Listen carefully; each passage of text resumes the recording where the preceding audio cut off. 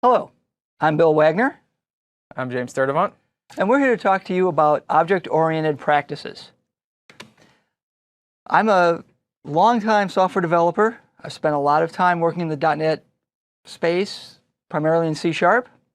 I'm the author of Effective C#, More Effective C#. I work with the .NET Foundation Advisory Council, and I'm here to help beginning and intermediate developers grow those skills in object-oriented practices. And I'm here with James Sturdivant. I'm James Sturdivant. I'm a technical evangelist with Microsoft, and I work with students, startups, and developers to get them exposure to the Microsoft platform. And I do that through working, building code applications and then talking about them. I'm also a MCSD in web applications, and I was a lead developer and mentor for many companies in my previous consulting business. And I'm also a community leader, and I support developer events and programs. And you can check me out at jamessturdivant.com. What we're going to do over the next several hours is we're going to talk about a variety of object-oriented practices. This course is really designed for people who've had an introduction to these concepts, but aren't necessarily sure exactly how they all fit in together. So there's 7 different main topics that we'll be covering. Things like encapsulation and inheritance, how to work with interfaces and abstract classes. Then we'll get to some of the other areas like generics, delegates, events, and lambdas. We're going to talk about functional programming as a contrast with object-oriented techniques and how the languages and tools that we work with also support those idioms. And then finally, we'll leave you with a set of review exercises that you can do on your own to help reinforce the concepts that we'll be talking about. The course format that we're going to work on involves James and I talking about some of these different principles. We're going to look through a lot of code in terms of showing examples of how they've been used effectively. And then we're going to leave you with some work to do on your own to try to really own those concepts and get some practice with those. So the target audience that we're shooting for here, we're really looking for that beginning to intermediate developer, the people that James has been helping in a lot of his work, and the people that have been reading my books and working with some of these tools over the years. We think a few months to maybe a year, 2 years of experience, that's kind of the sweet spot for this material. You know, if you've been developing in .NET for 5 to 7 years, I think you're honestly going to find this one a little bit introductory. If you've just barely begun programming, you may find it a bit more challenging than you'd like. But if you've been working on one application for a few months and you're not sure you're doing things the right way, this is the kind of things that we'll be going through, is how to look at problems and apply some of these techniques. Yeah. And so some of the tools that we're going to be using today is the Visual Studio 2015 Community Edition. And we'll also be taking a look at the Visual Studio Online, which was a place where you can store some of your code and you can pull down different code bits. We're also going to be using a little bit of the GitHub accounts. That's where we're using, where we're storing different information in open source tools. And I'd strongly encourage you to have one of those accounts that you can use, so that as you're working through the lab exercises, you have a place for your code. One of the nice things is you'll be able to track changes over time and be able to see some of the early solutions. And if you make some modifications to those, go back and update them and track those changes and be able to see the history as how you've grown as a developer over the course of working through this content.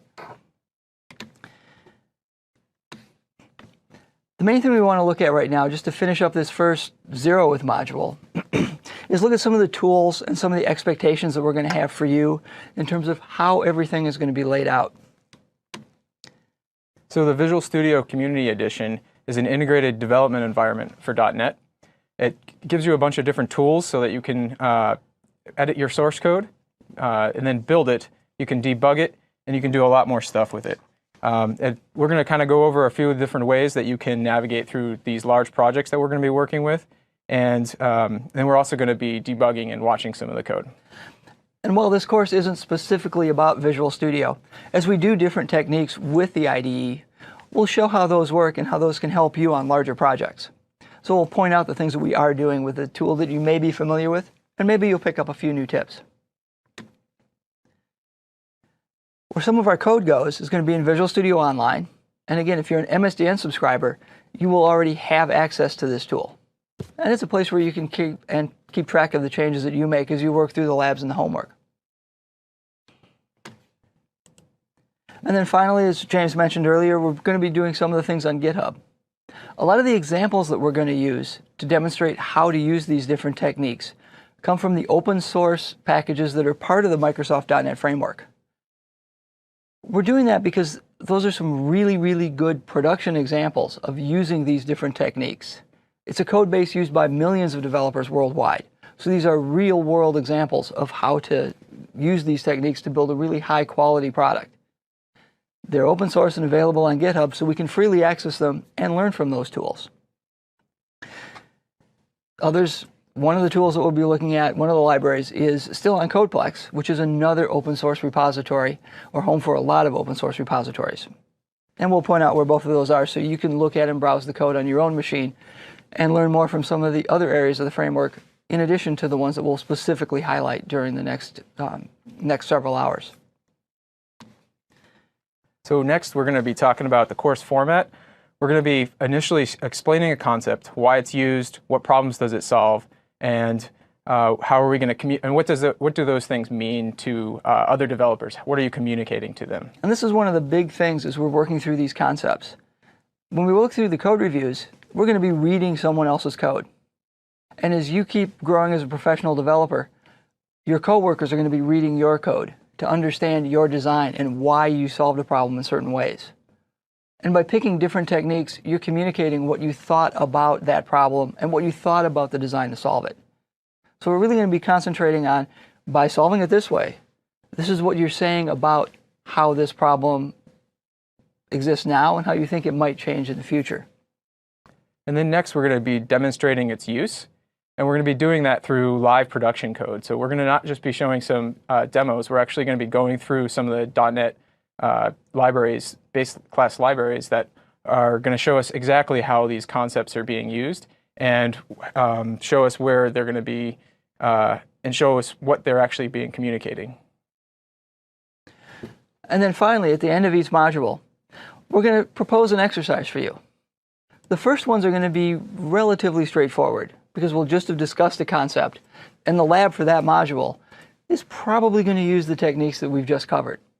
As we go further into the course, the specific problem may use the new concepts, but we'll also be bringing in some of the concepts that you've already discussed in earlier modules, and you may need to apply to part of the problems as they get a little larger. And then finally, at the very end, we're going to have a large review exercise where you'll have to figure out which one of the techniques to use for different parts of that problem. We'll come back after each one of the modules and show a good idea of one solution that James and I made and discuss how it was built and how yours may differ and what kind of things you should look for and why we picked some of the techniques that we picked in different parts. So what's next? We're going to begin by explaining some of the concepts, and we're going to start with encapsulation. And then we're going to go through and make sure that the modules are working from a simpler explanation up to a more complex concepts. But if at any point you feel like you should jump around, go ahead and do that. If we mention a concept that you're not sure, you haven't heard before, maybe it might be a good idea to jump ahead and go back and then come back and explore the concept that we're talking about currently. So we really do kind of recommend following this module right through from the beginning towards the end, just because the concepts will be explained in a continuous fashion. Or at least get the introduction. You know, if you really feel you've got something, you might want to skim a little bit and move forward. But definitely, I think we tried to build it so that there aren't a lot of forward references saying, you know, here's something that we'll discuss 3 modules from now. But if you get way ahead, you may be missing some techniques that we expect you to be able to work with. Great. Mm-hmm. And with that, we'll be back in our next video, and we'll start to discuss encapsulation as one of the core concepts behind object-oriented programming.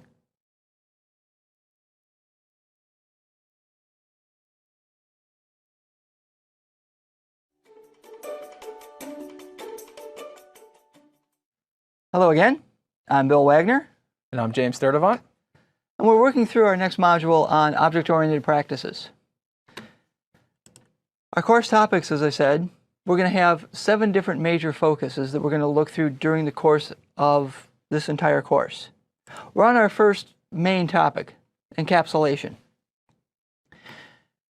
So encapsulation is a way to minimize the amount of code that you make visible to other users. And in this module, we're going to go over some of the different techniques that we can use to hide some of the implementation details that we're showing those users.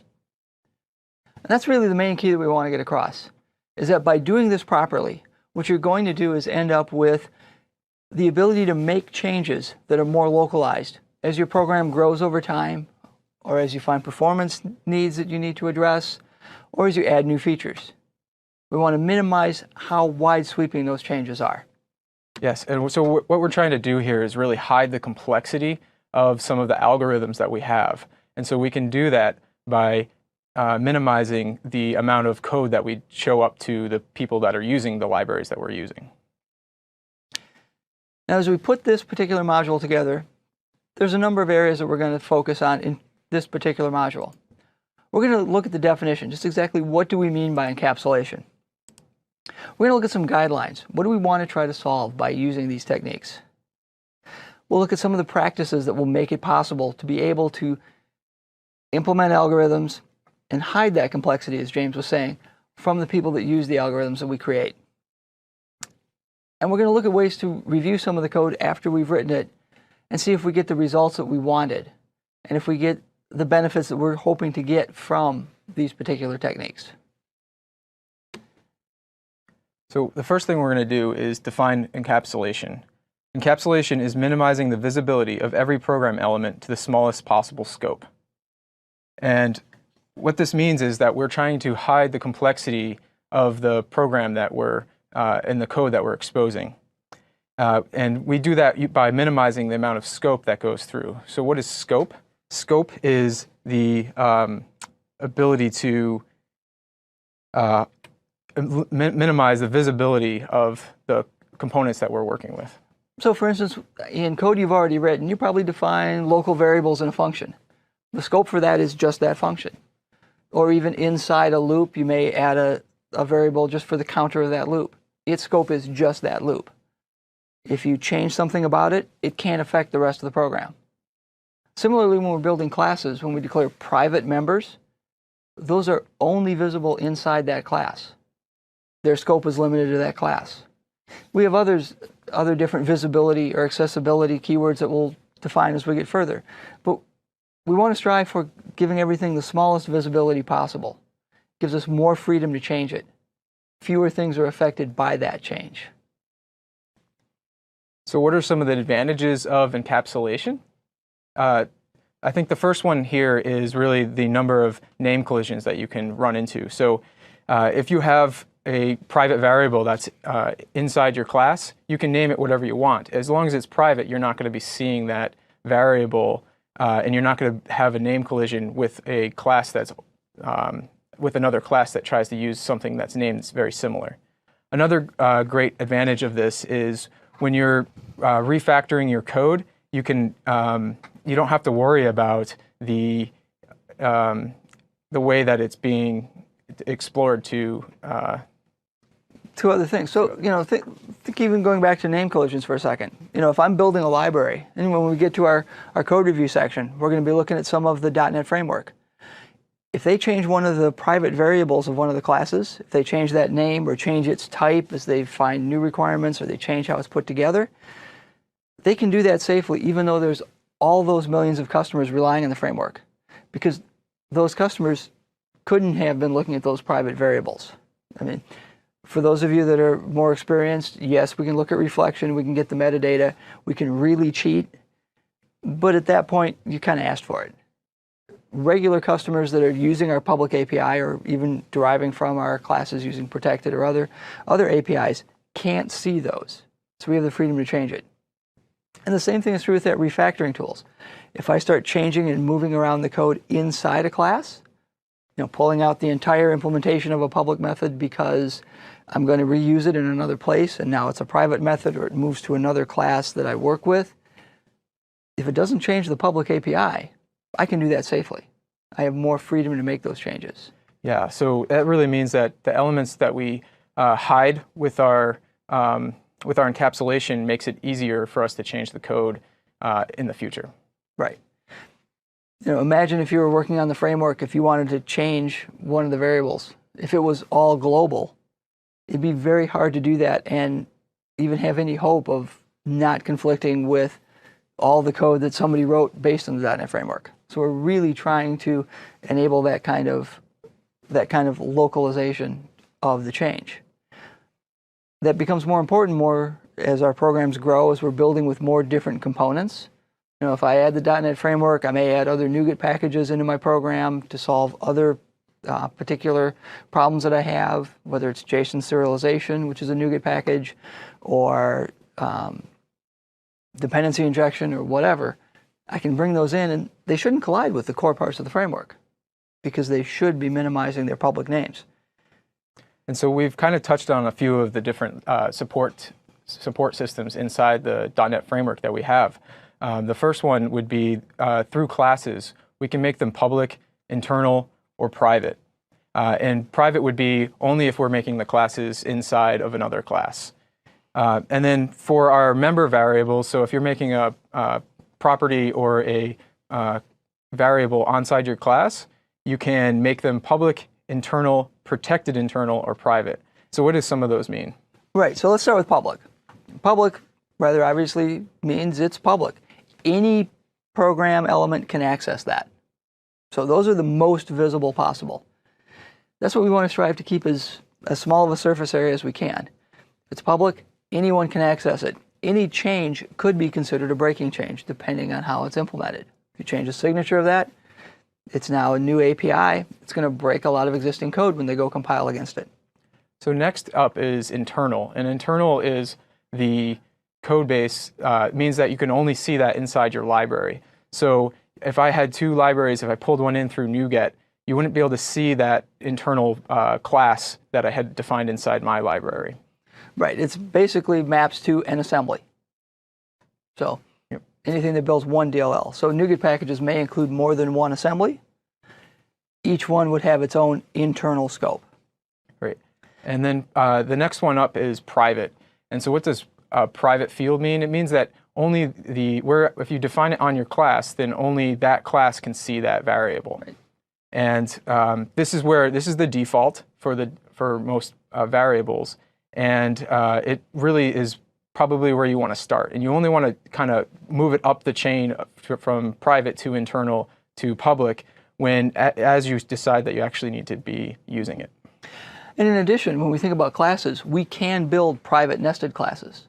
So if you have some helper class that's only used inside one type that's part of your public API, but doesn't actually get exposed as part of the public API, you can declare private nested classes in order to minimize the scope of that type. So other elements of the program or other people using your code don't even know that type exists. Maybe an internal data structure to keep track of, mapping some ID to some object or what have you. Yep. And another good thing to note here is, although the default is private, and you may not see the private keyword on that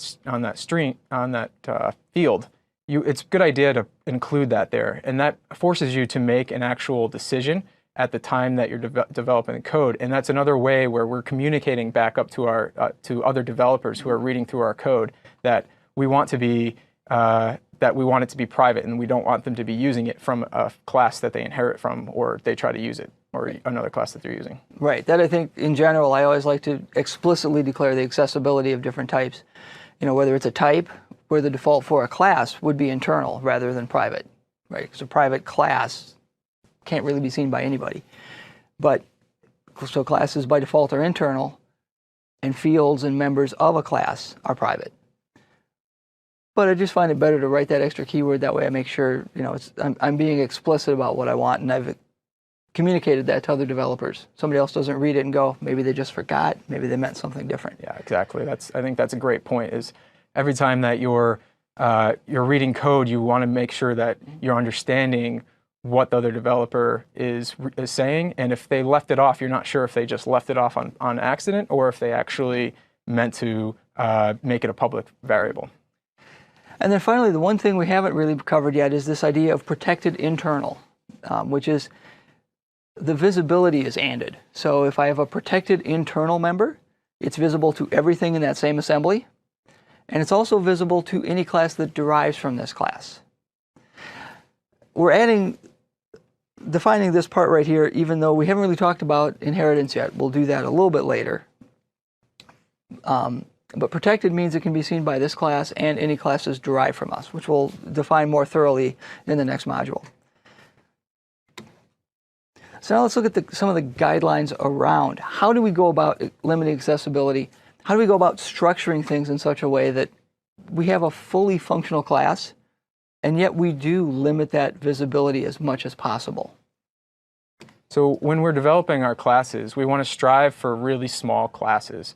And this is going to help us drive down and make those classes so that they don't have a lot of different components to them. So there's a really interesting, great quote on this.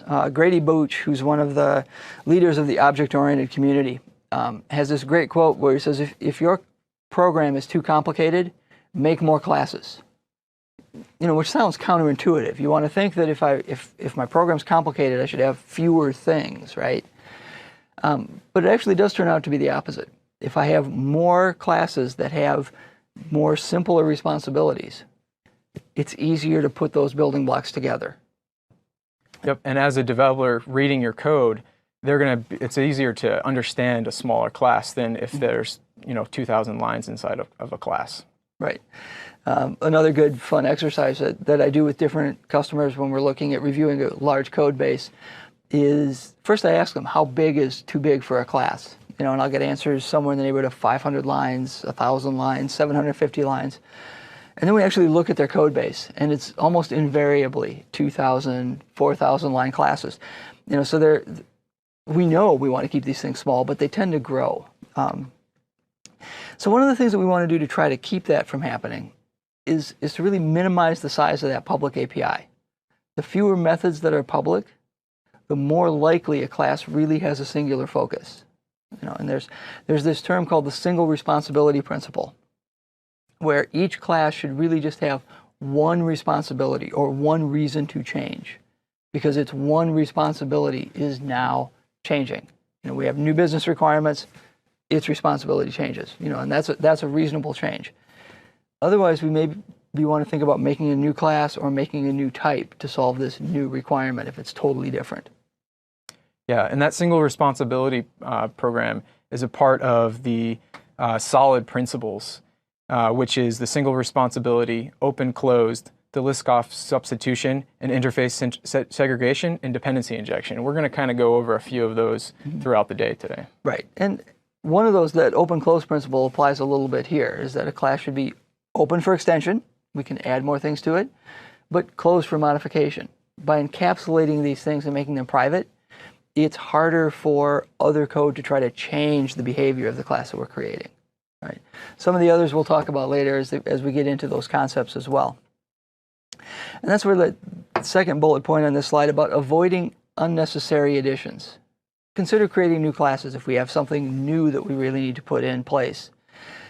And that last one, avoiding the extra convenience methods. I've seen people when they're first starting to do some object-oriented design think of, I've got this method, and we can do method overloading, so I can define the same method with multiple different parameter lists. And instead of thinking of a small number of overloads that really make sense, they start thinking of all the possible overloads I could define to be able to solve the same problem. And they end up with a lot more methods and a lot bigger surface area for an API than they really need. And so avoid some of those extra convenience methods. It's really just more work in a lot of cases. Keep things as simple as possible and striving for that small class idea. And so, Bill, I think one great exercise is to think about a class with a single public API. Have you ever seen a class with a single function on its API? I can think of interfaces, which we'll get to later, that have just one function, that define just one thing that they do. a class with just a single responsibility or a single API, those are pretty rare. But there's often maybe a constructor that builds it, and then maybe one thing that it does. It executes some piece of work. And then we usually end up having some error handling or some state to work with. So there might be some properties or a couple of things. But really trying to think of that, it's still a good exercise to try to think of how close can I get to that. Here's just this class that just does this one thing. It just adds one thing in it. And that is one of those areas where we really try to be able to keep these things simple. Mm-hmm. Great. So I think up next is we're going to talk about a little bit about the practices that will achieve the encapsulation that we've been kind of discussing here. So how do we actually go about accomplishing this encapsulation and making sure that our APIs are small and that they don't expose too much information out to the public, so that when we do need to make a change, we actually can make it without introducing any breaking changes. Right.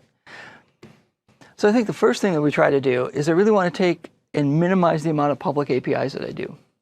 And I think one of the things that comes out of this test-driven development practice is the idea that when I start building this class, I'm going to start building tests for how I'm going to use it first. And that naturally gets us to try to say, all right, so here's how I'm going to use this class. Here's the methods that I would do to put this together or to make it do whatever it's going to do. Maybe I have some class that's going to compute averages or something like that. Right? I need to give it a set of numbers, and I need to say, please give me the mean.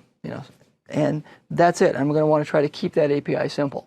So what you're kind of doing there is defining what this class actually does, and not so much how it's actually going to accomplish that given task. Right. And then by doing that and by writing a test that says, here's how I'd like to use it, I get to think a little bit about API design before I get too far into the problem. I get to think about, this is a simple way to use a class that would solve this problem. And usually I'm naturally going to gravitate toward a class with a smaller API because it's easier to understand. Right? How do I want to solve this problem? I'm going to take a sequence of numbers and then say, please give me the average of it. I'm not going to go write something where I can add each number one at a time. I'm not going to specify how I want to do the average. I might just have the one method that says, give me the mean, whatever, right? So I get to come up with something relatively simple. Many other classes are going to have slightly larger business requirements. So we may come up with other scenarios where we're using them, but the same concept applies. I want to be able to create this class, and I want to be able to get it to do its work in hopefully a small amount of code that I have to write to use it. And when I achieve that, I'm going to naturally gravitate toward a smaller and simpler API. So another practice that you want to take into consideration is making sure that most of your member fields are private.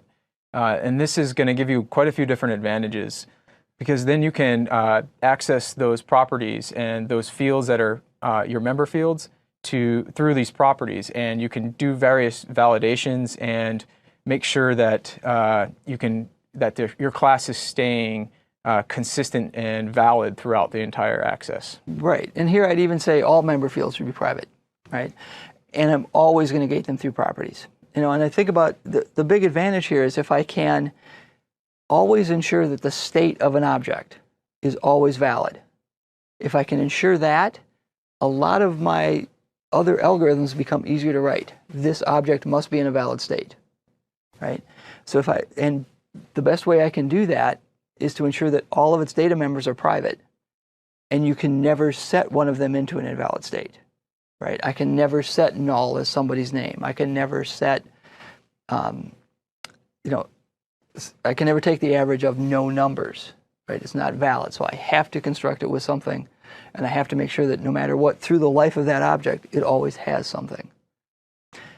And that minimizes my error handling. Are there any concerns around making all your member fields private? If you really, really get in some super high performance situations, you may want to look at the fact that if something is private, you have to go through some code to change it.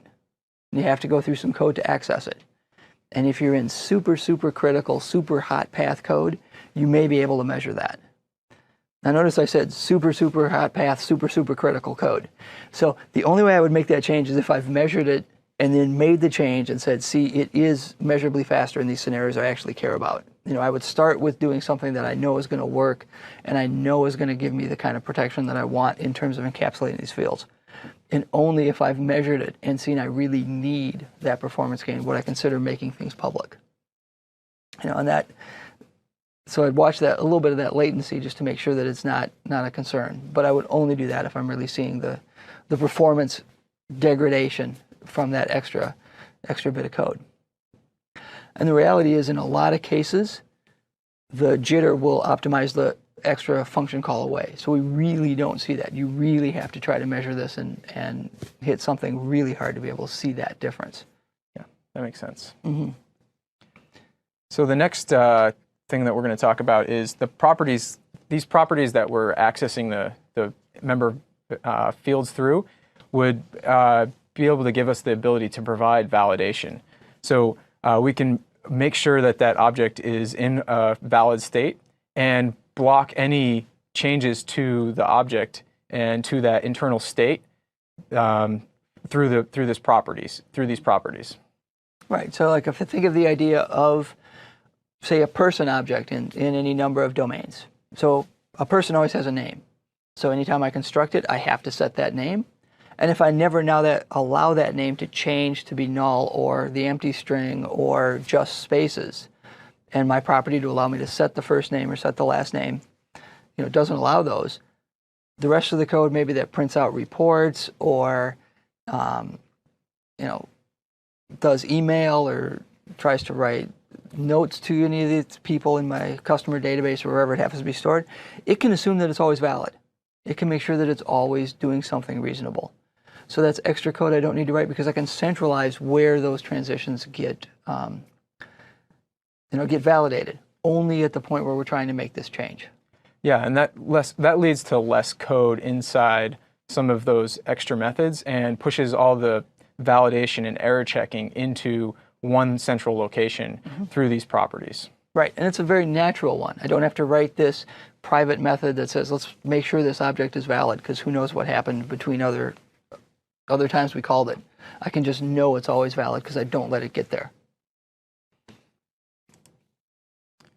So we kind of touched on this topic of public accessors being a way to validate the data, but we can also use these the get methods on the object to make sure that the data that we're returning back up to other classes is valid. We can also do some computation on those values. So if you had that person with a first name and a last name, and you wanted to get their full name, you'd use one of these public accessors to get the full name. Right. So I can certainly compute different properties that maybe I'm not even storing because they're not expensive to compute, but I'll compute them when I need to. I can even expand on that algorithm to say maybe this is maybe I want to do something where, say, it's a customer database or a customer-facing application, and one of the properties may be the sum of all their orders for the past year. And I don't need it in all scenarios. When I do, I'll calculate it and cache the answer. But if I don't need it, I won't calculate it until some client code asks for it. So I may be able to do some optimization there to say, I'm only going to calculate that when needed, not do the extra work until then. So I can hide that and encapsulate whether or not that even needs to get computed, depending on the scenario. Yeah, that's a great example. Yeah. So then our public methods that may change the object, we've talked about this a little bit. We want to make sure that any public method that changes the state of an object does the validation, right? If an object is in a valid state, we're going to do some kind of change. It should still be in a valid state. Throw an exception if we're going to set something that's going to fail. And then we can also ensure that the way we write those methods, either the entire transformation happens or nothing does. So maybe we want to add a customer order to something. That involves multiple operations, right? We're going to maybe pull inventory from a warehouse or write the code that's going to go tell somebody to do that, update inventory in stock, charge someone's credit card, and start shipping it. We either want all those things to happen, or none of them. So if it's one API to say, let's go finish this order, then we can start something and say, okay, let's try to see if all these things work. If any of them are going to fail, then let's not do any of the work. So we keep the whole program state valid, rather than we started shipping something, but the credit card didn't go through. Or worse, we charged the credit card, then found we didn't have any stock, so they actually didn't get the order.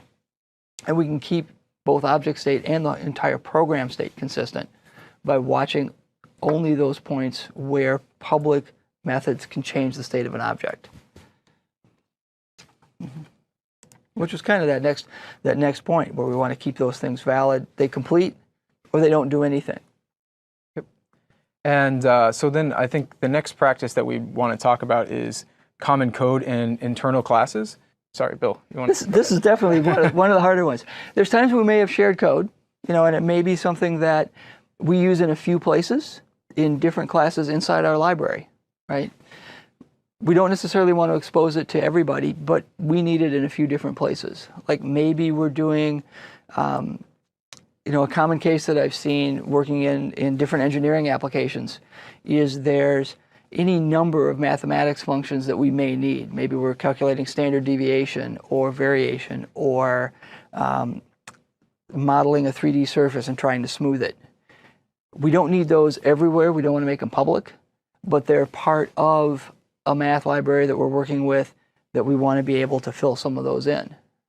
In particular, say standard deviation takes sum of the squares and the square of the sums. So those may be internal utility methods that we share among a few classes. So there's this middle road we can use when we've got some things where this library needs this capability in a few or in multiple places, but we're still not ready to surface it publicly, or we don't need to. Yep, and that goes back to that practice where we want to make sure that we start at the default of private, and as we decide that we might need to use that and expose it later on, then we can move it up to internal or protected, and then finally maybe public if that's actually going to be something that we're using outside of the libraries that we're building. Right. And then we touched on this a little bit before. We would say that anytime that you're defining what accessibility a program element needs, even though the language defines defaults, definitely write those down. Express that explicitly in the code that you're creating. It makes it more readable. The developers that come after you know you made an explicit decision, and you're forced to as well. And finally, we kind of touched on this a little bit before, but we can also take some of those encapsulation practices and make them private classes inside of the class that we're developing. And this particularly is useful when when we have one class that's only useful to the particular class we're developing. And so when's a great time to use this, Bill? Different things that we'll do, and we'll touch on some of this a little bit later, but there's times when maybe I want to implement an interface, and I may defer that and have a nested private class do it. Maybe I have some partial implementation for some of the things that I'm working on. Let's take that customer example again. One of the things we may do to encapsulate that idea of creating an order and doing all that work is I may encapsulate a class that says, here's how I process an order, and that encapsulated private class is going to have those different steps to say, let's check to see if the credit card's valid. Let's check to see if we have it in inventory. Let's make sure we have a valid shipping address. And when we have all of those things together, then perform a transaction to do all of them. But in that method that performs all of them, maybe state has changed in between those two, it should be able to roll things back, and undo what it did. And that's only needed inside this one concept of a customer. But it doesn't really belong as part of the whole customer class. So I want to encapsulate that and package that together. And maybe I'll use it later, but I'm at least keeping it in just that one spot. So it's even more tightly bound inside that one area. And so what are some of the results that we get from encapsulation here? I think we're going to be seeing a lot of different things that are great that come out of this encapsulation, such as making clear and minimal interfaces. Right. So these are the kind of things that I look for in a code review when I'm looking at what somebody's built. Right. So I have a clear and minimal interface. That public interface It says what this class does. I can read it. I can look at, say, just the docs or just the public interface, and I know what's going to happen. And they should be close to invariance. I don't expect that to change with each new build, right? You know, while I'm working on something and maybe I'm partway through, okay, sure, we're going to make some changes. But once I've released a class, you know, as part of our product, I don't expect the public interface to change a lot. And new versions probably should mean additions, not whole-scale changes to that public interface that we've created. And another great outcome from doing this encapsulation is that the smallest possible visibility is what we see. So we have less chance of a leaky abstraction. And a leaky abstraction is when we have details and implementation, the details of the implementation leak through. And so suddenly I can see how you're solving this problem instead of just what problem you're solving. So suddenly I see, oh, that's what's going on. That's how it happens. And then clients will naturally just make use of those details if they can see them. So that's why we want to kind of keep that out of there. And that's what ultimately introduces breaking changes from your API. Mm-hmm. So they become easier to enhance, right? If you can't see that how I solve the problem, I can solve it a totally different way if I come up with a better algorithm later, and you don't happen to notice the difference. And again, that implementation being hidden. You know, the watchword I use is public is what? What does this class do? Private is how. How does it do what it does? So what's up next? We're going to do a code review. We're going to go look at the base class library inside the .NET framework. We're going to look specifically in the core CLR where some of this information's been exposed publicly. And we're going to be looking at the string builder, array list, and finally, I think we're going to take a look quickly at the dictionary. Mm-hmm. And with that, we'll be back shortly.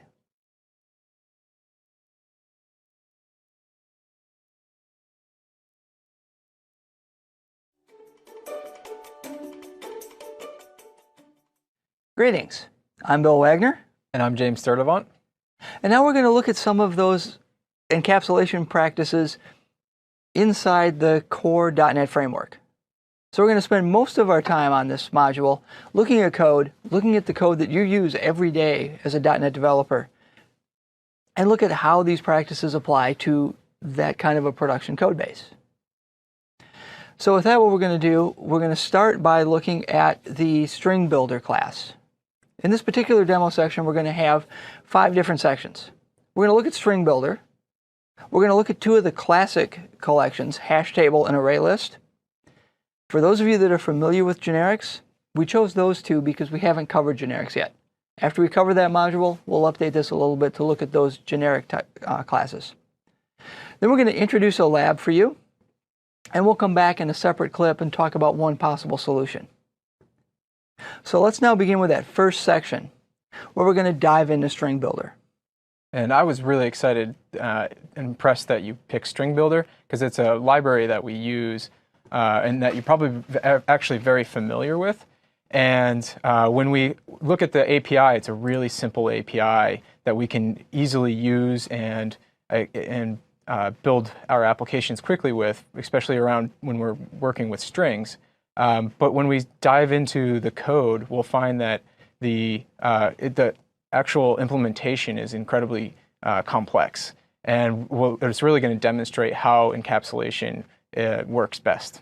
Right, that's one of the things that I wanted to do. So before we dive right into the code, there's a couple different websites that I want to point out to people so you can follow along, load the code yourself, walk through it, and use some of the tools that we're using.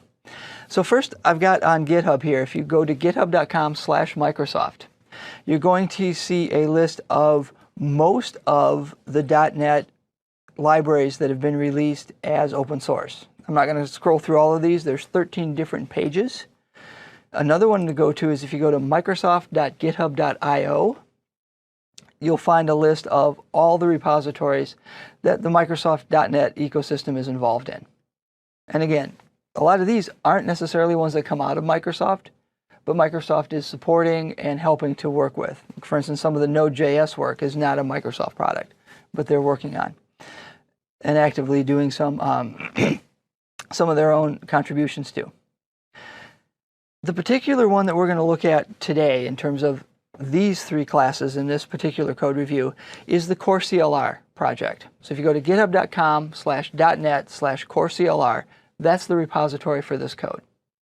So if you want to clone it from here, you can see links on the right on the screen here. So github.com/.net/core CLR. And if we look on the right, we can see areas to clone or find anything here. If you're used to GitHub, you can search here to find different classes that you think might be part of this project. So if I wanted to do the review right on GitHub, if I were to search for string builder, I can find all the different places where it's used.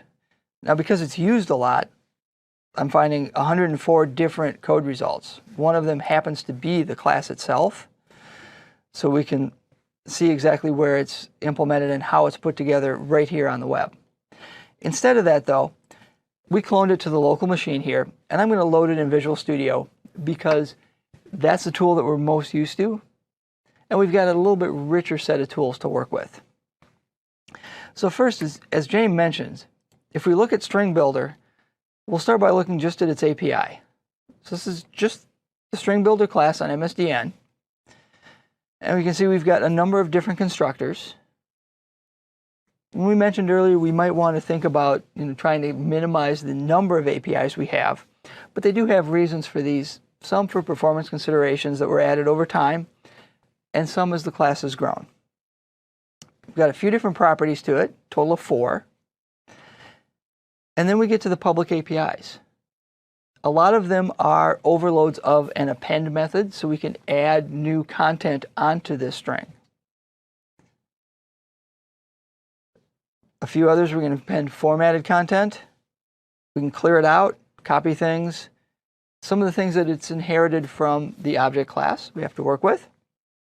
Can insert in the middle of it, basically modify this string that we're going to be manipulating. And then finally, we have a toString method that will pull out a static string from this string builder. So we've got, as James said, fairly simple API that we'd be using to build our applications with. Yes, and the reason we might choose to use the string builder class is if we have, if we're modifying a bunch of strings together, that can be very expensive for us to do, and it could cause some performance issues. And so if we're going to be modifying a string and appending and building up that class, or building up that string as we go, this is when we would use the string builder. So let's go ahead and dive into the code. Right. Okay, so I've got the project loaded in Visual Studio. And the easiest way for me to find the string builder class is I'm just going to do a search anywhere in this project for string builder. And I'm going to find a whole lot of places, as I said. I'm just going to pick the first one. And this is declaring a string builder class. And now if I press F12, it's going to take me right to that class. I'm going to switch into full screen since we're really just going to be looking at code. And for those of you that are unfamiliar with it, that quick launch bar up in the upper right in Visual Studio, I can type anything that relates to any command and quickly get that command to execute. I can never remember the keystrokes for full screen, so I usually just type it up there. So we look at the class. Inside here, you can see we've got a number of internal variables. So there's some other classes apparently that would work with String Builder in order to do its work. We've got some constants as far as just how big is the capacity. Looks like it starts at 16. We've got some things in terms of how do we work with some of the some strings that we've defined for other things that get stored that maybe can get configured later. Now if we look at our constructors, we're going to build this thing with some kind of a capacity to it. And one of the things they're doing here is they're chaining from one constructor to another. So they're going to try to minimize how many times they write the initialization code and still give people using it a lot of different overloads to be able to construct this object. But they're going to share a common implementation. As we keep going down, we'll get to that common implementation. You can see we start with, okay, here's a bunch of validation. Okay, capacity has to be greater than 0 or equal to 0. Length has to start at least 0. My initial index has to start at least 0. And now we're going to start initializing this thing. So we create an empty string if we need to. We start creating some storage for all the characters. And now we start copying some things in if we need to. We're going to copy some of these characters that came in from this string that may have initialized it. We're going to use unsafe code to try to copy these characters very quickly. So that's quite a bit of work just to build the initial string builder, right? So we've already hidden all that complexity for anybody trying to use this code. Yep, and down there you can actually see that they've defined and they're using a method called thread safe copy. And this is actually doing some copying directly into the memory space that they've allocated. And if we take a look at thread safe copy, we'll see that we're going to be using that piece of code throughout the entire application. Or throughout this class, because it's private. Yeah, sorry. Yeah, exactly. That's okay. Throughout this class. And so you can see here that it's a private method. And if we were to use the string builder, you wouldn't actually have access to that thread safe copy. And here you're also seeing that it's being used, as Bill has pulled up this find symbols, you can see it's being used continuously throughout the entire class. And so this is a great way of doing some encapsulation inside of your class and only and not leaking that implementation details out to the outside, to the classes that are using it. Right. And now, so we can construct it. We've built some of these buffers. We've done some of that work. The other one I want to look at is I want to look at least one of the append methods. So this far right combo box will take me to different methods inside a particular class. So if I look up here at, let's append a string, because that's one of the ones that pretty easy to understand. It's just going to take a string that we pass it in, add it to the current string builder, and we now have a string builder that's got a larger internal storage based on whatever string we've just added to it, right? So we're only going to do this if the value isn't null. And now if we look at what it's doing, what we're going to do is we're going to grab some things onto, we're going to allocate a set of the string, make sure that our storage is big enough to accept the string that we want to append. If not, we're going to have to go grab some new storage, copy things into that storage, and then set to where that storage now contains the new set of characters. And that's done by this, can be done by this append helper, which we dive into. And to see, that's basically calling that append, which then adds new characters back onto the characters that we're putting in place. And what's the key stroke that you did there to pull up that little helper dialog? If you pull up Alt F12, that gives me a floating window at the definition of wherever I started. So here's where we're going to start to set in place. You can see the comment that says, this case is so common, we're just going to optimize it as much as we possibly can. There's that thread safe copy again. We're going to pull this in place. We're going to copy those characters right into the storage of that internal array of characters that we've added in this class. Otherwise, if it's not big enough, we're going to copy the first chunk, then we're going to grab some more storage, we're going to add another chunk, and then we're going to keep right on going. Okay. What's interesting about this is what's actually happening is it's not continuously reallocating the array. Once we've filled up one array of characters for some logical size of a string builder, instead of grabbing a new array and then copying everything that we've already built and then making a bigger array, it's going to keep making these chunked arrays of characters, storing the string as it builds it, and then finally we'll look at the last one, which is toString, which pulls everything out, which will then pull the characters out of the string and give us a string with everything that we've used to construct it. So the last one that we want to look at is this toString variable method. Let's do that in the main window here. So if we go look at toString, what we're going to do is we're going to do some validation. Okay, then we're going to allocate a string of a current length. Okay, this fast allocates string. If we look at that, that's internal. We can only get at that because this code is part of the same core CLR assembly as string. So that's not a public method. That's one of the things that it's able to do just internally.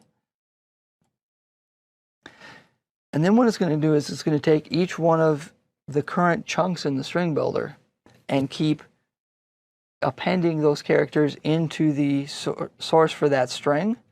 And again, here it's going to leap into some of the things inside the string itself and do some internal things that we can't get at as users of the .NET framework, but the string builder can, being internal. So there's quite a bit of complexity that I find that's being hidden inside here from us, which I really like, right? As we mentioned, what we're really looking for here is this class is easy to use. You know, James mentioned that. I've now mentioned this. It's simple to use. Allocate a string builder, append things to it, pull out a string. That's really all we have to do. And there's a lot of this work inside to try to keep that very performant. This idea of having different chunks that it's going to allocate internally. You know, it may or may not have been the first design they came up with, right? Because they may have just started saying, well, we'll have one array and we'll keep adding characters. And then they saw there may have been some performance implications there. So they could change that internally and come up with this faster algorithm to then be more performant without changing any of the external access needed, right? That's just a theory. I don't know. I've never seen the earlier code before it was open sourced.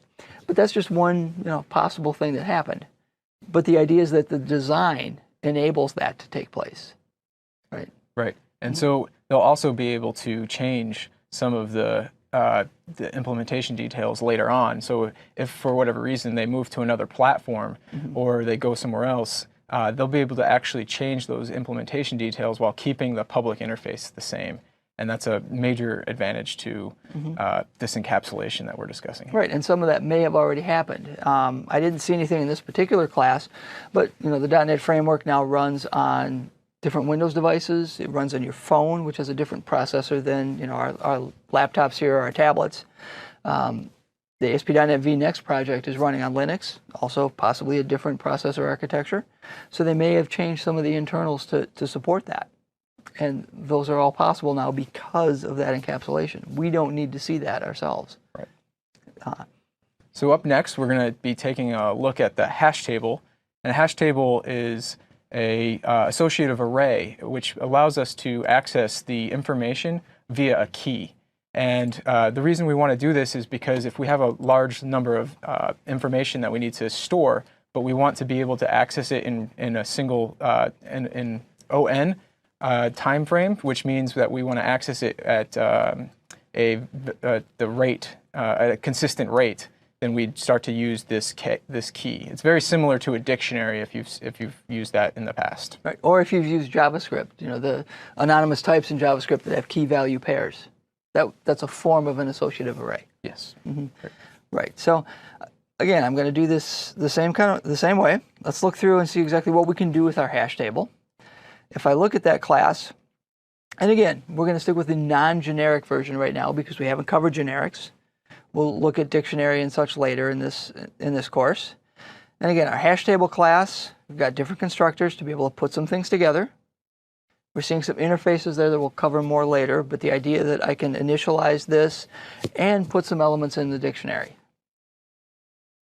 I can do some things to decide how I want to check for equality, which is going to be important in how we work with these associative array. Are these keys actually equal, right? And we may need to override that depending on what type we're using as keys.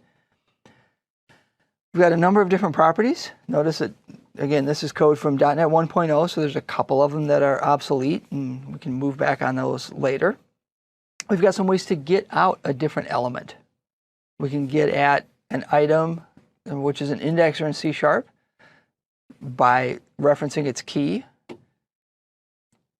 We can get the entire collection of keys or the entire collection of values. And then again, we've got a set of APIs that allows us to add things to the dictionary or to the hash table to be able to see if it contains something, copy it to one or another place. We can do an enumerator to be able to look at all the elements in a dictionary, get back key value pairs so we can look at both. And we can remove an element. And we can, then some of the extension methods we're going to leave off on the side at this point because they're not actually part of this particular class. But we've got, once again, a relatively simple and easy to use API. I've got keys and I've got values. I can add something to this hash table by specifying a key where I want to store it and a value, which is how I want to get back, or what I want to store associated with that key. I can enumerate those, or I can find a single value out of it, work with those, and bring particular values out of that hash table. And again, that implementation is now going to hide quite a bit of those details. So let's look at how that's put together. We'll go back over to Visual Studio. And again, I'm just going to search for that hash table class, find an instance of it. And again, I can find it just anywhere. If I find an instance of a variable, it turns out it looks like I've actually found the implementation of it immediately.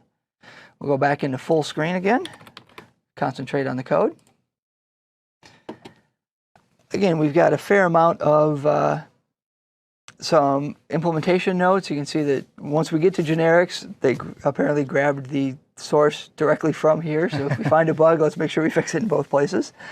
How they're doing the hash algorithm, so that we've got different, this is a double hash algorithm, so that each bucket can contain either 0 or 1 element, and so on. We can read that yourselves as to how the hash table finds something when we hit something and we have a bucket that's a collision.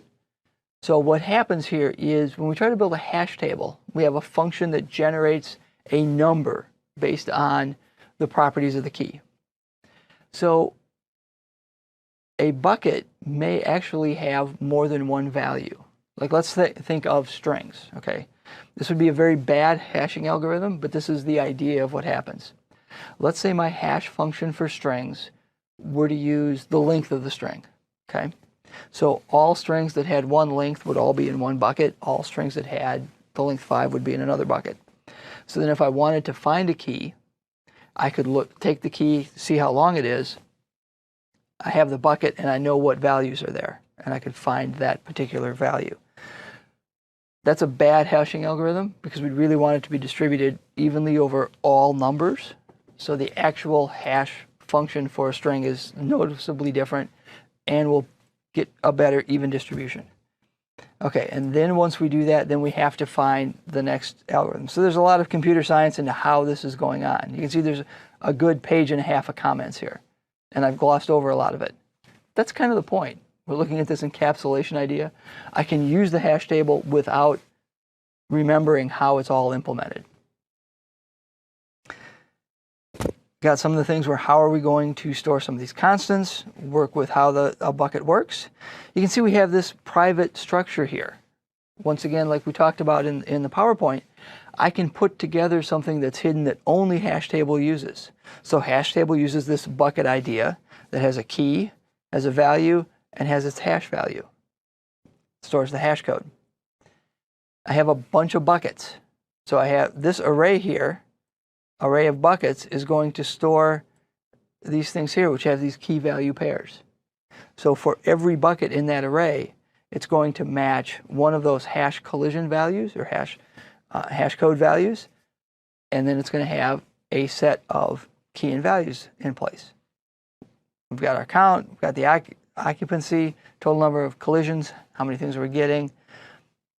And then we're going to start building a lot of internal stuff in terms of how our comparers are working to try to find where something goes in the hash table. Now we'll go ahead and put things together.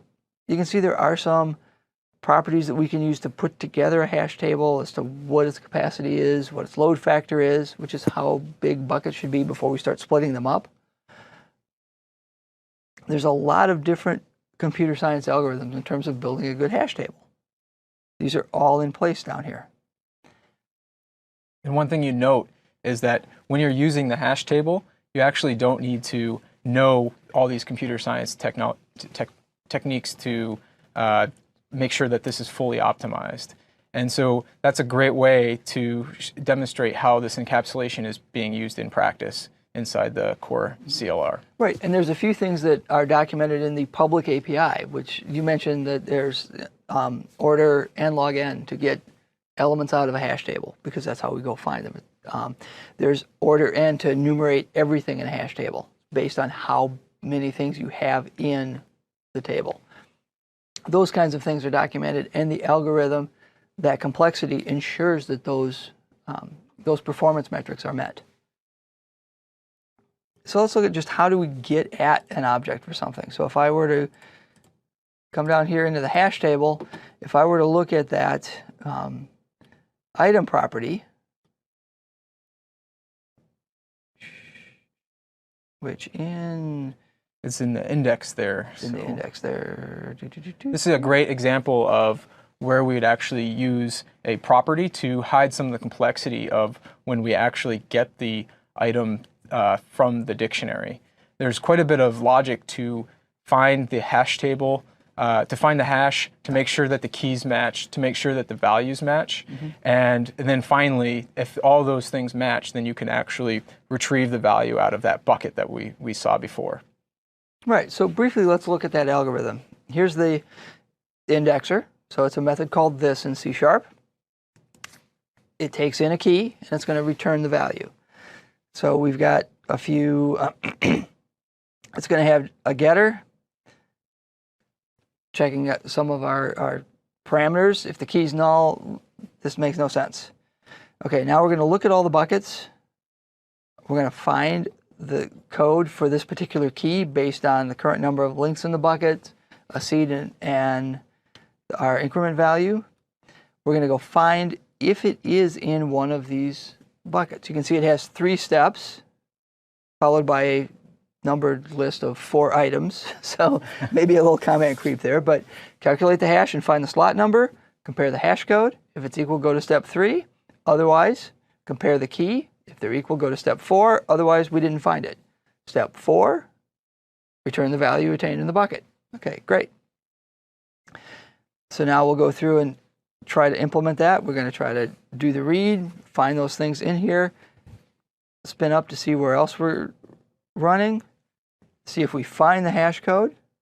This part here is noticing that if there were collisions, we said up at the top where we were looking at that bucket structure that it was going to set the sign bit to be able to say, oh, this is going to equal something. So then they equal, we found it, right? Yeah, and so what's great here is, Bill, if you scroll up just a touch there, you see that there's a point where they have, if you have multiple threads running and trying to access this, you'll run into some contention, and they're actually releasing the thread so that other things can run, so that the CPU isn't being used. And so what's great here is that you don't need to worry about that complexity. You get that they found that that was a problem once they started using this, and they started implementing it in complex applications, and they were able to then add that into the get method of the dictionary, or the hash table. Yeah. And so that was something that they were able to add afterwards without breaking the interface. Right. So then, again, a reasonably large algorithm to be able just to get something out of this. But again, very, very highly optimized to meet those performance metrics. And the setter, to be able to get at something, is going to end up calling this insert method. So we'll hit F12, dive into exactly where that is. And again, a private method to do an insert. We've got our key, we've got our value, whether or not we're going to add to it or only replace. So there's a couple different bits of semantics there where I can add something to a dictionary depending on the API I called, or only replace something, which should throw an exception if I don't find that particular key yet. We're going to look through, once again, try to find where it should be.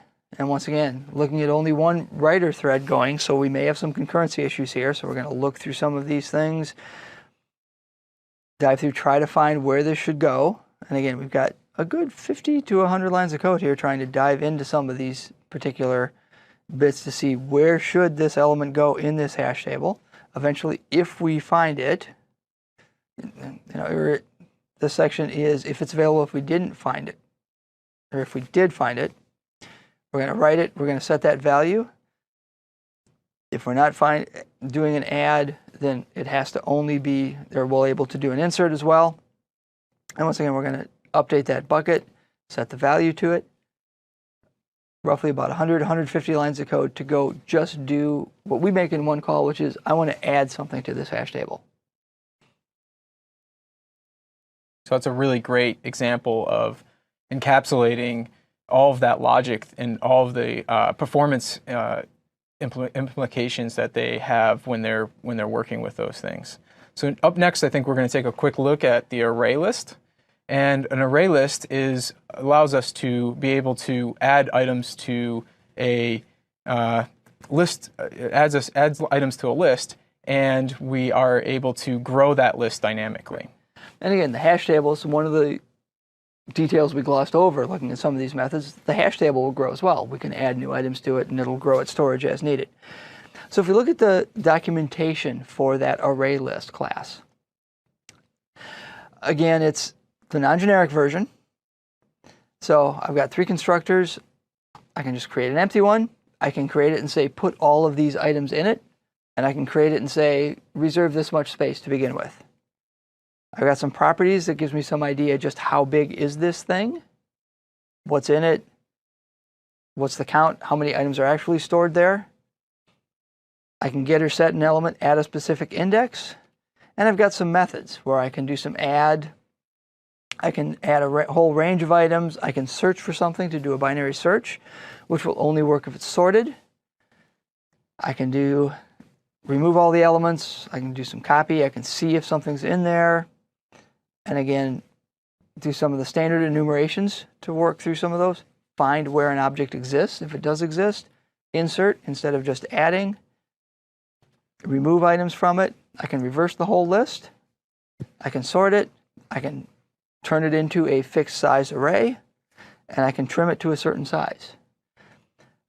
Note that with there's both this insert and add again. And here they're going to be implemented a little bit different internally because of the performance metrics.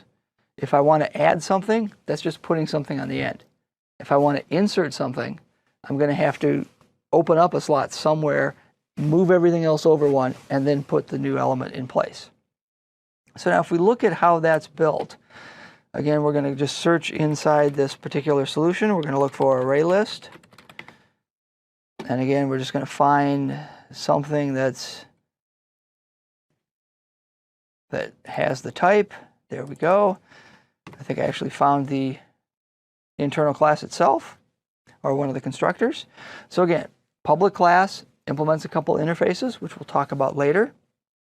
You can see that its storage here is an array of objects. Okay? And it's got some other properties, internal members that give us an idea about its size. I'm not sure exactly where version is used, unless that has to do with how it's storing things and serializing itself. This private object sync route is going to be used to lock the connection when we have multiple threads possibly accessing it. We've got a default capacity, and we're going to give a static idea of something that's just empty. And now you can see we're starting to build some of the constructors. We can see we've got setting some items to this empty array, which is this read-only thing that's just empty. We're going to be able to have a capacity, so we're going to say, all right, I'm going to build a certain set of, a certain class that's got, or a certain storage internally matching that capacity. Here we can see one of those performance improvements already. Notice that anytime the array list is going to take the size of 0, it's using this default read-only empty array. So this class is only ever going to allocate an array of size 0 exactly once. It's going to initialize this, put it together, and then anytime it needs an empty array, it's always going to use that same storage. So it avoids allocating that rather common empty use case often by always reusing the same storage. So that's going to mean that this class has less of an effect on adding and releasing memory and slowing up the garbage collector than it might otherwise have. So creating empty array lists is just going to reuse the same object over and over. We can construct it with a collection, pull things in place. Now we can read what that capacity is, get at its count. And again, the things that I really want to look at here, we're going to look at that append method or that add method. And here, this is a relatively simple method, but it's going to use a couple things internally. So if size is the current length of the array, so if the size of the array, or if the size of number of elements that we've actually stored is equal to the size of the array that we currently have, well, we're going to need to make sure that this thing is at least one bigger. Then once we've done that, now I can add items into the size, I can increment it, and I can return the new size of the array. So I'm going to store this thing at the end of the array once I've ensured it's got enough capacity. So if we look at that private method for ensuring capacity, some comments on there that say, all right, it's at least big enough to hold this. Now this is going to take a common algorithm that usually works really well for collections that change size over time. What it's going to do is, if I don't have enough elements, I'm going to either say, all right, let's just make it the default capacity if it's 0. Otherwise, I'm just going to double it in size. Okay?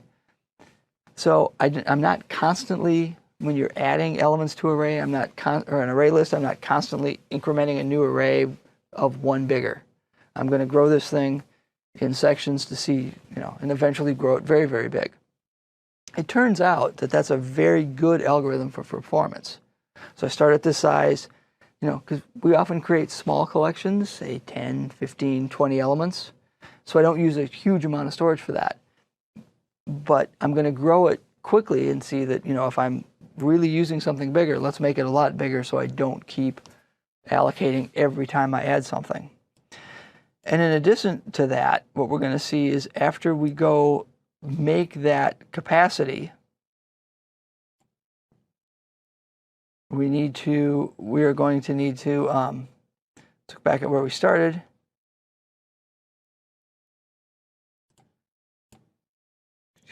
This should also copy those elements once we create a new one.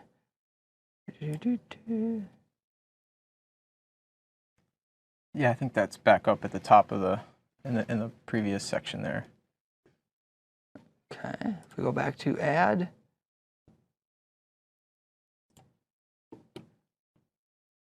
once we get that in place,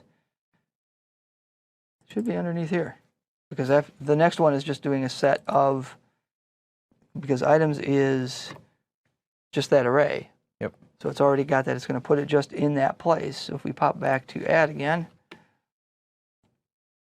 once we do that, ensuring the capacity, that should have to do the, and it goes this, if that, do that, and then, there's why. It's inside this, where if I want to set it, you see we're going to build it, and if the capacity that we're setting it to is not the same as what it was, I'm now going to allocate a new array of the right size, and if our array list currently has items in it, I'm now going to go ahead and copy all the existing items in. So every time I grow the array, or the array list, increase its internal storage, I'm going to copy the existing items into the new storage, and then I can work with it in its new size. Good, I'm glad I found that. I was afraid of that for a minute. They were even hiding it from our own code review. Okay. So that's one of the main things there. And then finding things out, it's merely looking into that array, and we find different things inside it. But basically, this is a wrapper around an array that can grow and shrink itself. And if we look at remove, that'll be sort of our last part of the code review here. So if I want to remove, we'll do a remove at, because it's a similar but slightly simpler. So if the index is not inside our current size of the array, throw an exception. Otherwise, well, we know this is going to be now one smaller, so we'll decrease the size. And then we're going to copy everything from the latter half of the array after the index we're removing back over that one slot. So like if I'm removing the element at index 5, I take everything from index 6 to the end of the array, copy it over so it now takes over the space of 5, and then remove the very last element by setting it to null, and then there we are, we're at the next point. So once again, really hiding that complexity. So now, what we've seen so far by doing this review is in 3 different examples. We've seen classes that were, if we look at ArrayList, if I go to the end of it, 2,600 lines to wrap and to encapsulate the API that's mentioned by 15 or 20 different public methods that we use every day. Each one of these is in similar size. A lot of that complexity is hidden from us. we need to, as a mental model, know what it does. We don't need a mental model of how does this solve it every day when we're using it. And that's really what we're looking for. So now let's look through and let's, after finishing the code review, let's try to put this in practice ourselves. Great. So next up is we're going to go over the lab exercise that we're going to have you take a practice at.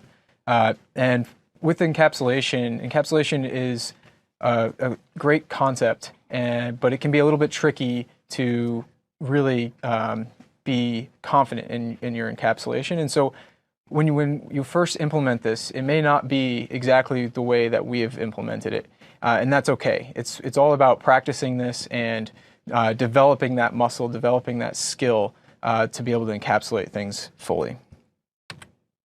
So our encapsulation lab, we're going to ask you to create a student, and that student's going to be modeled inside a school.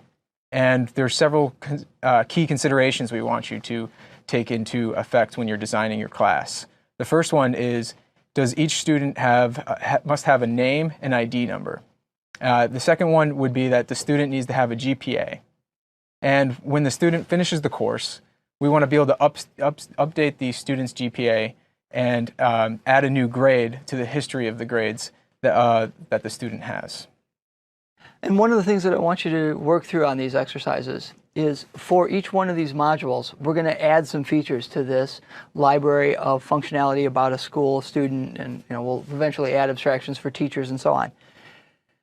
One of the ways that you should grade your own solutions to these is how much you need to modify as you move forward instead of just enhancing and adding. Those modifications would be things that would slow you down in a commercial application when you get to release 2 and 3. Whereas enhancements mean we're just building the new functionality. So we're often going to want to continue to do that as we do later releases. But we're hopefully not going to want to break apart the things that we've already built. So that's one of the keys that we want to get through, especially starting here with this idea of encapsulation as an object-oriented practice. So with that, you should take a break, try to solve that first exercise, build the code. James and I will be back and we'll discuss one possible solution, and then we'll move on to our next major topic of inheritance. See you soon.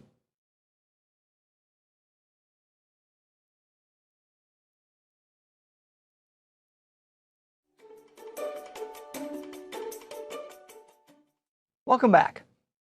I'm Bill Wagner. And I'm James Sturdivant. And let's review one possible answer to that initial code problem that we gave you. So we asked you to create a student class, be able to set some of the properties in it, and be able to compute letter grades. So I've got my solution here, and we'll let James kind of help walk through this. But let's show you where you can find the code, and you can look at our solutions and compare them to yours. So you can download the code here from my GitHub site. You'll be able to pull each different branch, which will be labeled by modules. So it'll have the solution for just this module at this point. Further labs will come later. So now I've got the code on my screen, so we'll let James kind of walk through and do sort of a code review, see how my solution works, and see if I followed some of the behaviors and see how I interpreted some of the requirements. All right, so I've got everything sitting up here. So the first thing we see here is that he created a class student for that's going to encapsulate all the student logic. And then we see that he has one constructor with an ID, and that ID is being set to a read-only property ID. So, Bill, can you tell us a little bit about why you chose to make that a read-only property? Right. So I was thinking that the student ID is something that would never change. The idea being that, once we've added a student into the system, that ID is probably something we're going to use to find a student later or to print out grade reports or whatever. So that's never going to change. It will be immutable in the vocabulary that we usually use. So I said that should be set at construction time, and there's no way in the code to change it. And if you look at the implementation, I'm making use of one of the new C#6 features here. You notice that this property has no set defined. That's what's called a read-only auto-implemented property. You look inside the constructor, and I'm allowed to set it. So I can set it in a constructor.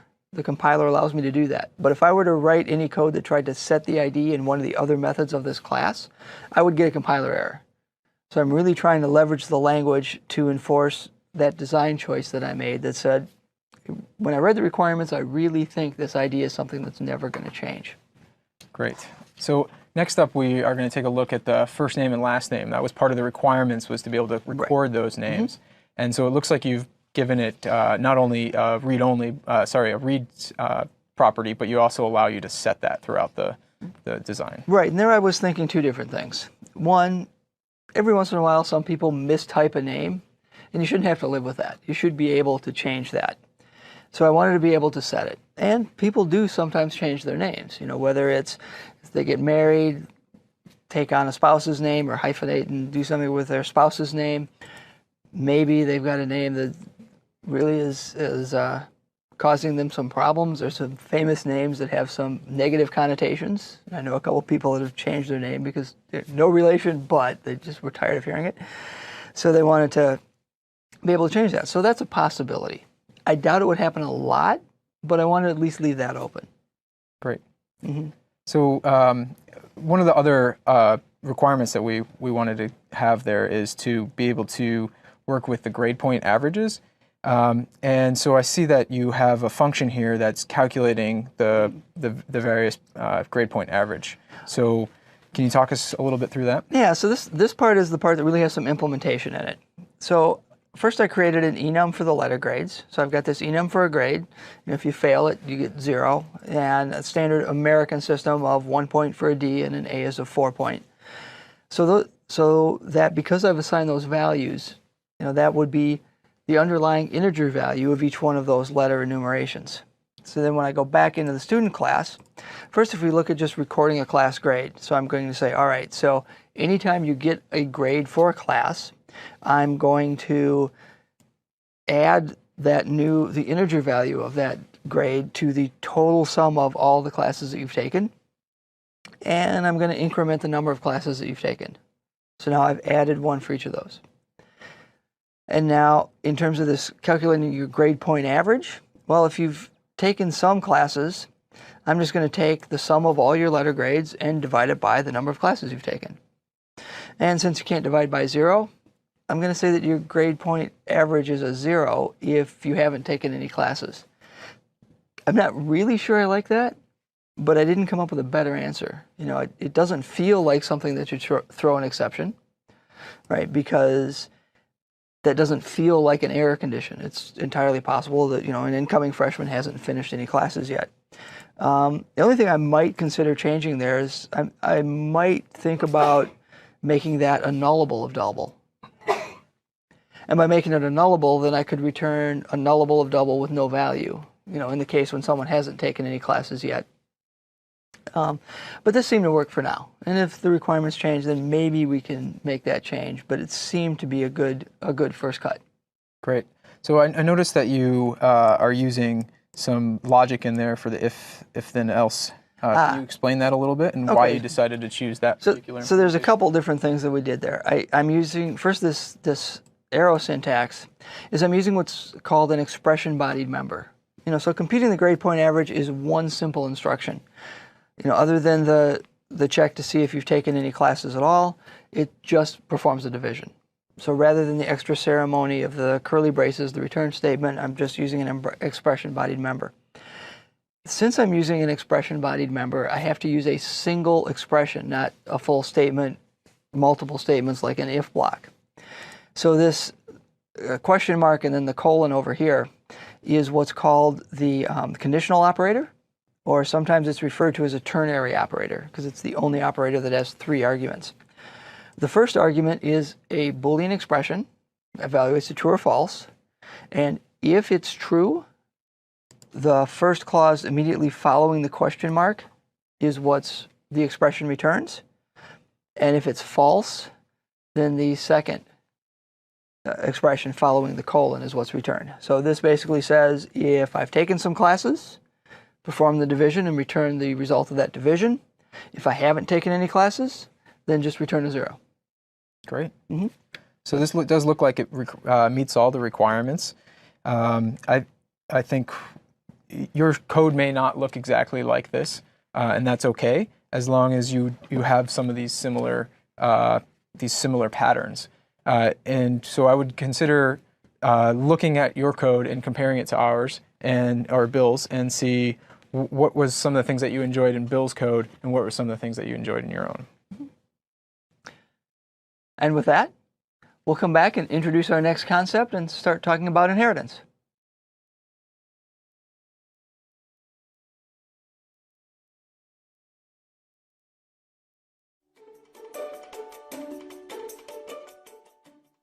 Hello again, I'm Bill Wagner. And I'm James Sturdivant. And we're here to discuss the next module in object-oriented practices. We finished encapsulation, and now we're going to move on to the idea of inheritance. Inheritance is one of those really core concepts inside object-oriented programming, object-oriented techniques. It's the idea that something is, well, like something else, and we're going to try to inherit all the behavior from that base class. Has a lot of interesting techniques that we can use.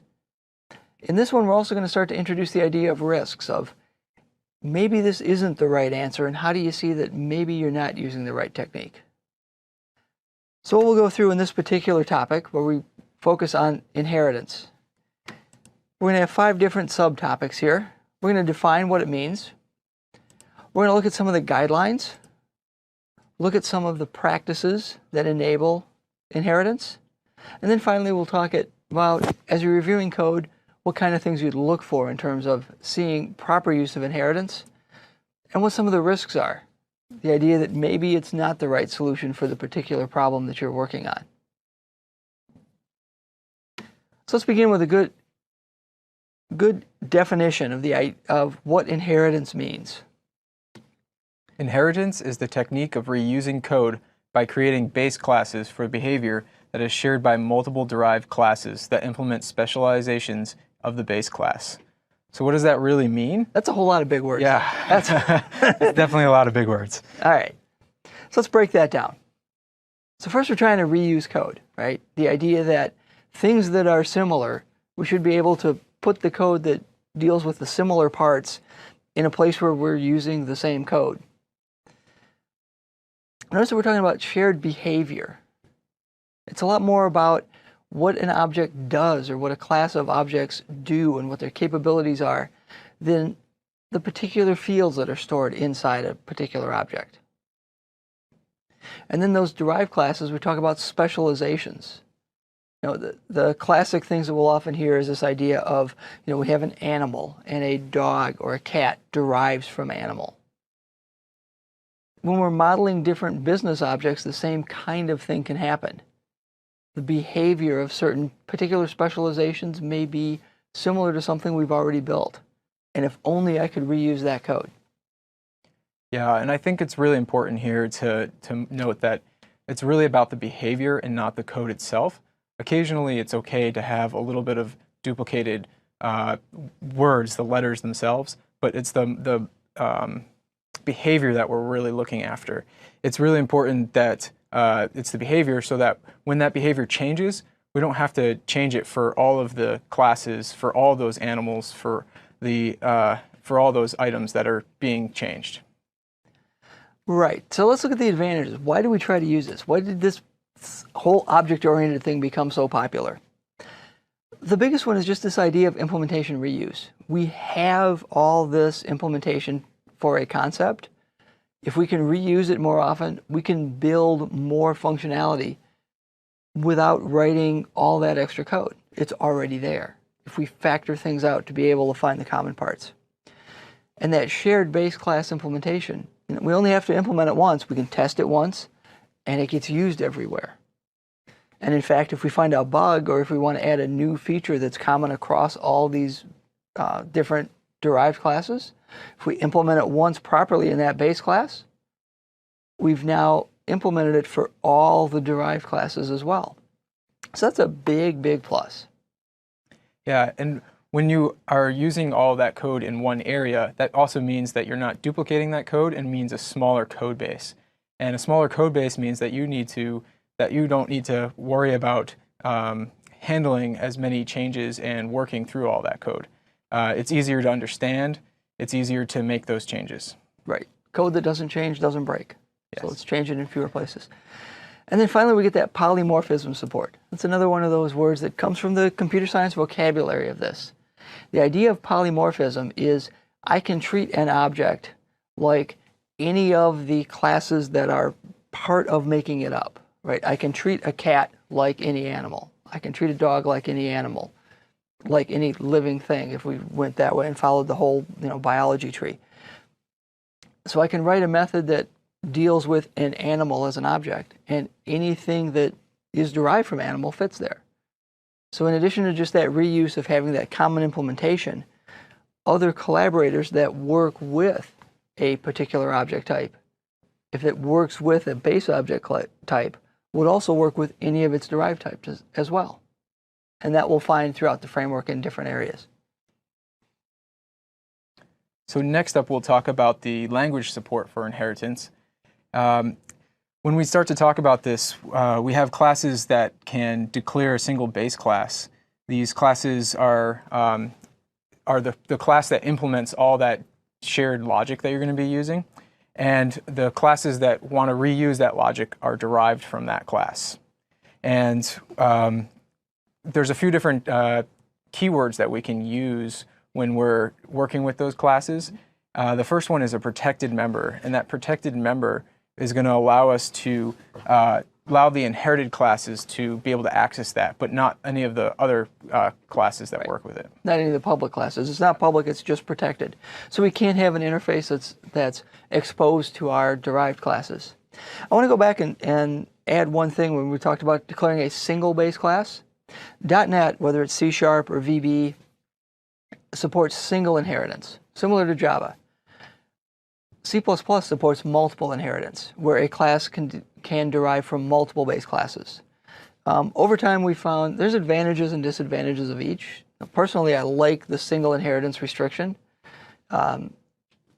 Multiple inheritance can get to a lot of very, very thorny problems if you're familiar with and have worked with C++. So that's one of the important simplifications in .NET and Java and a few other places, is that we have this single inheritance hierarchy. And then finally, as we move on from protected members, we've got this idea of virtual members. So we can talk about the idea that a derived object implements the same behavior as a base object. But as we talked about in encapsulation, it may do it in a very different way. For instance, say cats and dogs are both carnivores. So they will hunt rodents and things. They do it in very different ways. Cats are much more singular hunters, in general. Some are pack animals. Dogs are much more pack animals, and so on. So different classes may implement a particular behavior in a very different way.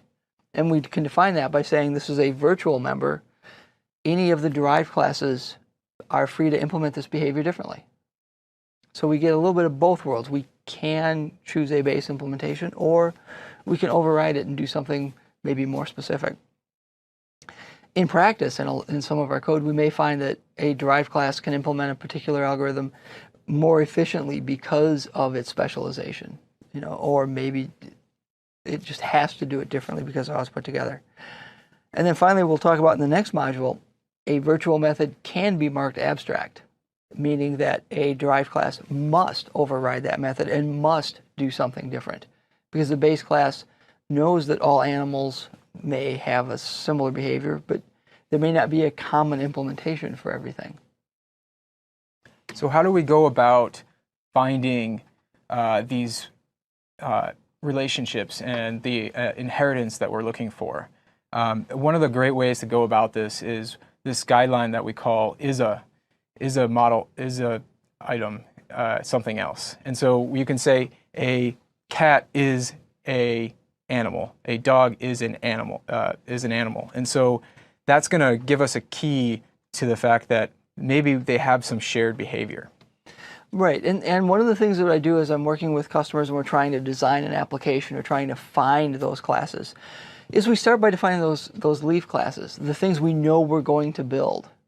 And then we look at what's similar and say, is there an abstraction here that we can put in place to define some of these things so that it's we have some commonality, some common base class to inherit from.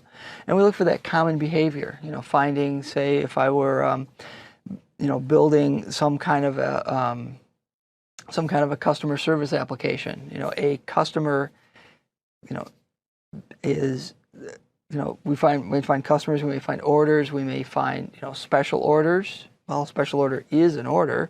We may find a recurring order. Recurring order is an order. We may find, other things that we can find. These things are similar, and then there's something that we can find that seems to be some common ground among them. And then as we look for that common behavior, and if we start to model it with that is a relationship, that catchphrase does really help identify where we can find inheritance to try to move some of this common behavior into a single place. And that's really what we look for when we're trying to put that together. But I do think that starting with the leaf classes, putting that in such a way that I see the things I have to build, then that helps me visualize the things that are common and the behaviors that are common among the actual physical, concrete classes that I have to build that are part of the application. And so we've kind of talked about this quite a bit here, but we're looking for that common behavior that is shared between the classes. A lot of the times you might see that there's some common storage that you're working, both classes are working with, but that may lead to times and spaces where that common storage isn't actually. Well, like a good example of that I've seen in some code reviews that I've done is I've seen companies build something where they have a lot of entities they store in a database. And every entity you store in a database has an ID field that's its key index, right? That's often an integer. So I've seen them maybe develop a class that is, item with ID, right? There's really no common behavior there. It's an int. There's nothing they're really saving. And now they're inheriting everything from object with ID field. And that really doesn't gain anything. That's not a good abstraction.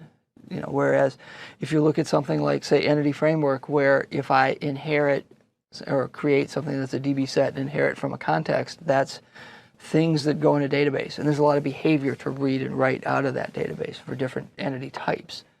And I get a lot more behavior and a lot more code that's shared. Something that has the same storage. I don't get that same kind of reuse from. So that's where that searching for that common behavior where these things have common stuff. Like the one I was just mentioning where, if I have customers and orders and special orders and recurring orders, the behavior of an order is the same. I need to ship it, I need to pull it from the warehouse, I need to charge someone's credit card for buying it. There's behavior there. And that's going to pull in some things that we think are common, right? And gets us some of that code reuse that we're looking for. And there's a really interesting, computer science way to do this, and I know a lot of developers are coming to, joining the ranks of developers that don't have a computer science background. But I think some of these concepts are important, and we'll go ahead and define them. So, our next slide has the Liskov substitutability principle. It's that L in that solid principle. Now let phi of x be a property provable about objects x of type T. Then phi of y should be true for objects y of type S, where S is a subtype of T. That was actually in the whole principle that wrote this whole paper about it. And what that really means, if we boil this down into plain English, is any place I've got a type T, which has certain properties, well, if type S is derived from type T, it has all those same properties. There we go. It's going to behave the same, right? So I can substitute an S any place I have a T, as long as I'm treating it as the properties of T, right? I can put a derived class any place I have or ask for a base class, as long as I'm treating it like a base class. Yeah, and we've mentioned that is a property, right. And it's really important to realize that it's is-a, and you want to be careful that it's not almost is-a. And a great example of this is this square and rectangle, and it actually violates this Liskov substitutability principle. principle. Right. And how does it do that? Like what Yeah. would be a good example of that? It's around the width. So you might think that a square is very similar to a rectangle. Well, a square is a rectangle, Yeah. right? It's a specification of a rectangle. Yes. I should be able to do this. Yep. And so if you inherit that square and you try to set the width or set the height, those are two functions that you might have available on a rectangle, because you might say the rectangle is 5 integers high and it's 10 wide, and so you might have that rectangle with different widths and heights. Right. But if you expose that functionality to the square, now you've ended up with a square that doesn't have the width and the height similar. Right, because a square, in order to be square, width and height have to be the same. So I'd probably define that to have just one property for the length of a side, because they're all the same. So now I've got this extra stuff it's not really there. You know, does width change both width and length if it's a square? That probably breaks some code. Do I try to hide those? Well, it's kind of hard to hide it because it's in the base class. It's not substitutability anymore. Do I throw exceptions? That's a really bad idea, because now if I'm using this derived class and I call something that's in the base class, I throw an exception, all those things are going to lead to bugs. So we really want to get to that. If it's like this, everything that this base class can do, the derived class can do. You know, we really want to avoid that idea of, no, this is almost, not quite. So now, as we get past some of these guidelines and what are we really looking for, how do we put this stuff into practice? Let's start to build some of this idea of what kind of habits do we build as a developer so that when we're working with inheritance, we'll probably do it right and we're less likely to fall into these pitfalls of hitting some of these cases where it just doesn't work. So one of the first things that we do, and this is one of the big ones that I work with junior developers. We all have that, Control-C, Control-V reuse, right? I found some code I need. I'm going to copy it. I'm going to paste it, and then I'm going to make some changes because I need something that's almost exactly like this. And I want you to stop when you do that, because what you're doing is you're doubling the code base. At least if it's a small code base at this point, you could be close to doubling it. You've now got 2 copies of this code. If there happens to be a bug in one of them, you now have to fix it in 2 places. That's not good. What I want you to do is try to look at the common parts and create that common base class. I now have this thing that says, this new thing I need is almost like what I have. So can I factor something into a base class, and then these 2 new things, which are different, are both small and derived from one common thing, right? And now I'm sharing that code and I'm doing that. And I'm not going to say that, copy and paste is always bad, but it definitely is one of those things when you start finding yourself doing that and saying, I'm going to just pull all this over and make a couple changes, finish that work and maybe learn what's common and then try to factor that out so you have one copy of it by the time you're done. Yeah, that copy and paste is that kind of light bulb moment where, hey, maybe I could actually use one of these practices to implement something. Right. And then one of the things that we really look at is, look at our base class library. There's a lot of things that you're going to find that you can reuse. One of the areas, if you built an MVC application, all of your controllers derive from a class in the .NET framework called controller, right? And that's already built for you. All of your Web API controllers derive from that class. All of your Razor views derive from a base class in .NET. There are going to be a lot of those, because it's called the base class library. A lot of those classes are specifically designed for you to inherit from and extend for specific scenarios that you have. And that gives you this really tested implementation of these common patterns that you're going to use. We have this controller I can just reuse. It has all the stuff about the HTTP context, all the things about if I authenticated and where are the cookies, what's the request object, and how do I do the response rights. Those are all built into that base class. I don't need to re-implement all that myself. That's a really good thing. So that's one of a friend of mine had a talk that he gave at user groups when .NET first was released that was just called "Don't Write That Code." And he was going through this library of things that is already there for you that you can use, because it was new and people weren't that familiar with it. And now it's not so new, but there's still this new generation of developers coming there that start building things that are almost like stuff that we might already have. So that's one of those things I really work with junior developers and go, you really have to look for these things. There's a lot there. Yeah. And so next up, we're going to take a look at another practice where we want to be looking for common behavior, and that common behavior might not be something that is available through the storage. We kind of talked about this before. A great example of this is the stream classes that we have in the base class library there. When you have memory, you have a memory stream, you have file streams, and then you have string streams. And they all do very similar things working with those streams, but the actual data layer that they're working with is very different. so like I can write to a stream, I can read from a stream. It's very common behavior. But if I'm just writing to a stream, I don't need to know if it's going to locations in memory, a place on disk, a place on, a storage for a string. Could even be going on a network. I think there's network streams too. Yeah. We didn't add on this slide, but that's another example of something that has that common behavior and that common kind of implementation. Yeah.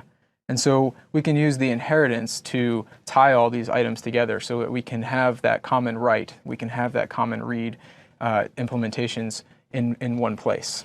We can control things like buffering. Maybe I write for a while and then eventually it gets flushed to disk or flushed to the network and so on. So now for the last section of this presentation, let's look at, okay, so if I've built stuff the way I want to, what kind of results do I see that are positive on my code base? And what are some of the risks that I might see? What am I doing wrong? How can I tell if I'm doing something wrong here? So, one of the first things I look for is, do I have code have I factored out that common code, that common behavior? I'm not duplicating work in different places. I don't see classes that look like deja vu. I'm reading the same code. Why is this the same? And I don't see that. That's one of the big ones that I look for. And especially if I find a new thing that's almost like one of the ones that we already had. These new derived classes can be developed quickly, right? I just need to leverage what's already there. I can make a new one. That really works well. That's one of the things that I really look for. It's hard to see that last one immediately, but it's a good idea, right? When you start to see that, you've gotten it right. Another great outcome is when the polymorphism is actually working. And you can tell that when you're working inside a class and you're using those implementations and you're not having to, you're able to work with that base class and you're not having to check the type to do certain things and to call different functionality on those types. And so this is a great example of where the Liskov substitutability principle really comes into place. It's one of those things where if you ever see an, if type equals, you didn't really have a good inheritance hierarchy because you shouldn't have to make that check, right? And I think that's definitely true. But again, this is one of those things, and inheritance is one of the techniques that we'll work with where there's some really good things that we can get out of it, and if you misuse it, you can start to really see some bad things in your code base. So we also want to highlight some of those risks that we want to look at and see, if you're going down this road, you probably need to look at it again. That almost is we talked about, where, Well, yeah, so I think there's a really great quote there that says, if it looks like a duck and quacks like a duck, but it needs batteries, then you might have a leaky abstraction. Yeah, that's yes. a great way of looking at it there. Uncle Bob Martin, if I remember. Yeah. Right. Definitely put that out there. Right. And that's one of those things, if it just doesn't feel right and it doesn't get acted that way, we do that. Or if you find you inherit a base class and you have to override some methods to just throw exceptions because it doesn't work in this instance. That's another good example of this isn't going to work here. This isn't the right abstraction. It's definitely leaking. It's definitely now showing that that's not working. Another one that I find really interesting that is a more modern phenomenon as we've worked through code bases and we started to build really big programs. For a while there was this trend where, this is probably early 2000s or even 90s, where object-oriented was the way to solve everything and polymorphism was everything. So we made these super deep inheritance hierarchies of, this inherits from this, and each one had one new method in it. And you get to one of your leaf classes, and it was really hard to see what was going on. It was super, super deep and super hard to work with. And these really deep hierarchies make it hard to use a library. And if you look through the .NET framework, a lot of the things from, system.object, which is our ultimate base class, up to the things we're working with might not be more than 4 or 5 levels deep. It doesn't get to this 10, 15, 20 levels deep that are just hard to manage.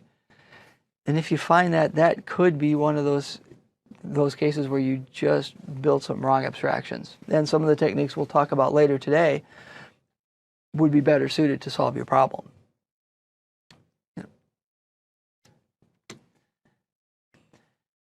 Another one that you really see that I think it often shows up in code bases is if I need to downcast. If I have a method that takes a base class and I have to cast it to something that's derived from that base class in order to do work because I need something that's in the base or in the derived class, that means I've probably got the inheritance hierarchy wrong.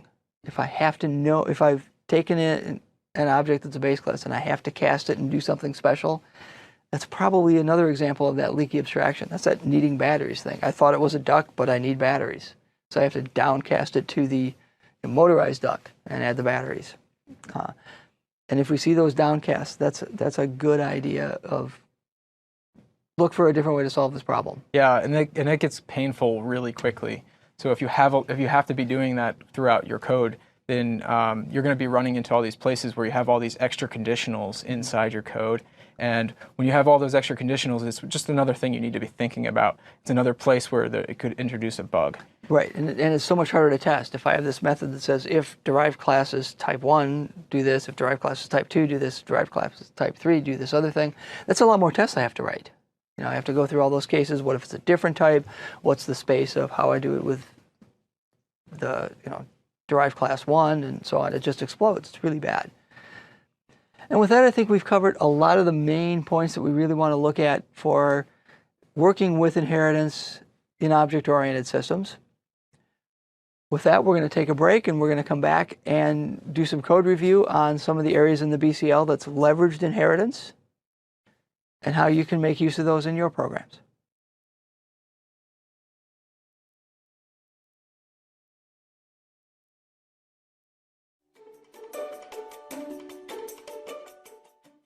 Greetings.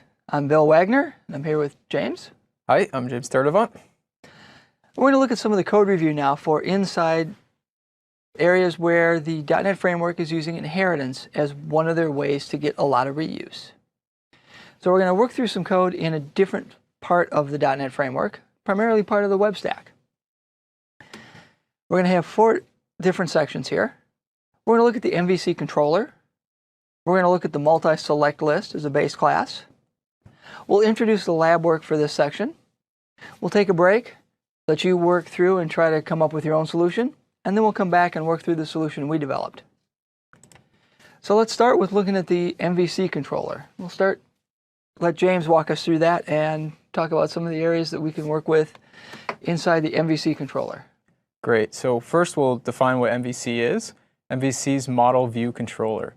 And so the part we're going to be looking at is the controller, and that's really the part that kind of coordinates the requests that are coming in from the website back to and gathering data and then passing that off through the model to the view, and the view does the display. And so we're going to kind of look at the controller. This is where you're going to be using the base class, the controller, to extend and add your own views, add your own endpoints that you're going to be exploring. So on a website, like if I've got a set of URLs that I want, each one of those maps to something in a controller. So a URL goes to something in my controller, right? Right. Okay, and then it's going to return a view, which is the page that I'm looking at. Correct. And because it's dynamic, that model is going to be the data that's displayed inside that view.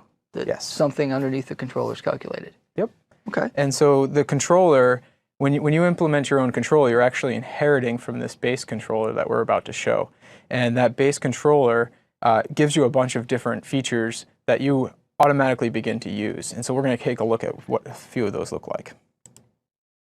So down here, I've opened up the controller class. I'm just going to hop into full screen here. And we can see that the controller class actually inherits from a controller base class, and it's getting a bunch of different features from there.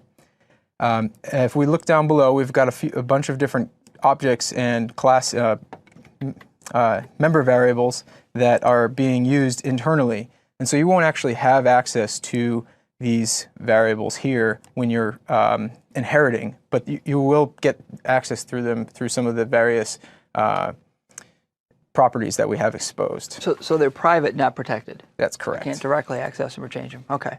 Yep.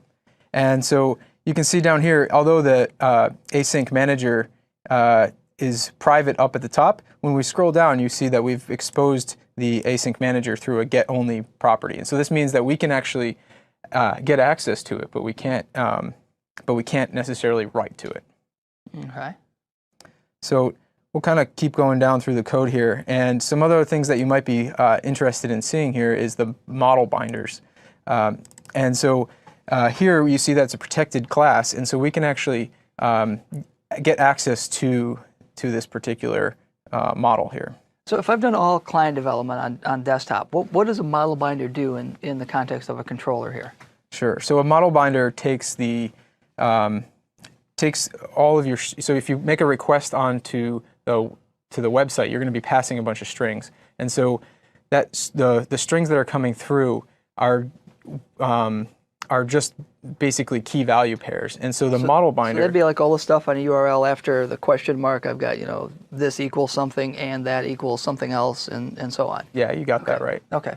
Yep. And the model binder will actually allow you to take those strings and put them into an object inside C# so that you can start to use that object inside your code.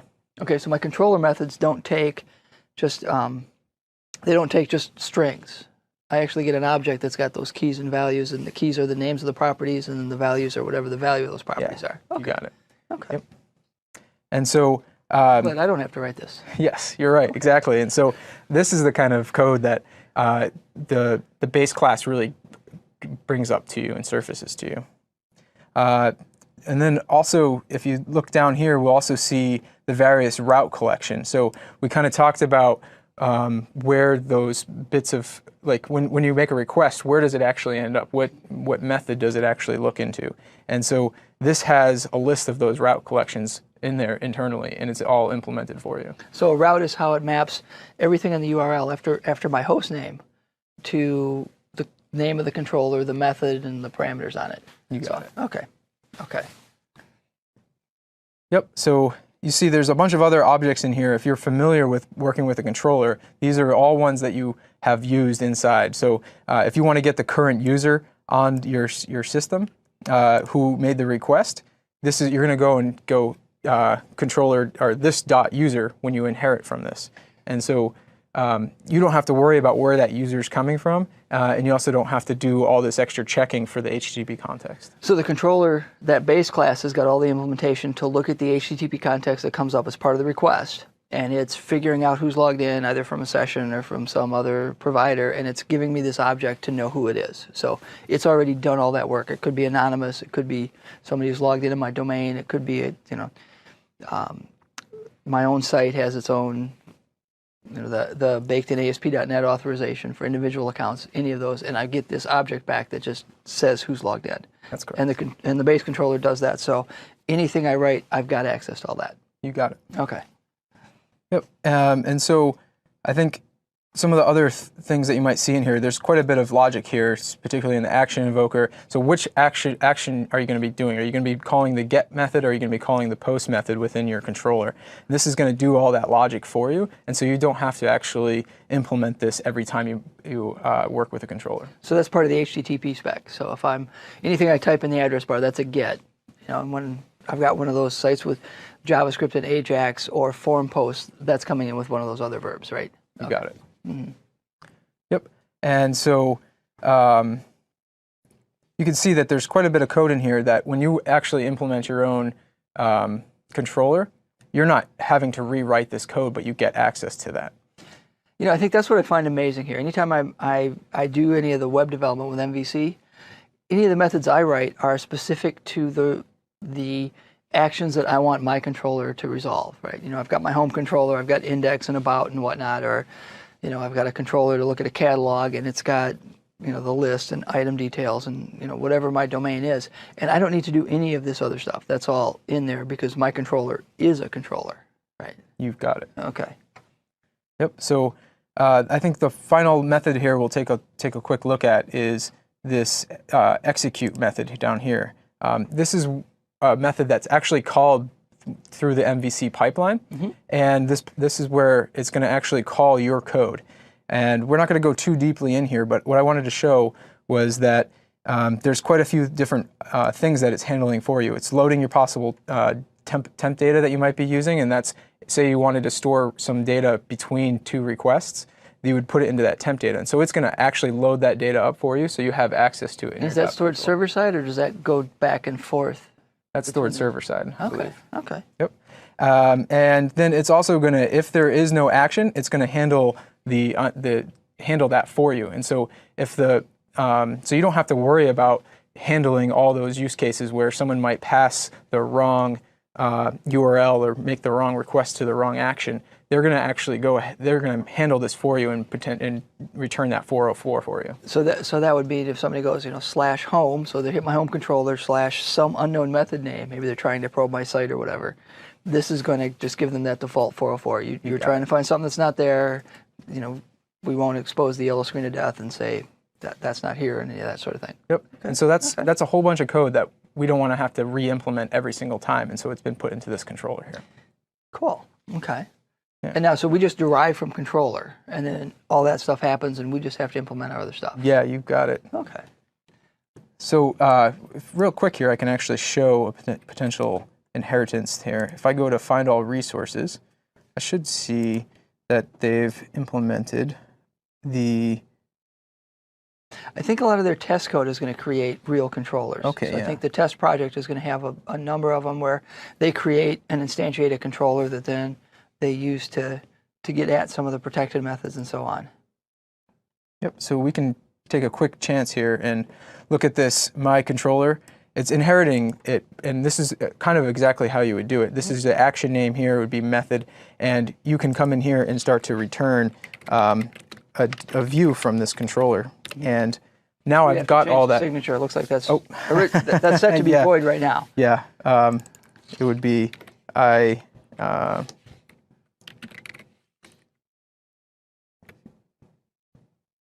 it's view result. Is that right? View result. No. Well, we'll go back here and we can start to implement our logic inside this controller here, and you see that we don't have to worry about how all that other stuff is being implemented. Okay. So, I think up next we'll go ahead and move on here. Yeah. So the other one that I find interesting that we dive into inside the MVC space is when we're building models, there's different kinds of things that we're going to send down that we want to display in a page. And one of the ones that we picked out to look at there is this multi-select list and a single select list. So there's an inheritance hierarchy there where the team decided that one of those is of the other thing, right? So let's look at the multi-select, which is one of the objects you can use in one of your models to send down as part of the view. And let's look at what's built in there that maps to that particular HTML element. Yep, great. So the multi-select list is, if you've ever been to a website and you have a box with a bunch of different items in it, you can select them. That's when you'd be using one of these multi-select lists. And that is implemented as the base class, and later on is inherited by the select list, which only allows you to select a single one. And so you can say a select list is a multi-select list. So we'll take a quick look here at multi-select list. And you can see there's a bunch of different constructors that we're going to be using here. We've kind of seen that before.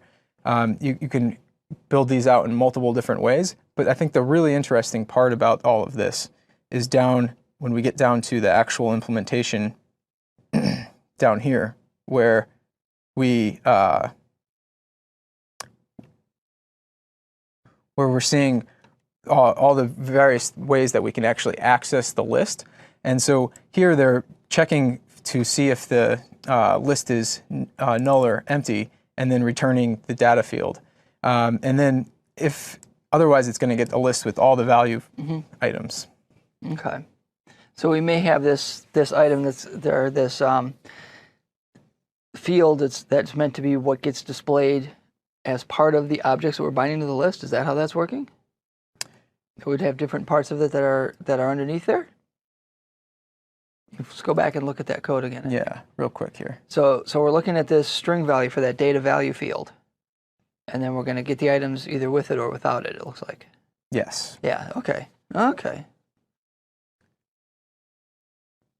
And then you can also get all the list items with the value field, and so this is where we're seeing some of that encapsulation that we had seen right. So before. those two are private. We're going to pull back a list items, but how we construct them is going to be different based on whether it has the data field or doesn't. Correct. Cool. Okay. And so you see, there's a bunch of different code in here, and it's very similar but different throughout the whole thing. Right. And as we go through here, we're seeing how all of the various groups, if you wanted to be able to get like a set of items inside there, this is one of the functions that's implemented internally to get those groups. So we're seeing that throughout the whole thing. Okay. And so if we move up to select list, we'll see that select list actually inherits multi-list, and we have a few constructors that are overriding those because we can only select one item in this one here. So this is sort of interesting. This is a case of inheritance where what we've done is the derived class has what feels like less functionality than the base class. Yeah, So we're deriving it by restricting some of the things that you can do.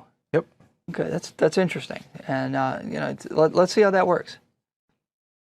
Yep. So if we go down here, you'll see that you always have to have a selected value, and so you can set that during the construction of the object. But when we come down to the bottom here, almost there. Once we're past all those constructors. Yep. You see that we can always, because with the constructor we always have a selected value, we expose this extra object that shows which one is selected. Right, but now we can't. It looks like we can't change that, or no, we change it. Yeah, it looks like we can't change it because it's got a private setter. So when we're sending this down, we won't be able to change it once it's been set. So this list has got just that single item selected, and then we're going to get another call back to our controller with a model that comes back if the user changed that and they're submitting something back. And then we can then set this selected value through that constructor. So we'll create a new object with a new different selected value when it comes back. That's correct. That's how that's working. Okay, so we're really restricting what we can do there because this is meant to be, we're going to create this thing, send it down, and then our controller goes away because it's the end of the request. And then we're going to get another instance coming back, and we're going to have another object that gets created. Yep. Okay. Okay. Yep. So when you create that, you can only create this through the constructor. You always have to pass that selected value, and that selected value can't change once you've instantiated this. Okay. Now it looks like once we get to multi-select, okay, it's got methods that will allow us to select multiple things, but once they're selected, it also won't let us change them, right? So you can't really go back and take a look. dive in. So because of the way this is set, because we're setting what's there server side, and then when that goes away, we're with a new request, we shouldn't be modifying it later, because otherwise I'd feel like maybe I can go around this restriction and say I'm going to use just the base class APIs to change what's selected and modify that. Right. But it looks like those weren't part of that multi-select object either. Unlike, and I'm going into this a little bit just because I think some of our audience may be more used to doing things on Windows where we're doing data binding and it's bound in such a way that when the user changes something, it changes the object. Whereas here on the web with MVC, we're creating this thing that we're sending across the wire, and then our server-side objects go away effectively, and then we'll get back a new request. For each request. Yeah. Yep. So I think it's important to get that so that they understand how these concepts work in a slightly different problem space. Great. Cool. Okay. Now, I think before we go on and introduce a lab exercise, I want to look at one website just because we're doing things now in a different place in an open source project. The ASP.NET Web Stack, at least the all the versions before ASP.NET 5, which we're recording this in October of 2015, isn't released yet. It's pre-release. We can look at it, it's open source. But we're looking at the version that's from the currently released version of ASP.NET. And most of that code is still on an open source project on Codeplex, ASP.NET or ASP.NET webstack.codeplex.com. And that's where this code is, where the MVC controllers and so on live. So just if you want to grab a copy of the code yourself and clone this repo to look through some of the things that James just showed you, it's in a different spot than the earlier versions.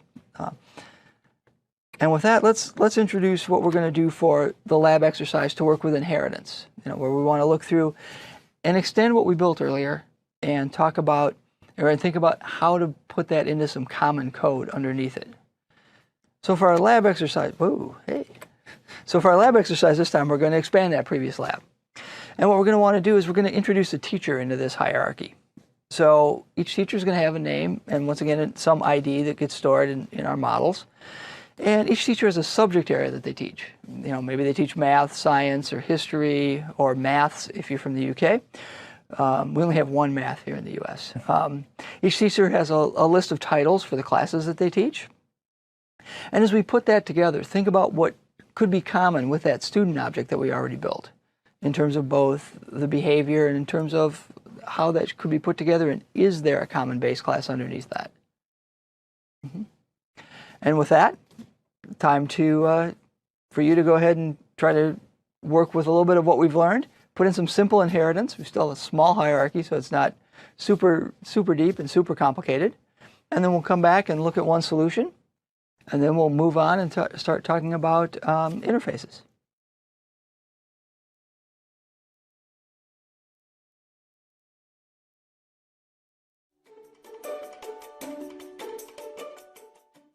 Welcome back. I'm Bill Wagner. And I'm James Sturdivant. So let's discuss our solution to adding that teacher class into this lab and see how we can factor out some of the common code. So the problem that we gave you was to introduce a teacher that has some of the same capabilities as the student object, and some other interesting capabilities that are its own. So let's look at how we would go about solving that problem and where we end up with the final solution in terms of getting that solution solved and trying to factor the common stuff into a single base class. So I've got my solution up on the screen, and this is the final solution. So I'm going to talk a little bit about how I got there first. As we talked about when we introduced this concept, is I did actually go ahead and copy some of the code from the student object and put it into a teacher object. The idea of having an ID and having a first and last name, I just copied right in.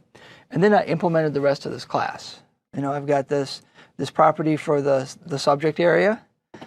I've got a private member field for this list of what classes does this particular teacher teach. I've got a method to add a class title, and I'm going to look to see if it already exists, and if not, I'll add it to the collection to try to remove a class title. So I'll just go ahead and remove that. And then I've got this property to be able to enumerate all the class titles. And we'll go through this a little bit more, and this is kind of a preview to the next module where we start talking about interfaces. Yeah, so I noticed here that you mentioned that you copied all that features into there, but I don't actually see them in that base class. Right, because that was the first thing I did. I just wanted to see what was there and see exactly what things were common. And once I was all done, I found that the things that were common were this idea of an ID and having a first and last names that were changeable. So an ID that's not changeable at all, and a first and last name property. And over time we may end up adding more to this, but I definitely have some small bits of common functionality. And so I introduced this idea of a person concept. So we may add other people into this problem as time goes on, other different classifications of people. So I figured, okay, we'll call it a person. So a person has an ID. So you can see that this comes straight out of what was in that student class when we started. So a person has an ID, that's immutable. We create it as soon as the person is created. We've got get and set handlers for the first and last name. And as time goes on, we may end up adding some validation here where we'll add some extra code so that first name can't be null or can't be empty or can't be blanks. Same thing with the last name, and we'll make sure that that stays valid. Right now I don't have any of that here. Yeah, and so that would allow not only the teacher but also the student to get that functionality. Right, it would then be in both places at the same time. I'd only have to do it once. Yeah, and I think another great example here would be if you wanted to get the full name, you could implement this. I could implement it here. This person class exactly. right So, this will probably grow over time as we add more behavior to it. And then we end up using that both in our student class, that this is now smaller than it was before.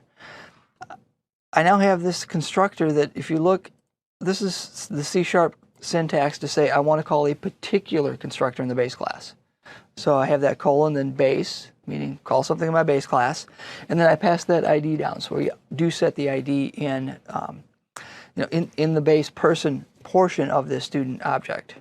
And the first and last name properties are part of a student just by virtue of being derived from that person class. And then in the teacher, we did the same thing. It also derives from person, same basic construction concept. And then it's going to go right down into the implementation that's in the person object to be able to put all those in place and to inherit any of the functionality that's part of that person object. So with that, that's pretty much what we built this time. Not a huge lab, and again, we only have a couple different types right now, but as our program grows, we certainly add more types and we certainly put more things in here and see more common behavior in this abstraction of this idea of a person, teacher, and student, and possibly other classifications. But it gives us a good start. Great. And so we can find the code out at your GitHub repository. Right. Here at BillWagner/MVA Object-Oriented Exercises. And this will be labeled for this particular module. And with that, we'll come back shortly and we'll start to introduce the concept of interfaces, another way to get some polymorphism and some reuse among disparate types in object-oriented programs. See you soon.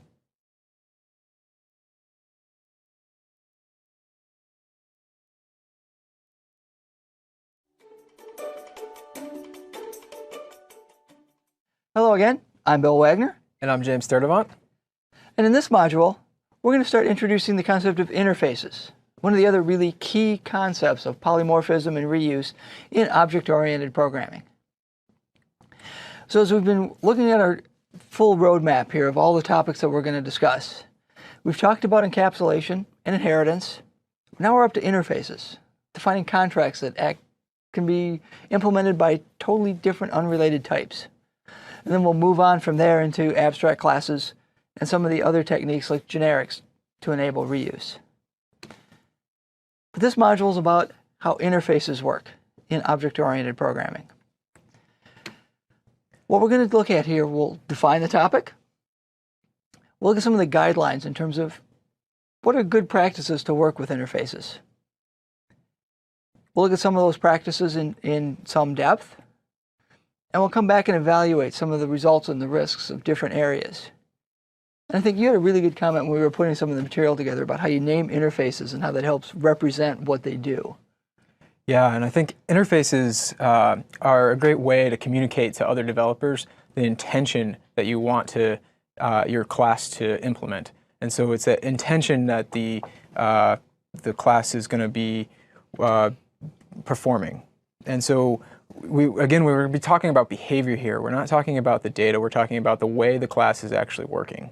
And so an interface is a contract that can be implemented by many unrelated classes. And what this means is that the interfaces don't really necessarily contain any of that implementation. They only define what it's supposed to be doing. Right. So let's look at the actual definition as we work through these concepts and get what is an interface? How are we defining that? You just went through that strict definition. It's a contract that can be implemented by many different unrelated classes. And like I said, it's based on that behavior. This is some property of some action or some set of related actions that some type performs. And when we define an interface, we don't define any of the behavior for any of those methods. We merely define the signatures for any of the properties or methods that are part of any object that implements that interface. Right. And notice we haven't used that is a or derives from. We don't derive from an interface. We aren't, a type isn't an interface. It implements it. So the type has to implement the concrete behavior for that particular type. So what does this interface concept give us? Why don't we just use inheritance everywhere? If any of you are familiar with C++, it doesn't have this separation of the concept of deriving from something or implementing an interface. They aren't two separate language concepts. You just derive from a class that may not implement anything. So when we introduce this idea of an interface, first of all, we have a contract definition. It's spelled out that this is not a base class. There's no real behavior here. It's purely a contract. And I think that's really important with the contract when you're talking about going across boundaries. And so that you have multiple processes and they're maybe not necessarily running inside the same system. And you need to have that contract ability to be able to communicate back and forth on a consistent behavior. And one of the things that I see in terms of interfaces, and one of the ones that we'll look at, is there's an interface in the base class framework called encapsulation, which says I can compare two objects to see which is greater or less than. It's used for sorting. And we look at things like, any number implements encapsulation. I know which number is bigger. String implements that. The default implementation is alphabetical. But any of our types that we define, we can set an ordering relation to them, and we can say that they're comparable. But the base class framework has no idea how to compare, say, two customers or two teachers or two students. We have to implement that ourselves to say exactly how we want to do that. So it gets us that, but then the base class framework can use that interface and say, because you implement encapsulation, code in the base class library knows how to sort those things and arrange them in the order we want. So there's that totally unrelated types that we can work with and be able to treat those similarly because they implement some particular contract. So there's quite a bit of support in the language in C# to bring out interfaces. Interfaces are a first-class citizen in all the .NET languages. So they may be public or internal. A private interface doesn't really make sense. It's kind of scoped too narrowly. Interfaces may extend under other interface. So when we go through the code review, we'll look through this in the collection classes, that there are different interfaces that are derived from and extend other interfaces that relate to the collection classes. And any class can implement multiple different interfaces. Yeah, and that's very different than inheritance Right. that we discussed earlier, where you can only inherit from one single base class. With interfaces, you can actually you can implement and use those interfaces across. You can have multiple accounts of them. Right, and we sort of saw that when we looked at the MVC controller class. It implemented about 8 or 9 interfaces I saw when we were doing the code review. We didn't talk about that then because we hadn't introduced this concept, but that's one of those things that happens is as a type grows, we're going to implement multiple interfaces. Even something as simple as string implements encapsulation and enumerable and so on. We'll define those, exactly what those do, or you can look them up yourself in the .NET docs. But anytime we do that, a class has to implement every single one of the members of the interface. It's not a, implement this interface, but skip some of the members. You have to put them all there. Otherwise, you get a compile time error. So when you say you implement something, you have to do it all the way. Yeah, and that really comes back to that contract component where the classes that are using these interfaces need to know that you've actually implemented that code. Mm-hmm. Now, you can make a base class, and we'll get to this in the next module, where you implement an interface or declare that you implement an interface, and you declare some of the methods as abstract and say that, well, this is a base class. Classes that derive from this have to provide a concrete implementation. We'll get into that more in the next module. But for now, understand, if you declare that you implement an interface, you must provide an implementation for that. And you may implement interfaces either implicitly with public, or in the case of internal interfaces, internal members, or you can implement them explicitly, which means those methods are hidden unless your object is being referenced through a reference that's typed to that interface. So in the case where I was mentioning earlier with iComparable, if we look at string, one of the methods for the iComparable interface is called compareTo. If it's implemented implicitly, there's a public compareTo method on string.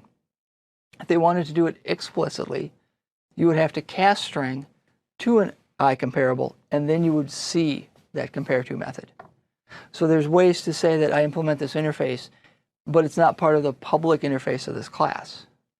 That's often used not quite as commonly. It's pretty rare. I don't really see that very often. The only time I see it is when we look ahead and we see generics. There are new improved interfaces with generic types. So the explicit interfaces on some of the classic non-generic interfaces might be implemented explicitly, so they're hidden from some of the newer types. And again, still not really common, but it is one of the techniques we'll occasionally use. In the last module, we talked about this Liskov substitutability principle. See, I can't say it either. Yeah. And once again, it's just that we should be able to treat all these things the same. That applies to interfaces. So any type that implements an interface with respect to that interface should be treated just like anything else that implements that interface. So if I can compare strings and put them in order, I can compare numbers, put them in order. I can compare students if we wanted to by grade point. I can put them in order. Whatever it happens to be, if I have that implementation of iComparable, I can treat those types as an iComparable interchangeably in any algorithm. So that has to apply as well. So once again, we don't want to be implementing an interface and then throwing exceptions on some of the methods or doing something totally different in certain areas. We want to try to keep that pretty solid.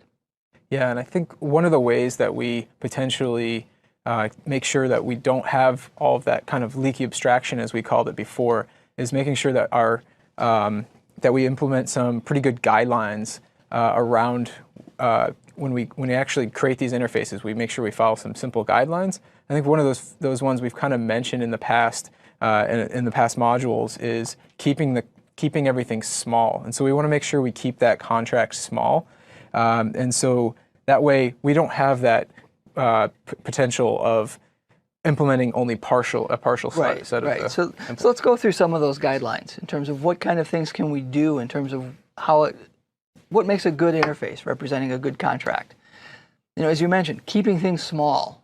That we talked about in that encapsulation module and in some of the others, that SRP, single responsibility principle. So it's critically important for interface definitions. Smaller and more focused, right? Notice I mentioned iComparable has this compareTo method.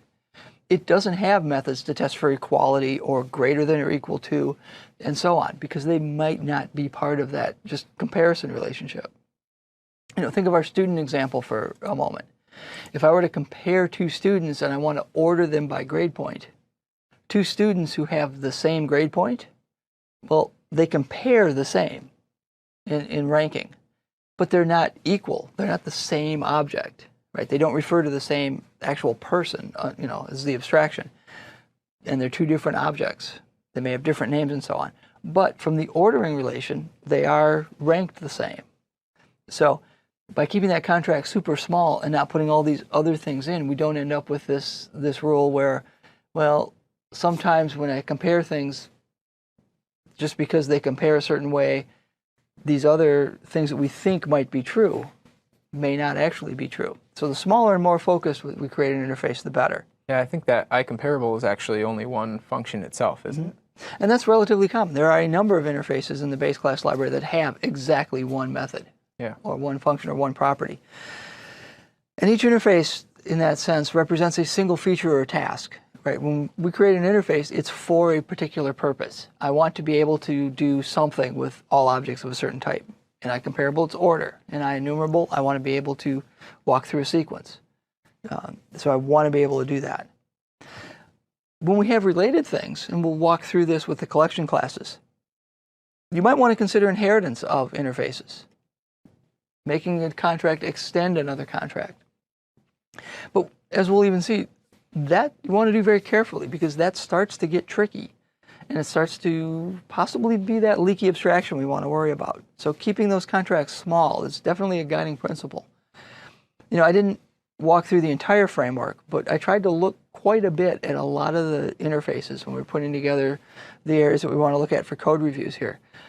I couldn't find interfaces that had more than, say, 5 to 10 different methods in them. You know, I couldn't find an interface that had, 50 methods or 100 methods. You know, that's a lot of work to implement. They were mostly small and focused.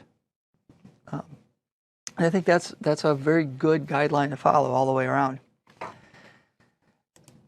However, you can go too far.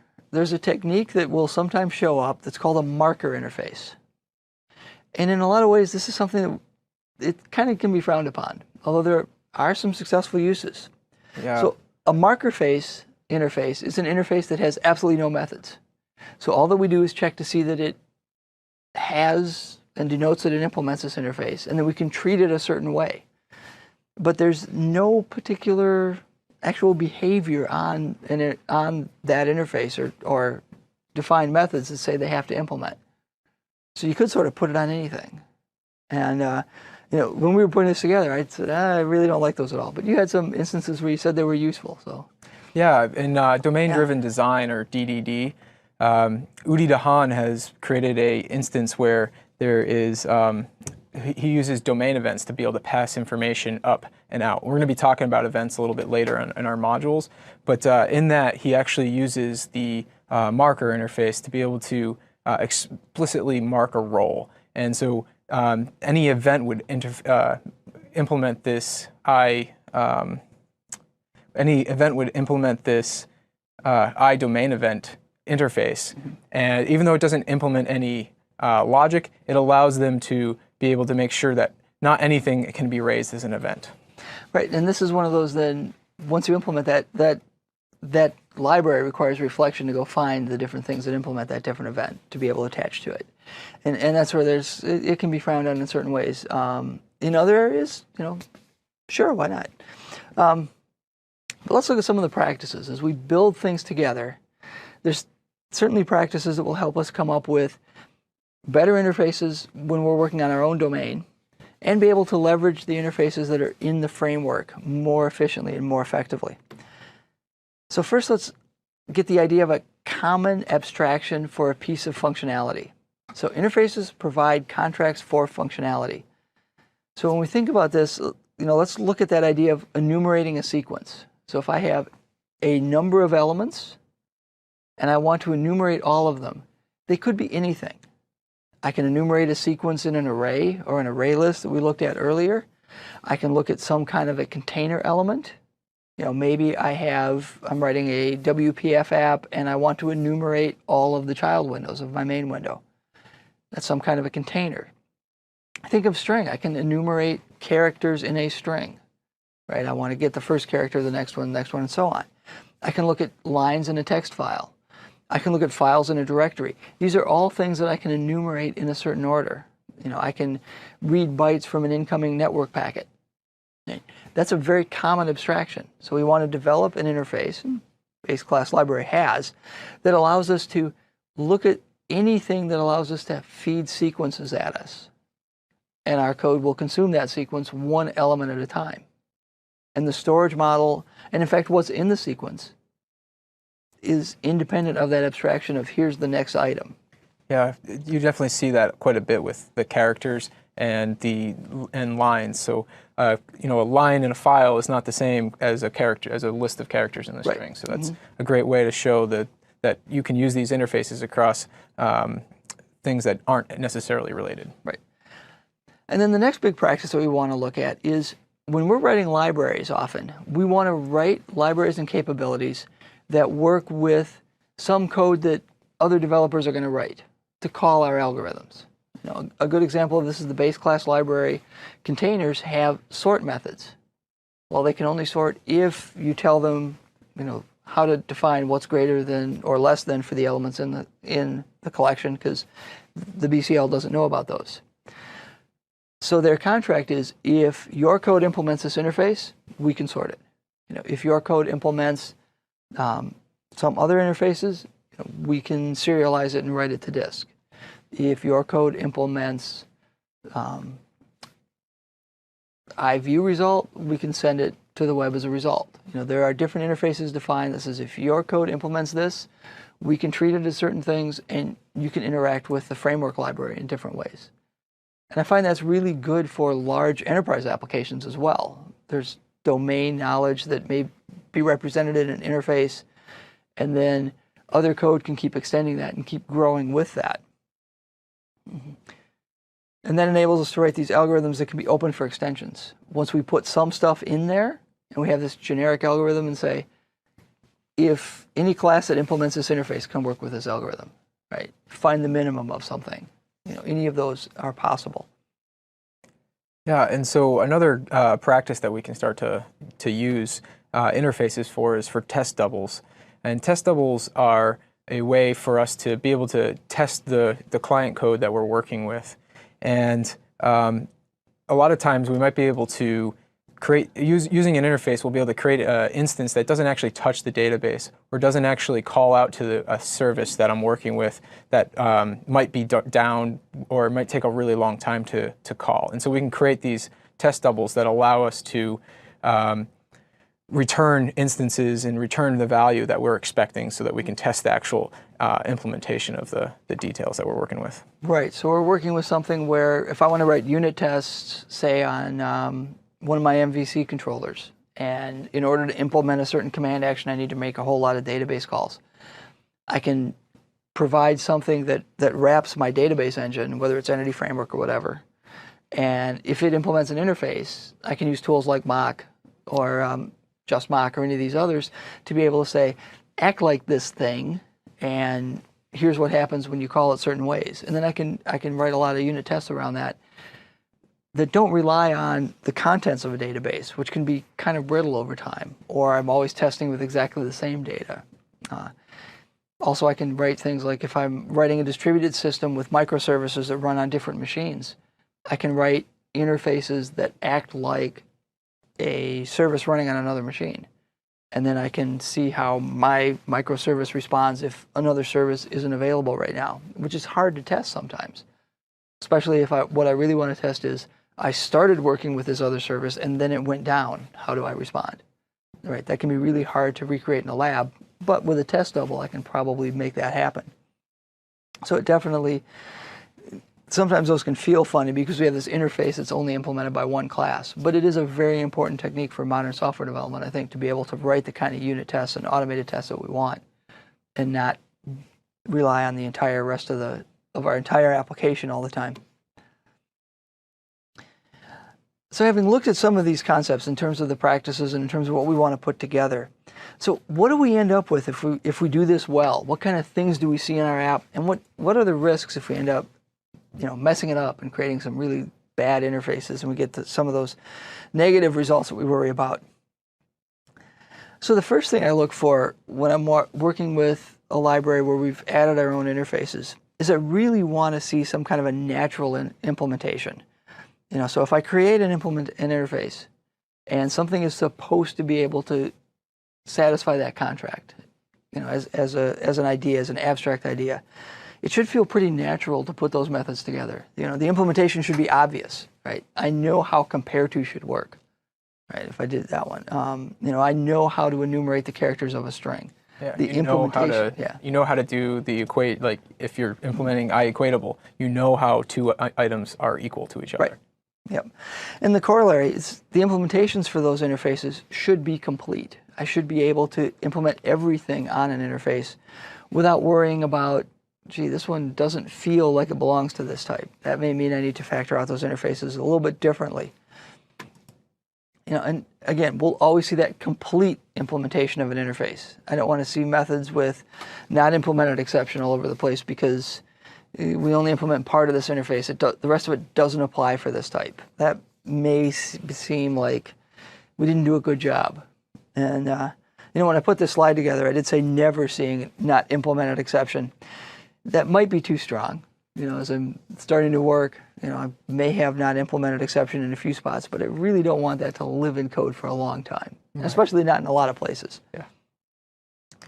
So with these interfaces, one of the things that is I guess maybe a potential risk is that because you're not providing any providing that implementation of the code, you might be thinking about copying and pasting some of that implementation, and so you might get some duplication of that code across multiple classes. And so when you do see that, or when you have that inclination to do that, then you want to be maybe reconsidering doing some sort of encapsulation. Right, so this would be, if we end up with this copied implementation, it might mean our contract is too large, and we need to do a lot of implementation that looks the same in different areas. Things that we can do to fix that is we might produce something like extension methods, which we'll talk about a little bit more later. They're used a lot in LINQ to make very common algorithms based on a core interface. And if we have a lot of convenience methods in an interface, that's a lot of work to do for all the implementers of it. And the term I use is that all-in interface, all-in-one interface, the I do everything interface. Then we have a lot of extra work to try to put those in place. And those give us that copied implementation that feels wrong. And if you have a whole lot of those, it may even indicate inheritance would be better than an interface contract, right? If the shared implementation looks the same in a lot of different disparate types, maybe this is really something where there's inheritance involved in terms of a base class rather than an interface contract. The idea of an interface contract is it should be totally separate implementations of a similar concept with different types. And with that, we will take a short break, and we'll be back and look at some of the examples that we've been talking about in terms of how they're used in the base class library and in your own code. See you soon.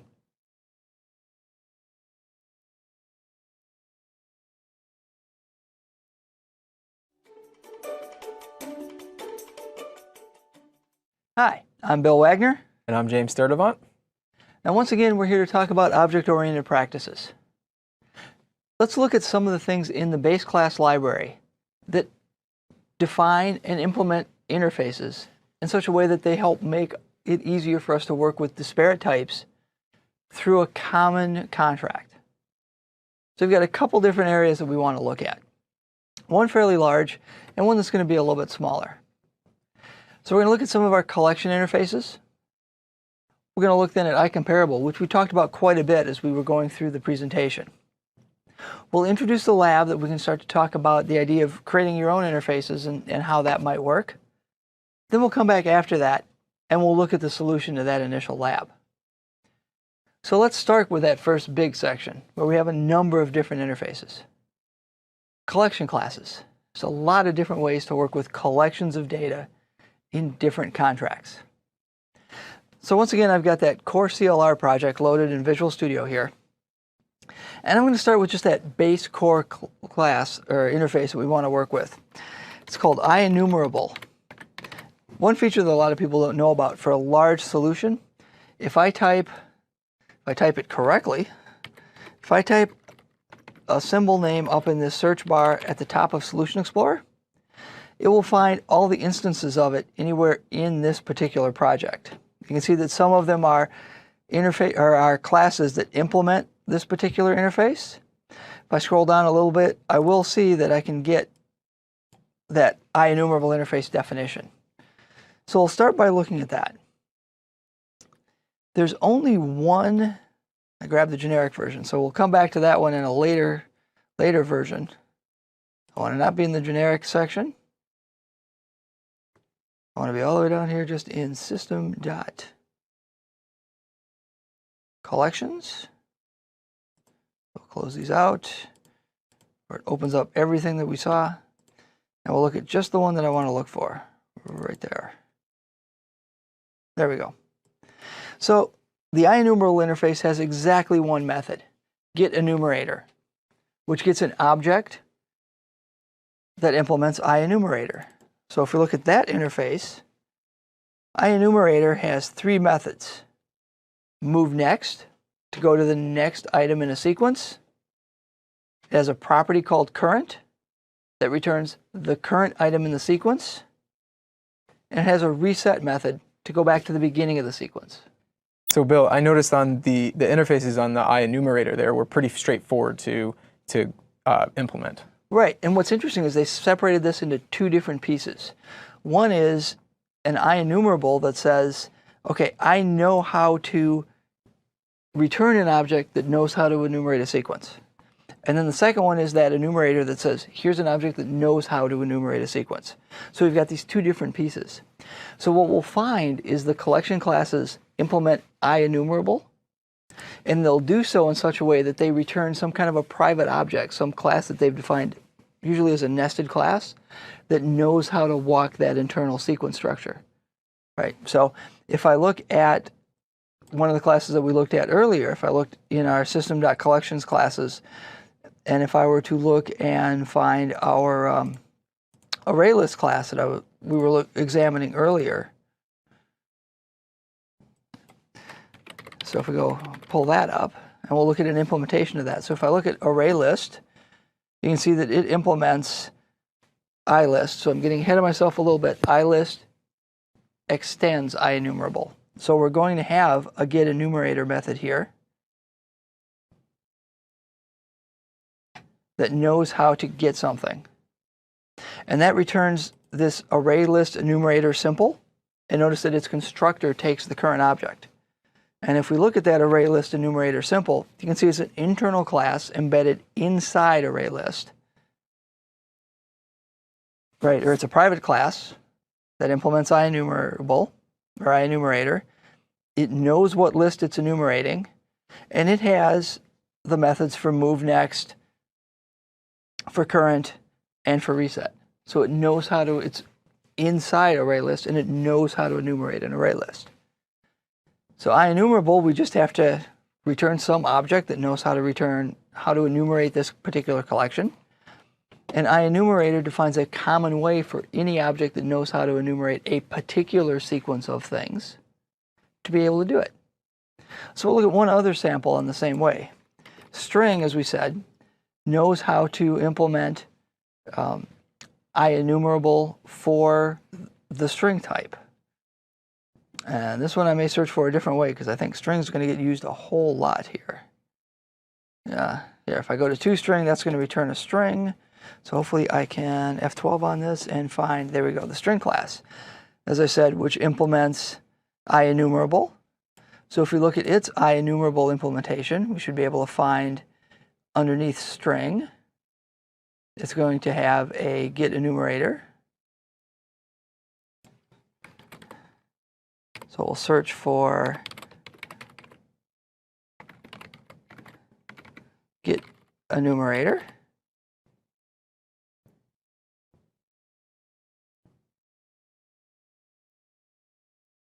And we find that the implementation of that is going to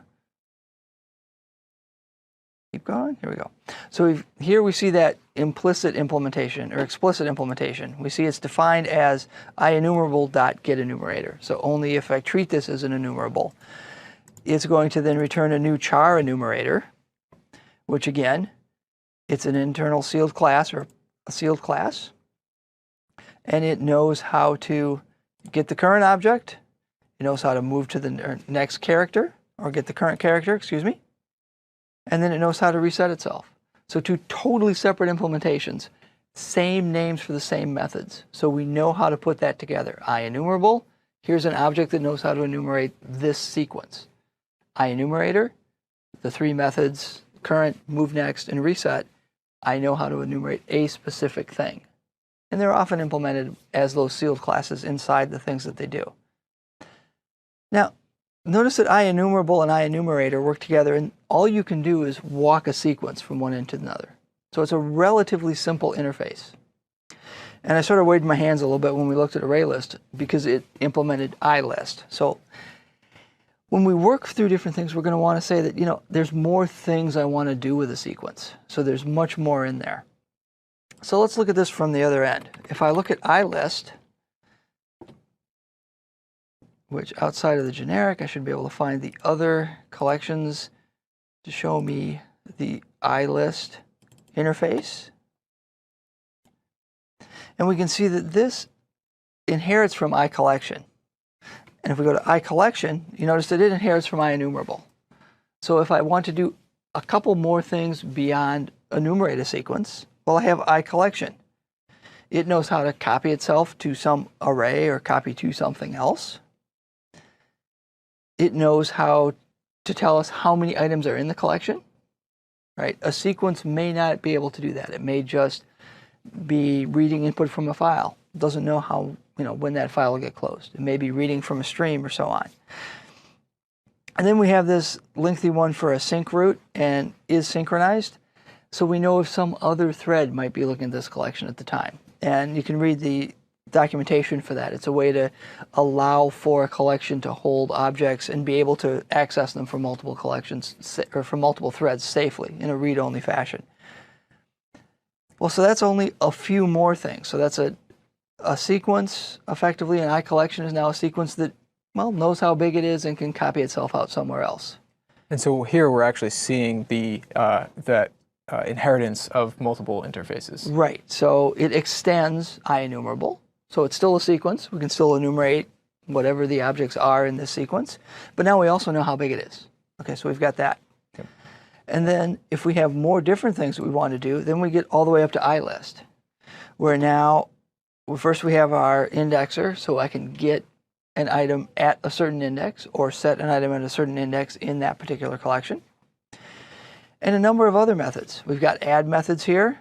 I've got a contains method to see if something is in a collection, right? And only some collections will do that. ArrayList does, but say treating an input stream from a network doesn't implement iList because it doesn't know if it's going to contain something because we may not have all the bytes yet.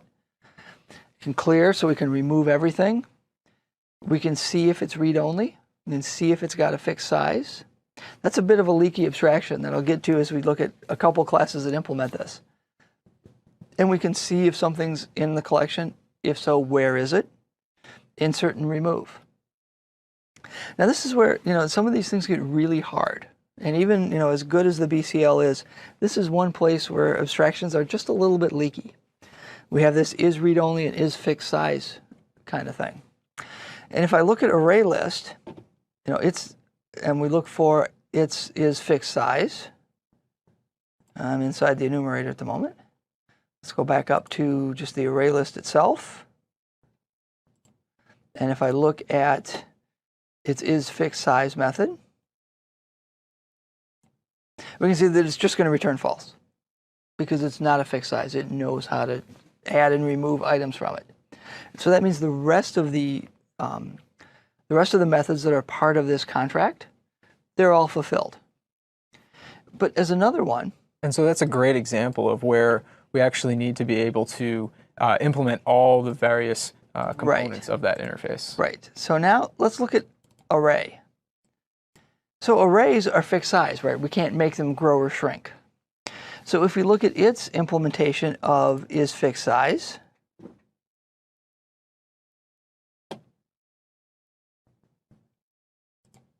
so it's now going to return true. And now because it's going to return true in this is array a fixed size, if you look at its insert method, it throws a not supported exception, right? So does remove. And so does ilist.add, if you can see, right? And once again, notice that these are explicit implementations of those interface methods. So the only way you get at those for an array is to cast an array to an ilist, and then you can see those methods. But even so, it is a little bit of a leaky abstraction, and it shows just how hard it is to try to get these common abstractions really factored out super cleanly. We've lived this throughout the history of the .NET framework. Most developers are reasonably comfortable with understanding how it's there. Some improvements were made a little bit in the interfaces for the generic versions, but it's still, it just shows how hard some of these problems are. And as we get to more advanced problems and more of the scenarios we come up with in our professional lives, the answers aren't always obvious, and we kind of hope to get as close as we can often. Yep. And so I think, yeah, that's definitely one of those things where we got to balance getting these implementations correct and actually making and writing code and getting stuff out into the real world. Right. There is one other important part as to all of these techniques is that shipping is a feature. We have to get to the point where we can get our code in front of our customers. We certainly want to do the best that we can. So with that, let's finish on a happier note. Let's look at that second interface, that iComparable interface, which is a lot cleaner. So if I look at iComparable, and here we'll, once again, let's try to find our definition of it. And right here in iComparable, you can see it has one method, compare to. So we get some other, so we compare to some other object. Is this greater than, less than, or if they're equal, or rather if they are equal in terms of an ordering relation, then it should return 0. Now if you look at Solution Explorer here, you can see that there are a large number of different types that implement this interface. Okay, and I've even closed up some of the ones under a couple of the other areas. Date time offset, for instance, I can compare to. And I can see, what time zone am I in, how far from UTC am I? And that will determine which one's greater or less than. I can look at the string class would implement iComparable.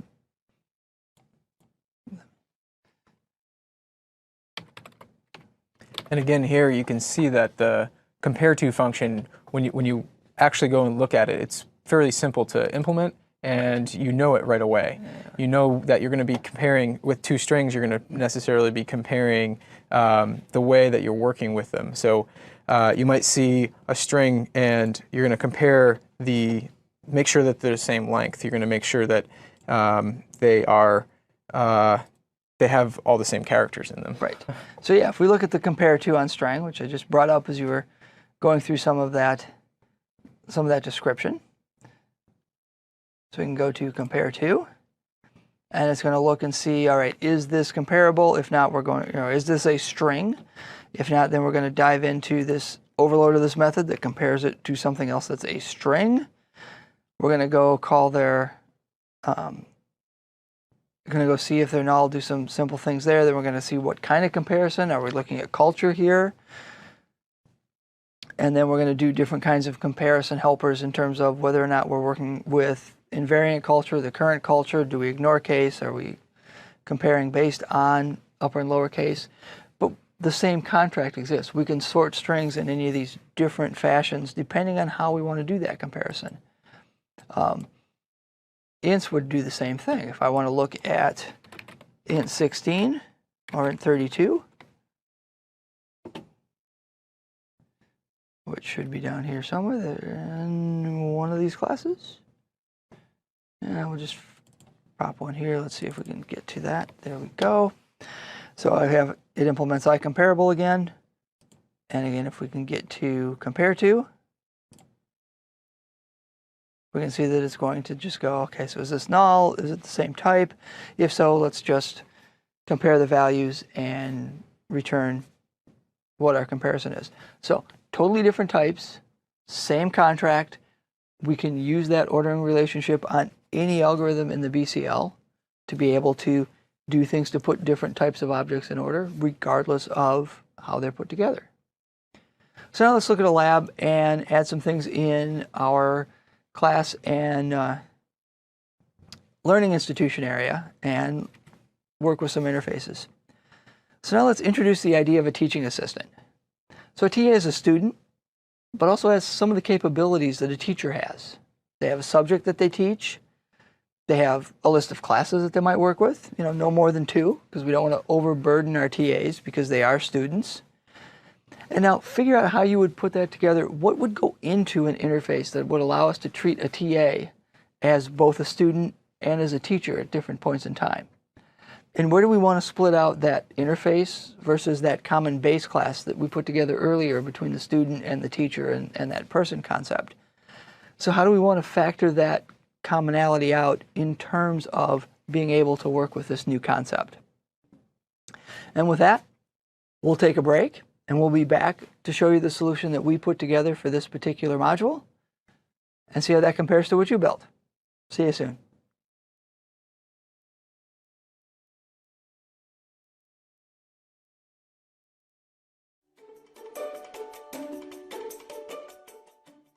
Hello again, I'm Bill Wagner. And I'm James Sturdivant. And let's look at our solution for this lab exercise on creating interfaces. So we asked you to introduced the concept of a teacher assistant, and we wanted to potentially use interfaces in our solution. And so we're going to go ahead and see what we came up with. So what I did, I said, all right, so I'm going to make this I teach interface, which could represent any person who's helping to teach with different areas. So I've got an I enumerable for the class titles. These are the things I help teach. I've got a string that's going to explain this is the subject area that I'm good at. Those came right out of that teacher class that we did before. And I've got those methods for add a class title and remove a class title. So now I've got those 4 things that involve anything that can, for someone who's teaching. And if we look at the teacher class, all I had to do was I just added the note to say that this does implement that I teach interface. And the way I did this, just for as folks get used to trying to work with Visual Studio, if I went under the Quick Actions button. You have to do it on the teacher there, right? Oh, yep. On the teacher class, one of the things I'll get is extract interface. And I can pick the methods that I want to form an interface. And this also demonstrates really well how you started with a leaf class, the teacher class itself, right. And you saw how you were actually implementing it and compared it to how you might implement it in another class and then pull that out. And I just pull that out and go, this is what I want this other class to do.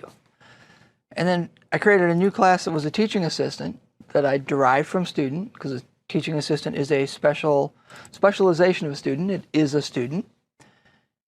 So I'm going to have now a couple new features in order to implement that I teach interface. It's got an array list for its set of classes.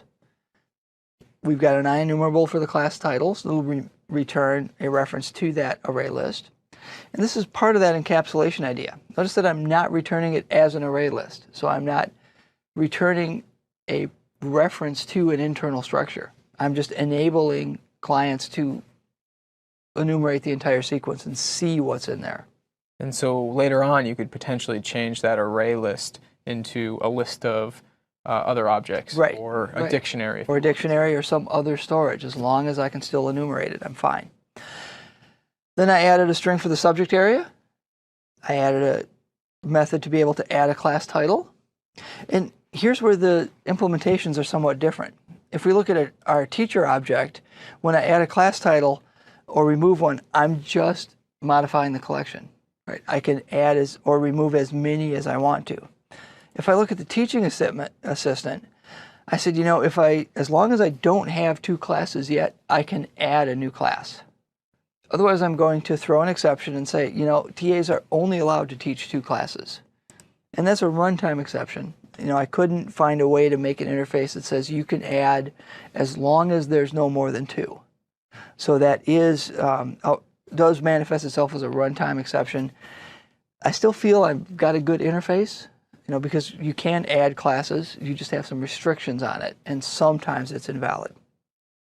And then I have the one to remove a class title, so that we can do no matter what. A TA can stop teaching if we need to, or stop teaching any of the classes. So admittedly kind of a smaller lab, but once again, you had to think about how we're going to put this together. And how do you want to express those requirements? And once again, using some of the examples that we just put together. So think about some of that design. The code itself isn't that hard. It's more figuring out exactly how do I want to solve this problem and leverage these techniques in different ways that enable us to build some of the software that we want to build. Great. And so where can we find this code that we've taken? That would be on our same place under our GitHub slide, which I think you have on your machine. Yeah. So if we look at that, we'll hit github.com right there, same place, and there'll be a branch labeled for this particular module. And have fun, compare what you did to what we did, and we'll come back and we'll talk about abstract base classes.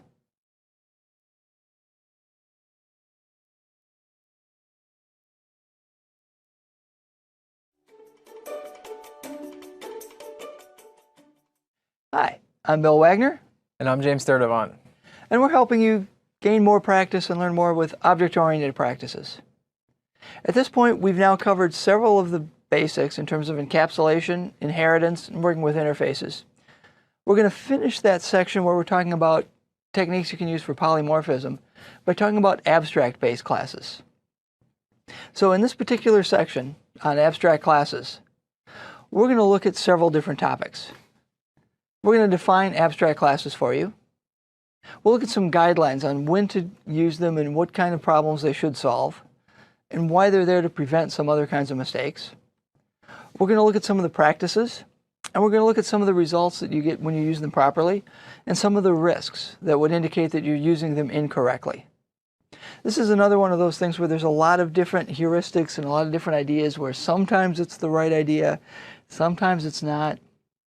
There's not a lot of code in this. It's more really thinking about what your types really model in your application.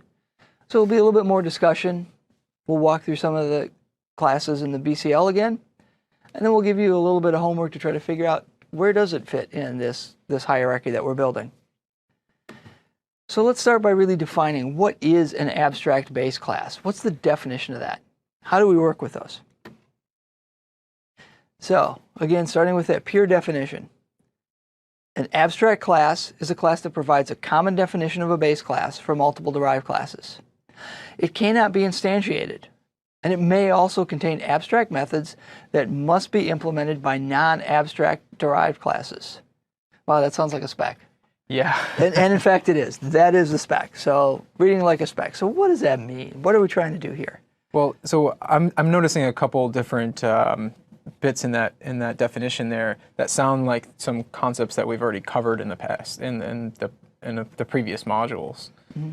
I think the first one there was that it's something that can be a definition for a base class that other classes can derive from. So that sounds a lot like inheritance to me. Right. So it is a base class. It is one of those things that we'll create derived classes from an abstract base class. So it's a special kind of base class. Yep. Okay. And then the other one is that there's some methods there that need to be implemented by other abstract classes, the classes that actually implement that abstract class. So that point, it cannot be instantiated. So a big word, we can't create objects of a type that is an abstract base class, right? So if I have an abstract base class for, one of the ones in the framework is the MVC controller. It's an abstract base class.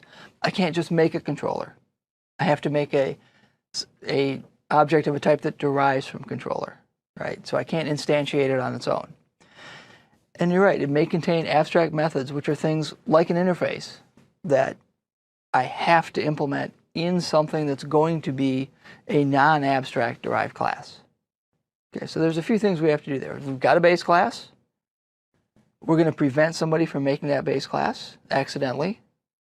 And we're going to say that for derived classes, here's some things you have to implement, like an interface. And that's basically our working definition of what an abstract base class is. Great. So what are some of the advantages of an abstract base class? And some of this we're going to do by contrasting an abstract base class with just a regular base class and with an interface. So first we get some implementation reuse. Unlike interfaces, an abstract base class can have actual implementation that we can use. So we can put concrete implementation of different things, like we saw in the MVC controller class, inside an abstract base class. It doesn't have to be all empty. And that gives us that shared base class implementation for all the derived classes. We get all those advantages. That's good.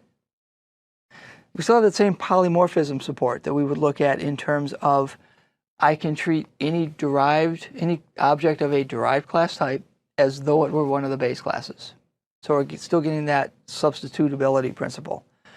And we have a contract definition. I can define for an abstract base class, here are those abstract members that you must implement if you're going to derive from this class and be a concrete or a non-abstract instantiation or derived class for this. So when we're looking at deciding going between an abstract class, an interface, or going with straight inheritance, how do we go about making those decisions? I don't know. I mean, okay. It's a case-by-case basis. It's one of those great object-oriented answers where, well, it depends. Yeah, and that's, I mean, I've just had that conversation quite a few times with Right. developers arguing over whether or not the inheritance, or sorry, the interface or an abstract class is Right. the right thing to do. And the way I look at it is if there's going to be a lot of shared implementation, then I'm definitely going to move more toward an abstract-based class because I can reuse that implementation as well. And I don't have to copy it as multiple different times. So that means that, once again, we do have that is a relationship. So that implementation is going to be shared because it's going to be similar. And we don't have that just a disparate contract. So that's probably my biggest reason as I look at how much of the implementation I can share. So let's look at some of the language support that we would have for working with abstract-based classes. As I said, there's not a lot of code we work with here. All I have to do is if I take a class and I put the abstract keyword in front of the class keyword, I've now got an abstract-based class. Oh, that's pretty easy. That's all I have to do. Yeah. But it's an important design consideration, right? Mm-hmm. The hard part isn't typing that word or remembering that it's there. The hard part is understanding, is this a good candidate for an abstract-based class? And also, what are you communicating to the other developers that are trying to use that class? And that's where these next two bullet points are important. An abstract-based class may declare abstract methods. I don't have to. So I can declare an abstract class even if all of the methods that are defined actually have an implementation. However, if a class does declare any abstract method, that class must be marked as abstract. Otherwise, it won't compile. So once I have an abstract method, well, my decision is made. I have to declare it as an abstract class. But if it doesn't have abstract methods, then I have to think, does it make sense to instantiate this or not? And that's kind of where that design decision comes in. Like I say, what am I communicating to other developers? The big thing I'm communicating is this type has some shared code, but I'm never going to instantiate it directly because it doesn't make sense in anything that we're doing in this application. And again, I think this is one of the important parts of that substitutability principle. It's going to define to our interfaces and our abstract-based classes. So that same substitutability, it's going to permeate everything we do that involves polymorphism. I want to treat these things as though they are the other type. So now let's look at some of the guidelines. How do we, you started to introduce this topic, how do we decide which way do I want to go with this different design decision? So one of the first things that I look at, once we built that hierarchy that we talked about in that earlier module, where I said, start with my leaf classes, I build them out, I find common things, I move those up into base classes. So now I might want to consider my non-leaf nodes, should they be abstract classes? Do they represent something that I don't actually create? Do they represent something that's just shared among things that actually do exist, but it doesn't necessarily exist on its own? And if an object can't be instantiated, or if I don't want it to be, it doesn't make sense in my domain, well, and I still have that shared behavior, then consider making it abstract. And my own view is I would usually try to make them abstract rather than prefer just leaving them as non-abstract and seeing if they show up later. You know, it's easy to remove it later, but if someone accidentally starts instantiating objects, it's hard to then make them abstract later. And if I make those non-leaf nodes abstract, well, that means they can't be instantiated. I can't accidentally create them. So I think that's my biggest guideline, is I look for anything that has derived classes. Maybe that should be a candidate to be an abstract-based class. Not always true, but that's one of the things I try to do. And as we mentioned in that earlier module on inheritance in general, one of the risks of inheritance is these super deep hierarchies. If all of my base classes are abstract and I can't instantiate them, I'm less likely to get super deep in that hierarchy because I can't create those objects anyway. So I'm more coalescing the common behavior. So that's just one of the things I try to do. It's never perfect. I certainly have non-abstract, non-leaf classes, but I kind of look at those as maybe some of the candidates. So let's look at how this plays out in practice. What do we actually do in practice working with abstract-based classes? So when we have a common abstraction and a common implementation, that starts to move away from that interface definition more back into that inheritance, where I want the inheritance, even if the type isn't something that we instantiate. Methods have a common implementation. You know, that idea with the controller, where we have all these things that you showed us earlier, dealing with the HTTP context and the currently logged in user and so on, that's all shared implementation for every controller. You know, contrast that with where we looked at the interfaces for IEnumerable, and just between array and array list, or string and array list, how we enumerate the elements in that sequence is implemented completely different. You know, that gives us a big difference between picking a base class and an abstract class and an interface. So why would an MVC controller be abstract? That's a great question. I think because the controller doesn't have any knowledge about what routes it's going to be implementing, that's when you would choose to. Yeah. How could the BCL know what URLs my app uses? Yeah, right? exactly. So it makes no sense to instantiate and route something right to that controller because it doesn't know what to do. Right. So, and then we can define those contracts. When there's no common implementation, that's going to be those abstract methods. Or that's going to be, this is code you can use, you can work with, and then we'll put those together. And that enables us to really carefully mix this implementation and a contract. You know, controller I don't think has any abstract methods. No, I don't think it does. Yeah, so I don't think there's anything you have to implement there. But it's that shared implementation we can use, and that is a relationship. Some of the other ones, maybe it'll add, if you're going to derive from this, you have to override this particular method. One of the other reasons to make something abstract, well, it prevents incorrectly instantiating it. In the case of the MVC controller, can't make one. You cannot create one. It will not be allowed. And again, that also communicates to other developers that, hey, this is actually probably a class that I might want to override to be able to use moving forward. Right. But so, it's certainly not something I'm going to just new up and start working with. Yeah, exactly. So let's look at some of the results and the risks. This is definitely the area where I think this is one of the more interesting parts of this whole section, or this whole course. Abstract base classes can be really, really useful in a very proper extraction, and they can also really be misused. You know, you sit there and go, why can't I just make this and use it? Why do I have to implement these methods? So once again, and notice that on here where we look at some of our good outcomes and some of our risks, it's very similar to what we get in interfaces. So in deriving from an abstract base class should model ISA, just like what we said earlier, where deriving from a class should model an ISA. Okay, we got that. Deriving and overriding the necessary methods should be obvious, like with an interface. If I'm going to implement an interface, how I override those methods or how I define those methods should be fairly obvious. If I have pure abstract methods in an abstract base class, it should be obvious how I override those if I'm creating a concrete class. If it's not, then maybe I have that leaky abstraction again. Yeah, and I think that is a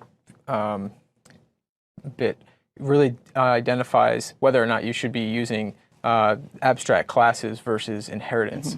And so, abstract classes as inheritance instead of interface. If the two objects don't actually map to each other, like in the ISA model, then you're going to make sure that you're going to want to be using an interface. And if they do, then maybe, and if they need to share some implementation that you want the actual user of that class to implement, then you would go and maybe choose an abstract base class. Right. And again, the corollary that we have here, we said earlier in our last module, implementing an interface, well, that should be complete. Overriding the abstract methods in an abstract base class, that should also be complete. You shouldn't be throwing not implemented exceptions in different places there when you're deriving from an abstract base class.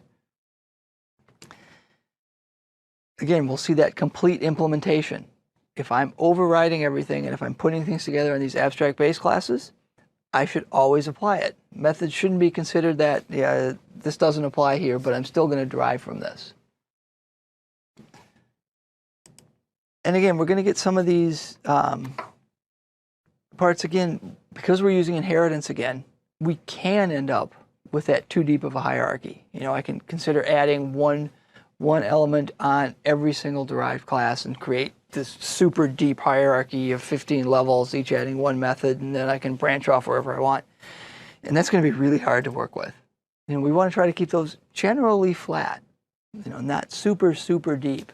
Yeah, I think as a rule of thumb, one of the things I try to do is make sure that I don't have more than 2, maybe 3 in my hierarchy. Because once you start to get up past that, it's really hard to determine which class is actually working with, and which method is actually being called on the classes. Right. You know, and a guideline I use there is often if I have trouble naming something, then I probably don't really understand the abstraction. You know, I may have to think about it a little bit, but if I absolutely can't come up with a name that makes sense, you know, if I had to write, you know, abstract controller that includes way to write log messages, okay, that might not be a good idea for a class. That just sounds kind of weird, you know. Or if I have to write something that I really have to stretch to come up with a name for this, you know, and then if it gets too deep, it's a controller that can write log messages and send things up and, you know, who knows. But it starts to just feel bad. So we try to keep those reasonably flat. We try to make it an abstraction that is models ISA correctly, and look for those contracts that everything that's derived from this must implement. So we're sort of combining these two ideas of an interface contract and inheritance, and getting that shared implementation. And we want to be careful not to make sure that so that people can derive from it without having to slice and say there's a lot of this that doesn't apply here. And I think those are the big keys there. And again, everything we're doing with an abstract base class, you could solve with a base class and a separate interface. It's more that they always have to travel together. And with that, we'll look at a few of the examples that we've talked about in the base class library. We'll be back in a few minutes. See you soon.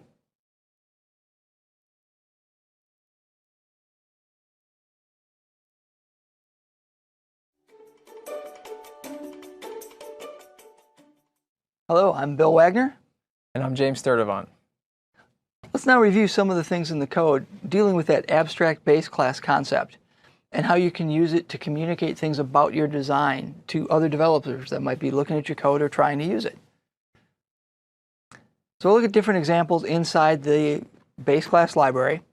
Once again, we're going to look at some parts of the web stack because the web stack has been open source for quite some time, and we can really look at the implementation. We've talked about some of these when we were going through the presentation parts. We've got the MVC controller. Talked about that one already. Now, action result and view result base, James, what do those do in an MVC application? What are they part of? Yeah, so action result is a part of the controller that it's actually returning the view part. Mm-hmm. And so as long as you inherit the action result, you're going to be able to write out the result from the web request that comes in. Okay. And view result base sounds like it's one of the view things, part of the view part of MVC. Yeah, exactly. Yeah. Okay. Yeah. So look at that. And then we'll introduce the lab, and then we'll talk about our solution after that. So let's begin with that idea of the MVC controller. So James has got that project loaded up again.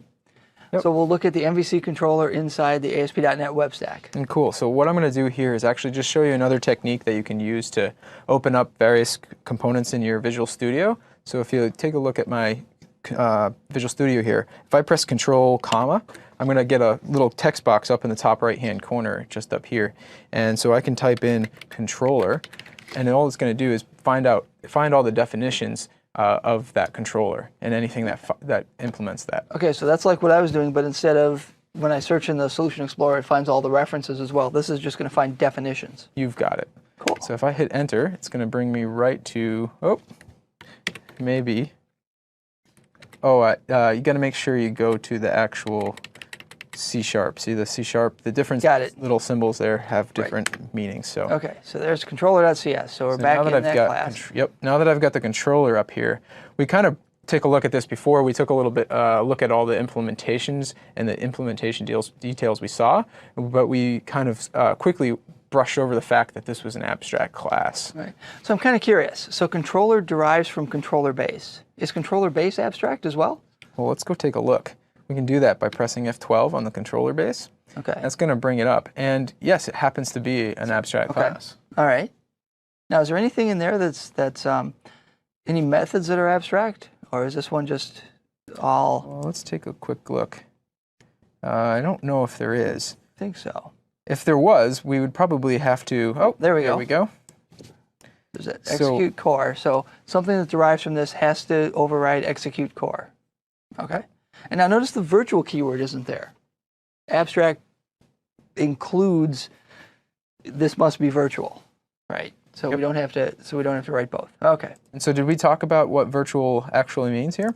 You know, I don't think we did when we went through inheritance. Okay. We talked about virtual methods. Yeah. So abstract means that there's no implementation details, but when we have a virtual method, we actually provide a base implementation, but any classes that inherit from it can actually override that base implementation that we have.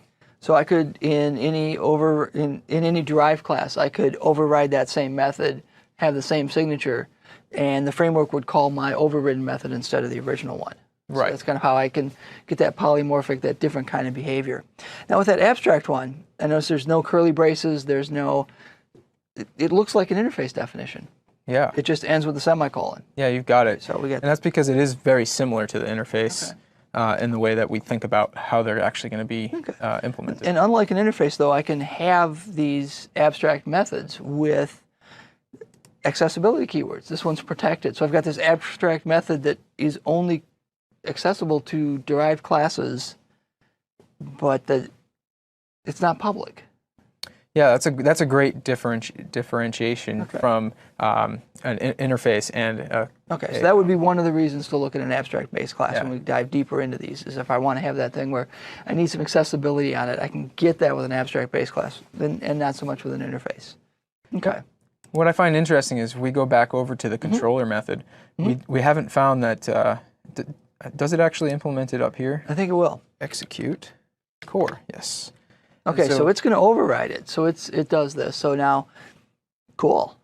And we kind of already looked at this implementation previously, where it's going to load some of that temporary data. Right. It's going to go and find the actual action. And if it can't actually find the action it's looking for, it will go ahead and return the 404 for us. Right. Okay. The 404 for us? 404. All right.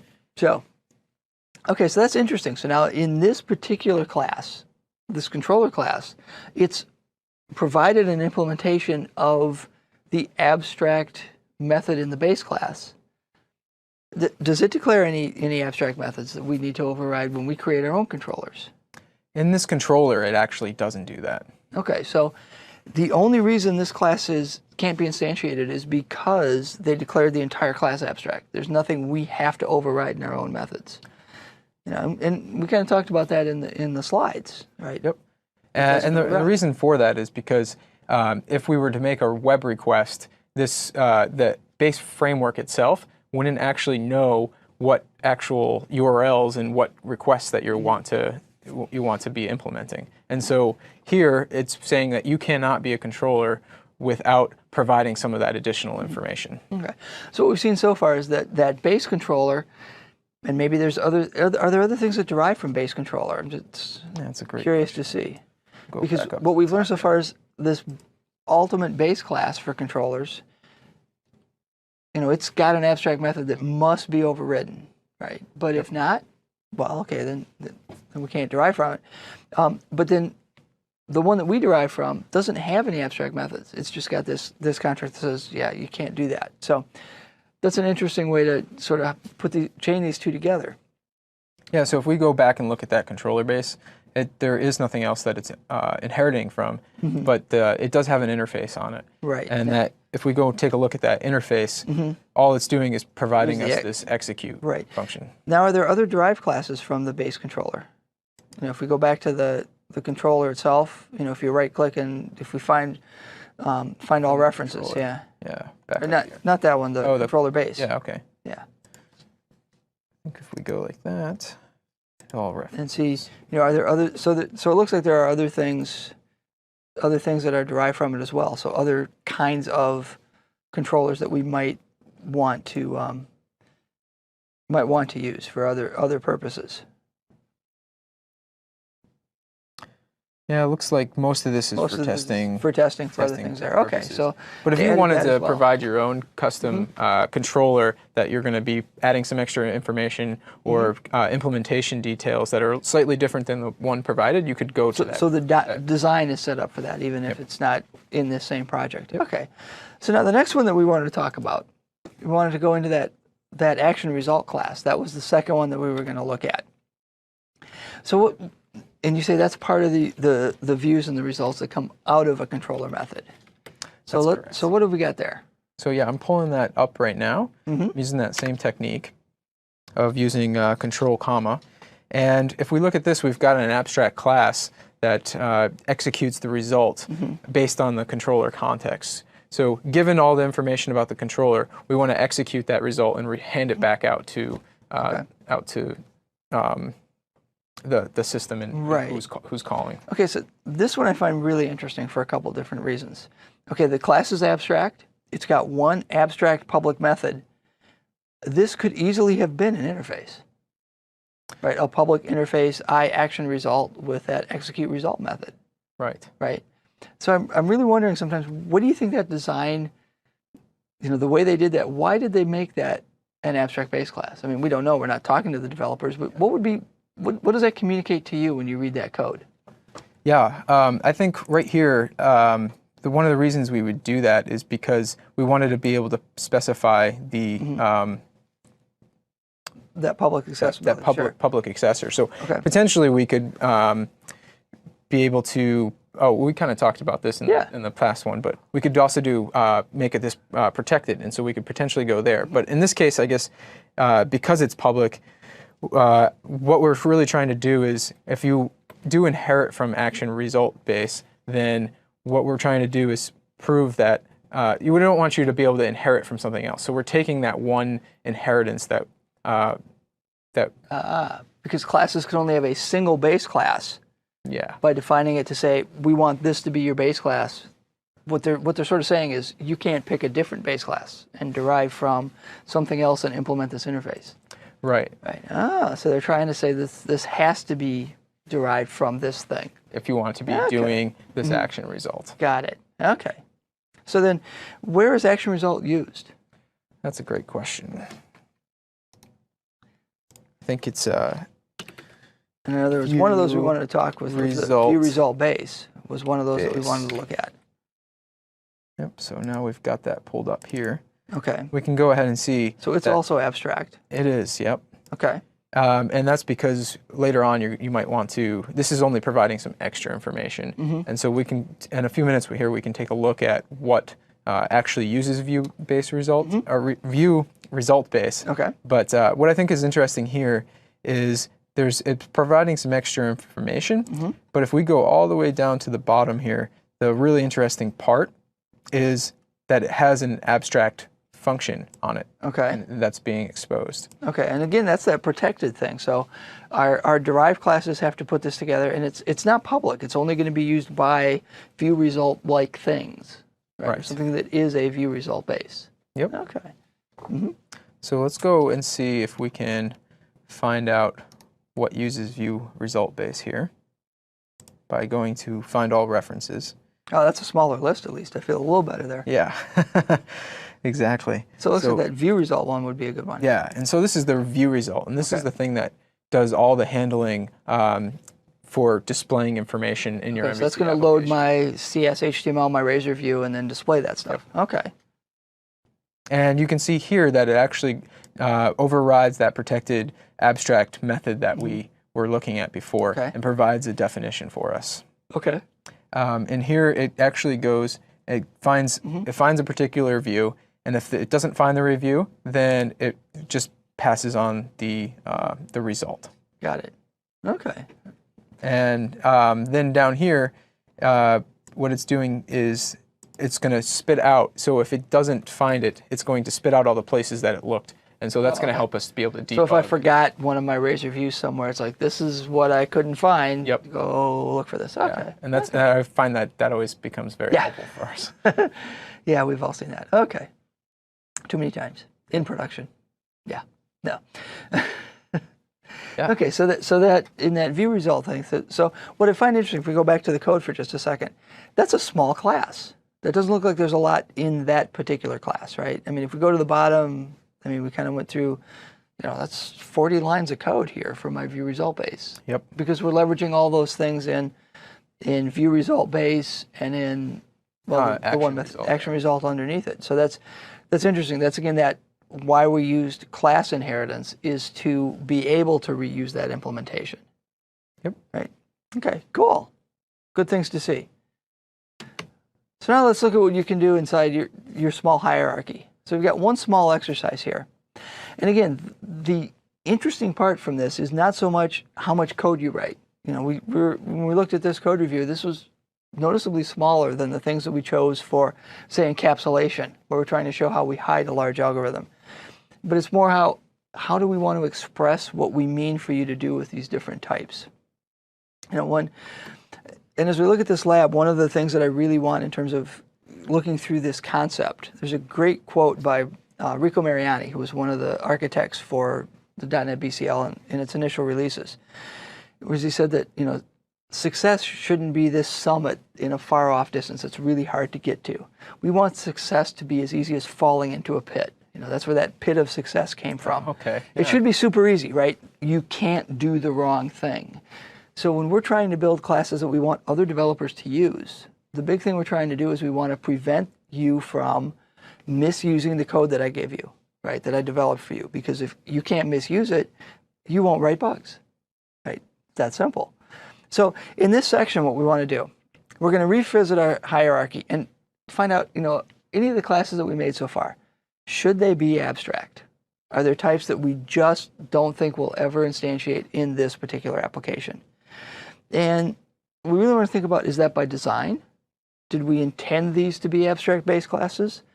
Or is it just because the features we've put together, we just haven't made one yet? And should any of those abstract types have abstract members? In the code review that we looked at, we saw some that had both. There was abstract classes that had abstract methods you had to override. And we saw abstract methods or abstract classes that didn't have anything we needed to override at all. Both are perfectly valid and they communicate something different to the people trying to use those classes. This one doesn't take a lot of code, but I want you to spend a little bit of time thinking about it. And thinking about, if I don't make something abstract, what would happen in the future? If I do make it abstract, how does that change how it could be used in the future? And we'll come back and it's a short summary of what we built. And we'll talk about why we made the choices we did. And then we'll move on to generics. See you soon.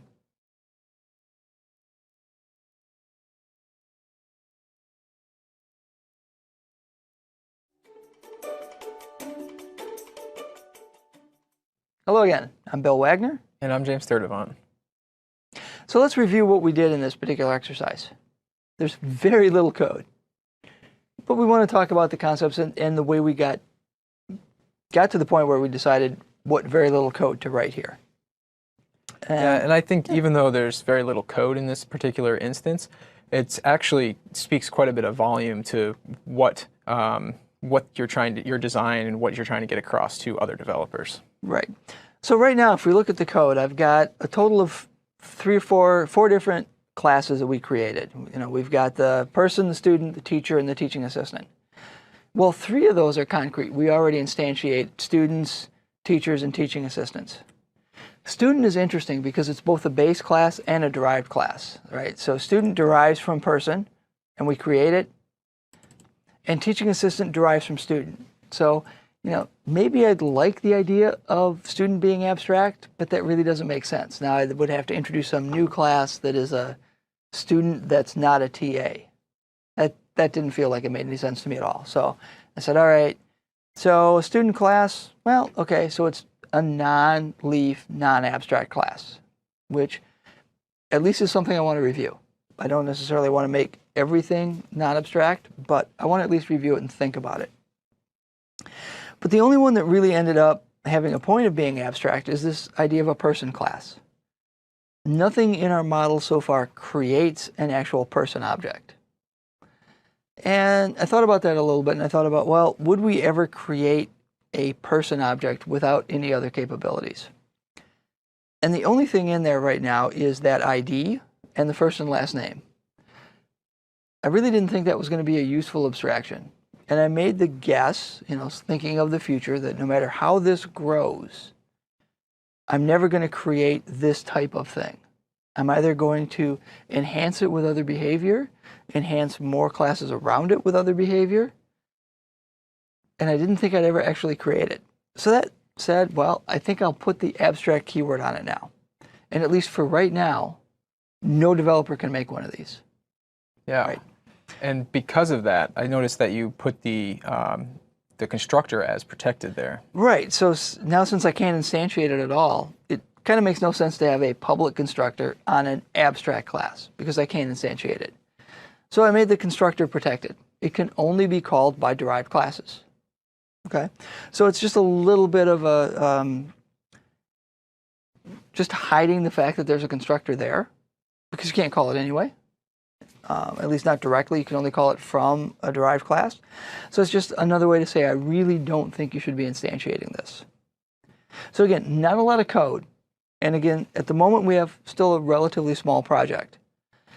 But the idea of just thinking through exactly and being deliberate in our design decisions, and then leveraging the language features to say that if this was my design decision, I am going to express it in such a way that the language supports what I was thinking when I wrote the code and communicates it to other developers, and hopefully keeps other developers from misusing the type because I didn't intend for you to do certain things with it. I don't intend for you to create a person object, so I won't let you.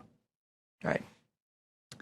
And with that, we'll take another break. We'll be back after a bit, and we'll introduce one of the really interesting concepts. We're going to leave this idea of inheritance and polymorphism, and we're going to work on by working with generics and some of the other techniques that we use to build programs other than just inheritance.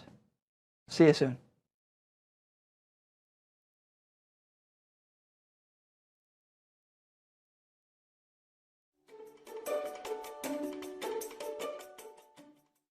Hello again. I'm Bill Wagner. And I'm James Sturdivant. And we're here discussing object-oriented practices. We spent the first several modules discussing different ways to do polymorphism in object-oriented programming, whether that be different kinds of base classes, interfaces, abstract base classes, and so on. The rest of the modules are going to discuss other techniques that are at your disposal when you're doing object-oriented development, some of them from a different realm, like our functional programming module for the last one. Here's where we are in our course in general. We've covered the first 4 modules. We're up now to generics, which is where we introduce what's called metaprogramming or type-based metaprogramming.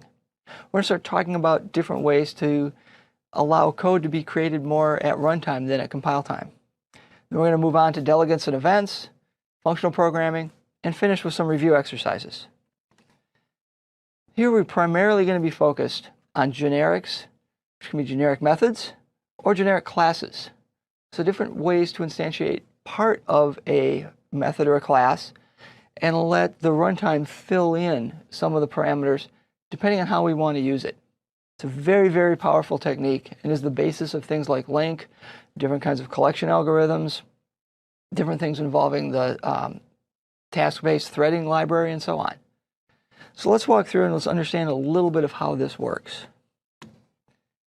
We're going to go through the same 4 kinds of areas that we've done in our previous modules. We'll define what generics means, both in a strict sense and in a practical sense of what it feels like when you're working with generics. We'll look at some of the guidelines to create generic objects. We'll look at some of the practices that will give you and guide you toward proper use of generics.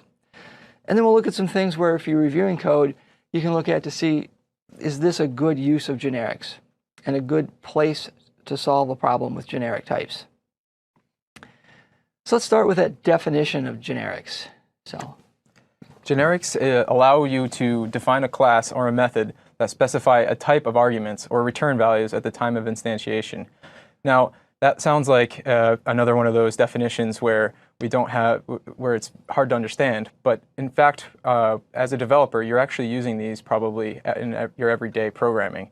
So when you instantiate a list of integers or a list of strings, you're actually using generics there. And when you would do that, you get some type safety out of the generics, which allow you to not add the wrong type of objects to your list. So if you instantiate a type of string, if you instantiate a list of strings, you're not going to be able to add integers to those strings. And that's some of the really strong advantages that we get out of generics. Right. One of the ways that I've described that to different developers that are new to the concept is, you can think of the idea of if you were to write that whole class specifically to write a list of strings, and then if you were just to do a text substitution and every place you saw string, replace that with int. That's what generics do, but the compiler does all that work for you. So you write the generic class once, and the compiler replaces that type parameter, that we see list of t usually, and it replaces that t with specifically string or int every place that you've used it in the definition. So it's a way to let the compiler do that copy-paste kind of reuse that we might have previously tried to do, but let it do it in such a way that we only have to maintain one copy of that code. So that's the kind of reuse that we're getting with generics. So some of the language support that we get for generics is through generic methods. We get it also through interfaces, classes, and then finally we'll talk about constraints. So generic methods allow us to specify the arguments that go into the method as a generic type. And we can also specify the return value. This allows us to be able to specify the type that we're using at the time that we're calling the method. And that allows us to really make that a really generic algorithm and use it how we want to at the time. Right. So if we looked at some of the things that we looked at yesterday, we looked at that interface for iComparable, which has that compare to method. And in the classic non-generic version, the parameter to compare to is an object. And inside the implementation, where we're looking at the base class libraries, what the code has to do is take that object and downcast it to the specific type to see if it matches the type that we're working on. So the compare to for string has to take an object and cast it to see if it's really a string. We'll see later as we look through the generic code review that we can see generic interfaces for iComparable of t, which has a compare to, where that parameter is now a type parameter. It's named t in the source code. And what that does is it allows us to be able to access those properties on that type at the time we're accessing them. So we can check to see if the string has a length. We can check for the functions. We can use any of the functions that are on that type that we specify. Right. Once we've specifically made that it's compared to with a string, then it'll match that method. Right. And then the classes would be things like list of t, where maybe one of the properties or fields inside that class is one of the type parameters. So you end up like James mentioned list of t when he was doing that first example. It's like an array list, but instead of storing system.object references, which could be anything, it will store specifically integers or strings or teachers or students or whatever in our different exercises. And then finally constraints to define those. In .NET, when we write a generic method or a generic class, that type parameter could be anything, right? That's sort of what we're trying to do with generics. And when we write it that way, the only things that the compiler knows about that would be there on that particular parameter would be the methods in system.object, because that's the ultimate base class of everything in .NET. So by specifying constraints, we can say whatever this type is, it must satisfy some other contract. Whether that be implementing an interface, having a particular base class, being a class or a struct, or having a constructor. Those are the kinds of constraints that we can specify on a particular generic type parameter. So what kind of things do we do in general with generics? As James mentioned, you've probably already used them. We're going to talk about why they were used in certain areas and why these are the kinds of different problems generics really are a great solution for. So in practice, what we'll see when we create methods is that there are type parameters for at least one argument or for the return value, and sometimes for both. If you've done any link queries, you've created instantiations of several generic methods. There's func of t, which is a function type that returns a type t, which is used in, say, select method is one that's got two parameters, one that comes in, one for t, a different type of t that comes out. There's a select, which would be a func of t comma bool. So it has to return a Boolean, but the input type could be any type that's coming in on your selector. System.link.enumerable has got a lot of those generic methods that are used to fill out all the rich functionality in LINQ. So that's one of the big areas where we see a lot of generic functions and generic methods. iComparable is another. There's some from task based methods for creating a task that's finished or running a task. Those are different generic methods. Yeah, and you see that specifically on the count on enumerable, the LINQ enumerable interface. You actually see that with the count method. You don't need to necessarily know the type to be able to count the number of items in the list, and so that's a really great example of this function where you can use that as a method to count the number of items in the list.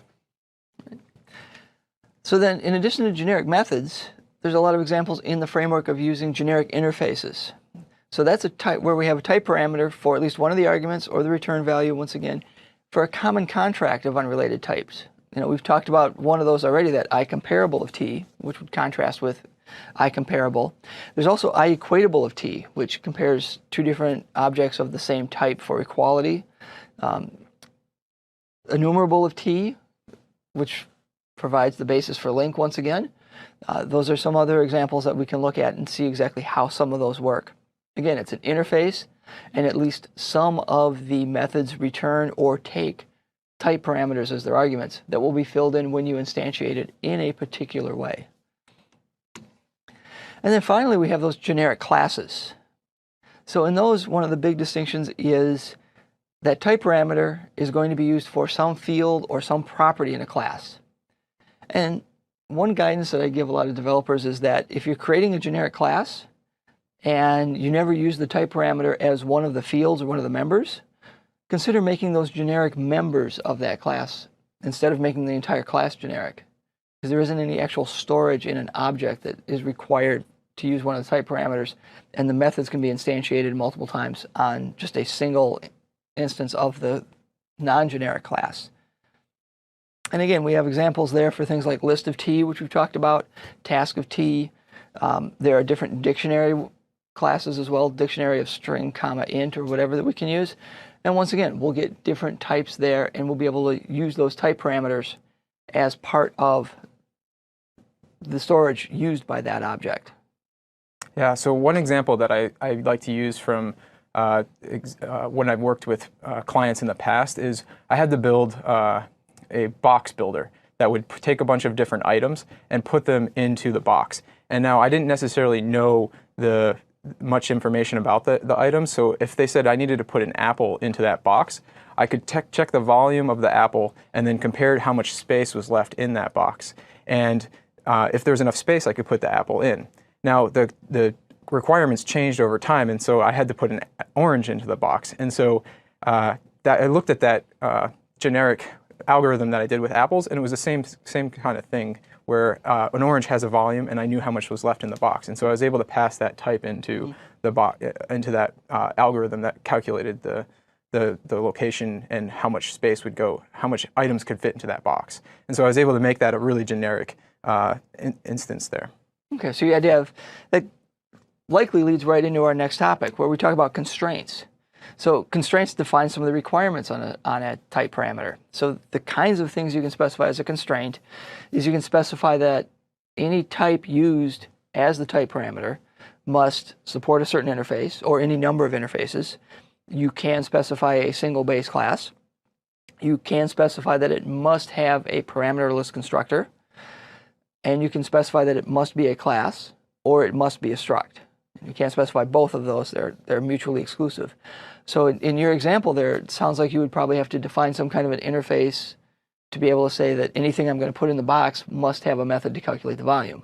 That's correct. So I created an interface called iPackable, and I put that on apples, I put it on oranges, I put it on brownies, I put it on all the things that were packable. We also had this idea of being able to deliver these boxes around, and so in our code base we actually had a object called a vehicle, and that vehicle wasn't packable. And because it didn't have that interface on it, I wasn't able to actually be able to add that into, I couldn't pack that with my algorithm because it didn't fit that interface. Right, and that definitely makes sense. That's by having those constraints, you can be as generic as you want to be, but you don't have to accept absolutely everything as something that you want to work with.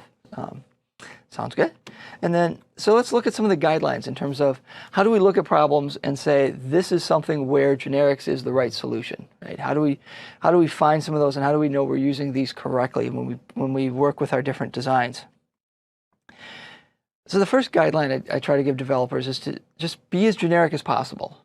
And that can be hard when you're first coming up with an algorithm. So maybe we can go back to your box example where, if you start with something specific and you see how some things work, and you see that this is useful, and then you can find, okay, now I think this is useful in other places. So how, just like we were talking in the earlier modules about factoring things into base classes, here we're looking at, can I factor this functionality out into a generic type with a type parameter and then reuse it broadly across a spectrum of all kinds of different things? Yeah, and so we actually saw you do that with the teacher example in one of the solutions that we came up with. You started at the higher level of the teacher, and you saw, hey, this looks very similar to what I'm going to be using for our teaching assistant. Mm-hmm. And so you started there, and then you extracted those specific components back out into an interface. Mm-hmm. And so we can do the same thing here with generics. Right, and I think this is how a lot of these techniques work together in different ways, right? If I want to build a generic that's not so broad-based that it accepts absolutely everything, like some of our examples from the framework, and I want to specify constraints, what I need to do is define some interface contract that's small and well-contained, which can then become the constraint for some set of algorithms on top of this very generic type now that supports a certain interface contract. So I can get some functionality there, and I can say this is what has to be there for this to work. Mm-hmm. Okay, and over time as we do that more, that's that last idea in this: be as generic as possible. We learn to separate specific from general algorithms. And we'll really stress this as we go through the code review. When we look at the collections like list of T, for instance, there's a generic part of that algorithm, which is I want to take a linear storage block and store some sequence of items in that linear storage block. I want to let it grow when I add new items. I want to be able to shrink the storage when I remove items. Okay, that's very generic. I can put anything in there. And the specific part has to do with what kind of thing can I put in this list, and how do I make sure that I can only put certain kinds of things in this list? Sorting is another one. It has that generic part, which is if I can compare two things and know which one is greater than the other, I can put them in order. But there's this specific part that says, in order to compare two things and put them in order, I need to know which one of these two is greater than the other based on how I want to order them. And when we start to separate those, then we get a lot of the power out of these generic structures, generic classes that we can build. Yeah, I think that's one of the things that keeps on coming up in every single one of these modules, is that we're trying to learn to separate general from specific. And then we're seeing all these different techniques that we're able to use, whether it's generics or interfaces or abstract classes, to be able to accomplish that in our code. And one of the things we're trying to do here is determine which is the best implementation, which is the best practice we should use to approach that. Right. And I have to admit, there's times when I worry about that best practice word. It makes it sound like there should be no argument about this, right? Yeah. This is the best way to do it. And for any problem that I've seen, there's usually a range of different ways that you could solve it. And, as we stressed when we've been talking about some of the review exercises, there may be, your solution may not look exactly like ours. And that doesn't necessarily mean it's wrong. It just means you looked at a slightly different way. And this gets to one of the last things that I want to kind of lead into on this guideline, is this idea that one of the ways that we can handle that specific part of the application is by using delegates, which is going to be the focus of our next module, where if I can define a specific delegate for a specific need, and then I can create this generic algorithm that's almost all the way done, but needs some little bit of code or some little bit of work from a specific type in a specific instance. And again, sorting, I think, is the classic example of that. I can sort things as long as whatever type that I'm sorting can specify which one comes first and which one comes later. And delegates can define that specific capability that I need for a certain algorithm. So with that, let's move on to that practices section. What are we trying to do when we're actually writing code and when we try to put this together and deliver things? I sort of hate to start with this in a way because of what we spent the last few hours doing, but I think it's because of habit and because object-oriented has such a history of saying, everything's about polymorphism, is to really think about preferring generics to polymorphism. If you look at the classic example of the containers, they work because what they stored was references to system.object. So I could make an array list, and I could put absolutely anything in that array list. Okay, I could make one array list that contained teachers, students, TAs, and maybe a class definition and maybe a grade for a particular assignment. That may sound like bugs, actually, because I'm putting all these different things in this one list, and that's probably not what I intended. Yeah, and when you do that in particular, you're going to be starting to add all these if statements and else statements to make sure that you're handling the right particular object. Right. And so this is where being able to use generics is going to be able to help you avoid some of that if and else statements. And the design is really that I wanted to make a list of the entire faculty. So it's really a list of teachers. And I just made a mistake by adding a student into it. So by being generic and by specifying a type parameter, once we get to compile that code that says this is a list of teachers, well, then we're able to go with just that object. And we avoid that downcasting idea, which is I've got system.object and I need to downcast it to the specific derived cast it is, which is exactly what you're saying. I need to look and see if it's a particular type, have an if statement and go, well, it is that type, then I can do extra work. That's a lot of extra code that hopefully the language can mean we don't need to write. And then the other big practice that we look at, we talked a bit about your one example there, is that we start with those specific algorithms. We start with something that we know works and solve one problem. And then we look at that solution and we say, does the code that we've written apply in other instances? And if so, how? Right? How can we take this one algorithm of putting apples in boxes and making sure the certain number fits, and then say, well, what do we do with that now if it's other things that we want to store, whether it's oranges or pineapples or ears of corn or everything else? How do we structure that algorithm and separate generic things from the specific stuff? And when the opportunity presents itself to build those generic types, then we get code that's much, much more reusable. And that's one of the things that we want to do. But I think it's really hard to see a problem and see only one specific instance of it and then know, gee, this should be generic. Right, yeah, I think over time, as you practice these various implementations of generics and interfaces and all those kinds of things, you're going to be able to see that a little bit easier. But when you're first starting out, it's going to be very hard to be able to identify where you should potentially use the generics. And so by building it out the way that you know how to initially, later on you can then come back to it, revisit it, and take a look and say, hey, this looks exactly like an algorithm that I've already implemented. And any time where you feel like you want to do that copy paste to move that algorithm in, that's maybe a good opportunity to take a look at generics. And that's actually, I think, one of the big keys. As soon as I find myself copying a large section of code, hitting copy paste and starting to modify, I really want to stop myself and really look at it and say, is there a different tool here to do this without doing that copy paste part? And with that, then one of the last things to do, because it isn't just it's really a continuum of how generic is something, is we'll start to think about what are the constraints on a generic algorithm. So I want to leverage those constraints so that my algorithm still works. I still have the capabilities I need of any object I'm working with. And instead of maybe downcasting it to something, I should specify that as a constraint, right? Like in your example where we were working with the volume of a box or volume of what goes in a box, I could have downcast it to something and say, okay, if the thing I'm trying to put in is, an iPackable, then I can do something with it, otherwise throw an exception. But by specifying the constraint on the generic algorithm, you say the only thing you can call this with is something that supports that interface. And then we can try to keep those constraints in place to say this only works with certain types that have certain capabilities. We do want to keep those as minimal as possible because that does provide as much reuse as we can get. But we do want to use them to make sure we're not adding extra code to do type checking inside a generic algorithm.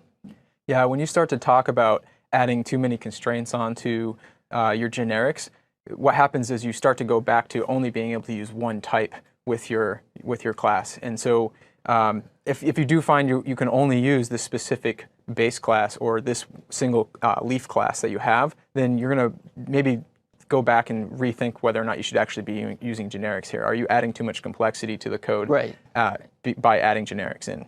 Mm-hmm. Okay, and with that, let's look at some of the last section of what are the good outcomes with generics? What kind of things do we see in our code when we're doing them correctly?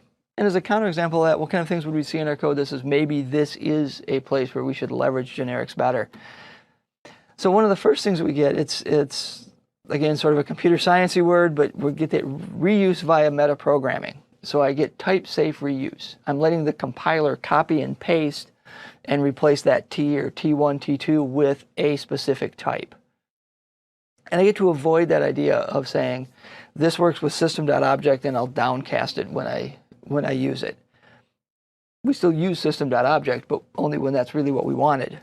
And we avoid that copy, paste, and modify the parameters kind of reuse. And that's what we see is when we say, all right, if I see that, then this should be a generic. And those are really some of the first ones that I really look for seeing that reuse when I'm reviewing someone's code base and they ask me how it could be better.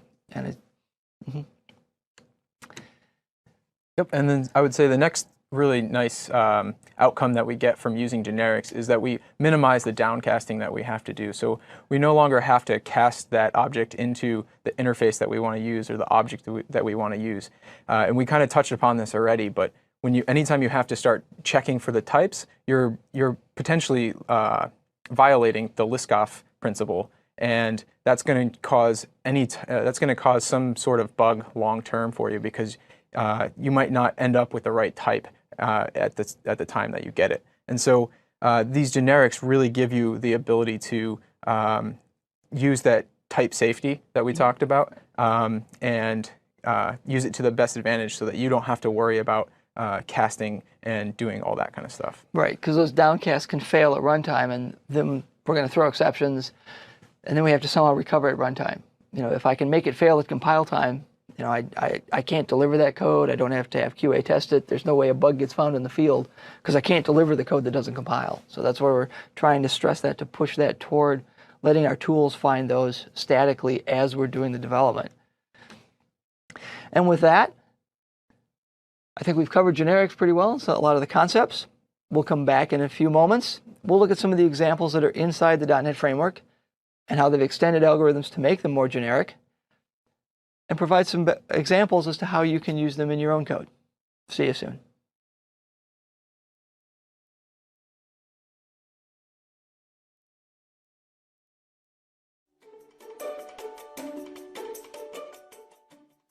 Hello again, I'm Bill Wagner. And I'm James Sturdivant. And now let's look at some of the examples of using generics in the .NET framework in the core base class library. Now, one of the things that we want to do as we walk through these demos is understand that earlier we walked through those non-generic versions of some of the same classes. And that's because historically .NET 1.0 did not support generics. That was something that was added in the second release.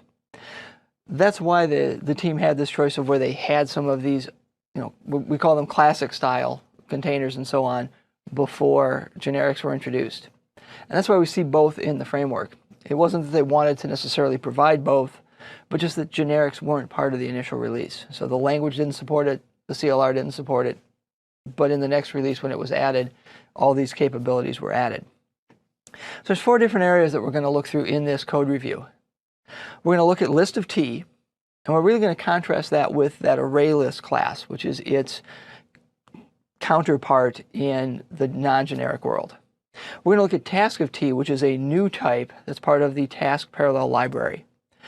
We're going to introduce the lab, and then we'll come back in a second clip and we'll discuss how we went through and one possible solution to the lab for you.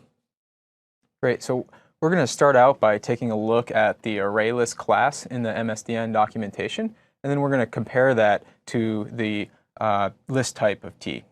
So down here, we've already kind of seen this before.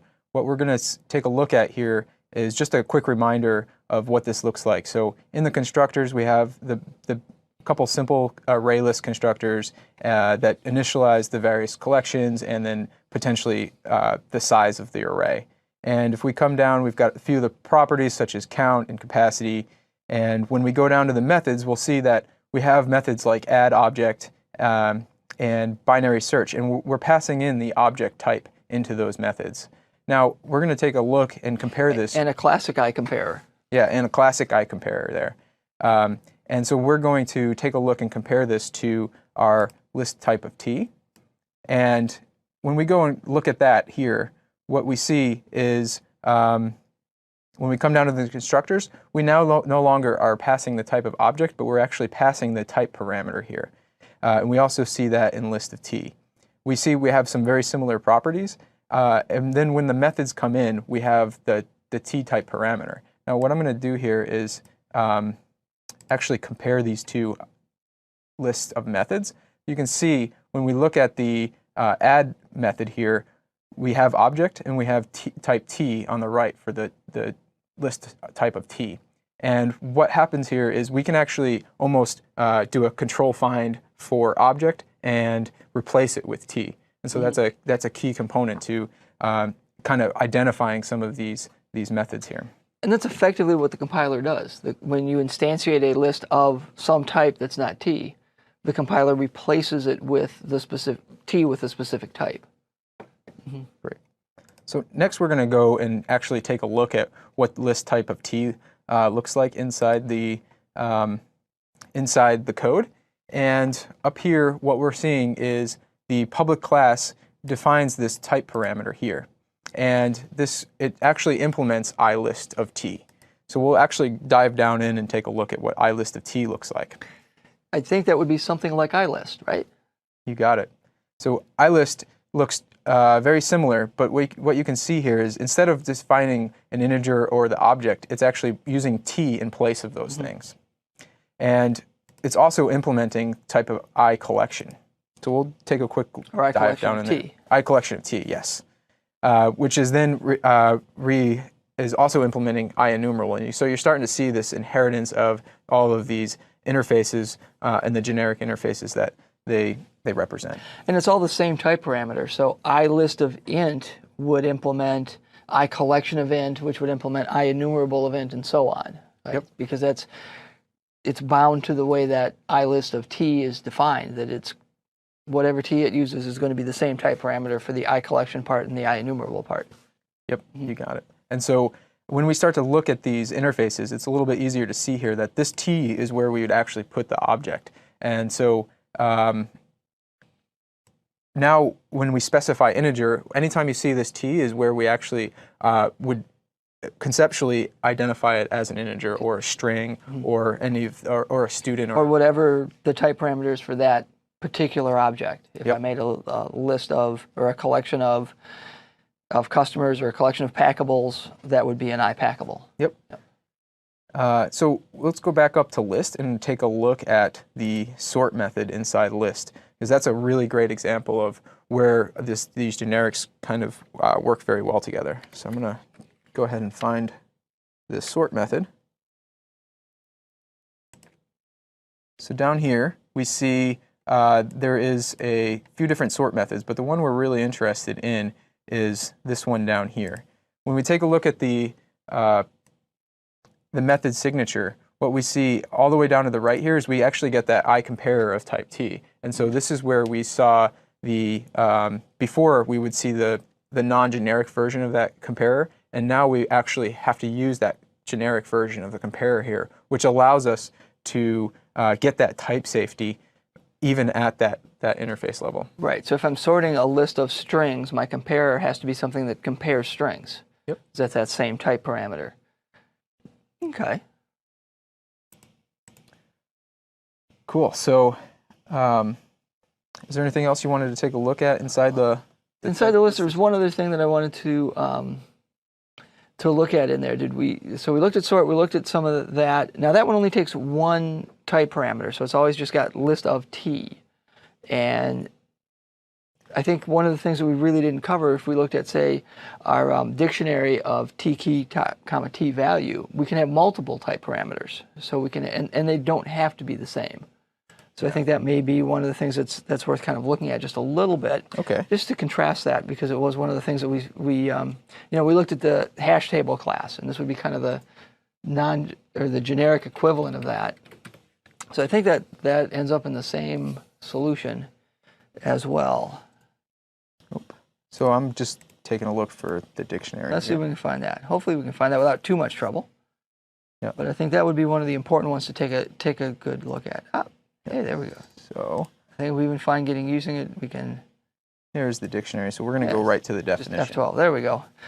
Okay, so now right. So now I've got two generic parameters, and I think that would mean they don't have to be the same type, right? I can make a dictionary where my keys are strings, and my values may be, customers or websites or whatever, and it's going to distinguish it, and the compiler is going to do that work. Unlike, say, the hash table where my keys were system.object and my values were system.object, and I might make the mistake of mixing them up in some API somewhere. The compiler will make sure I can't do that here with this type. Right, and so you can also see down here that they've included a private structure down here, and they're using the key with the type T key, and over for the value, they're using the T value. And so they're getting those from the two type parameters that are specified in the class up there. And so you get that type safety when you're trying to access the key and the value. Even in the private fields that they're using internally, they're making use of that same kind of type safety. Right. Cool, okay. Getting that same kind of reuse from that generic algorithm. Great, so I think next we're gonna take a look at the task class. So I'm gonna switch back over. Let's talk about task of T as you get that code loaded. So task of T is meant to represent some asynchronous work in the task asynchronous protocol. So a task of T is some work that's being done asynchronously. And when that asynchronous work finishes, the result of it is going to be an object of type T. So like if it were, say, a web request, the result might be the string that comes off the stream from the network stream. If it's a file read, it might be the bytes that got read from the file. Something like that, right? Okay. Yeah. Okay.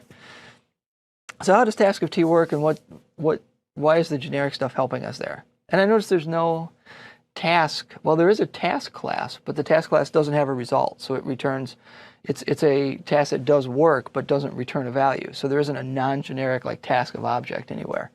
Because that one is new enough, it didn't come into play before generics were in the language. So there's just the generic version. Right. Yeah, so we're going to take a quick look here at the MSDN documentation for the task of type T result. And so you can kind of name that, generic parameter however it makes sense for you to communicate what this is actually doing. And so here we're actually saying it's the result that's going to come back from our asynchronous processing. And we're specifying what the type value might be. And so we can specify whether it's a string or an integer or some student or some other object that we have created ourselves. Right, so there's nothing magical about just using T or T1 or T2. It's just sort of a convention because it stands for a type. What goes in there is a type, not a variable, like name or age or something. It's the type, string or int or whatever. Yeah, that way when you're working with it, you actually know that it's a type, and in this particular instance, they're doing T of result, so that you know that's a result returning from an operation. So sort of like that, interfaces start with I, generic type parameters start with T. Just a convention. Okay. Exactly.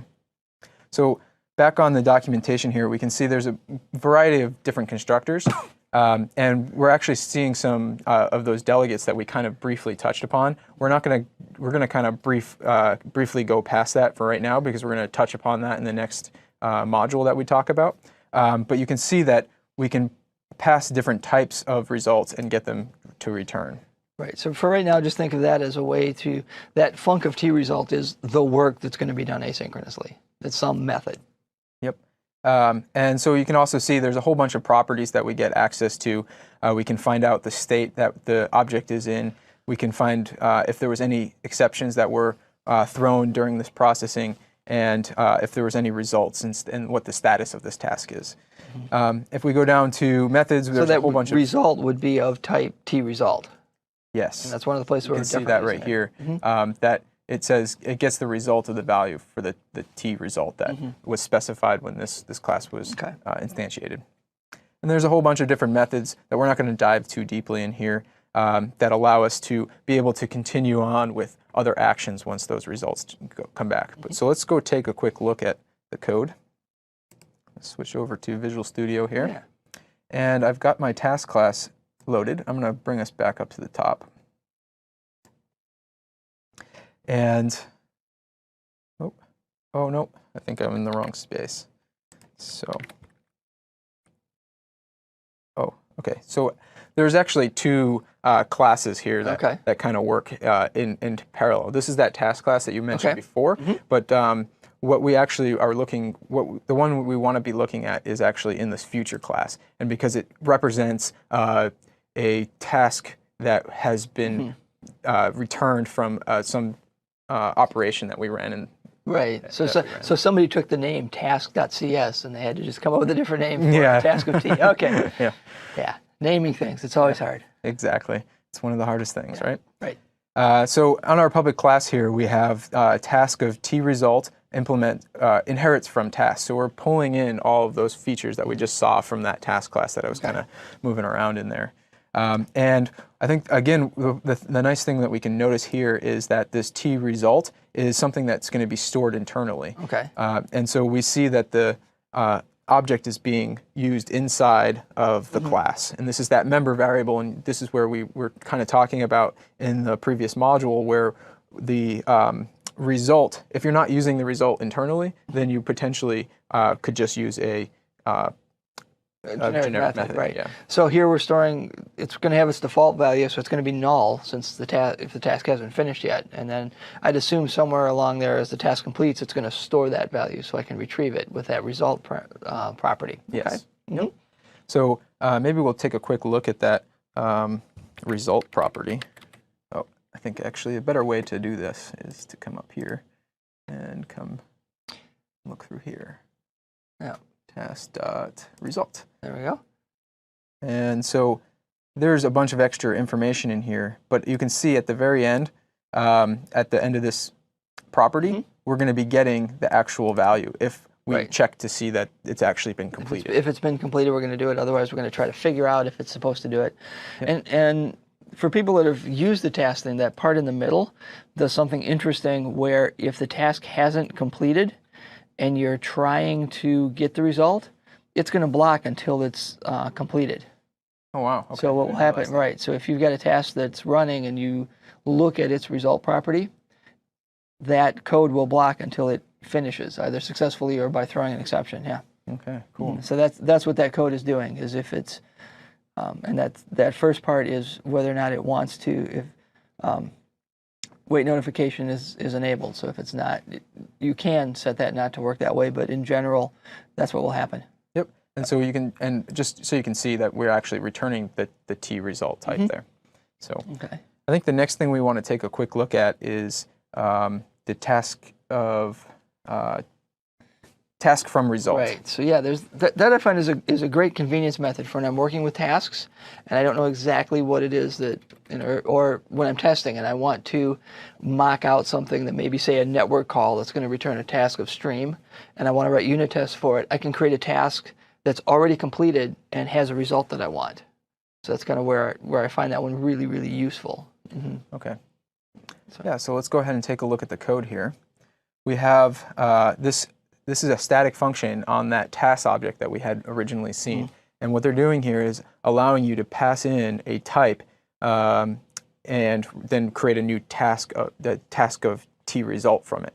And this is a great example of using generics at the method level and not at the class level.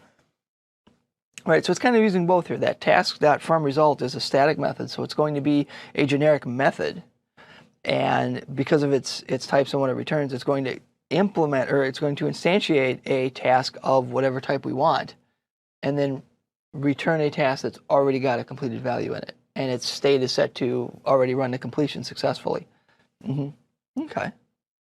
Yeah, cool. And so I think what's important here is that this task can run and return any type of information, but the async infrastructure that's relying underneath it is going to stay the same.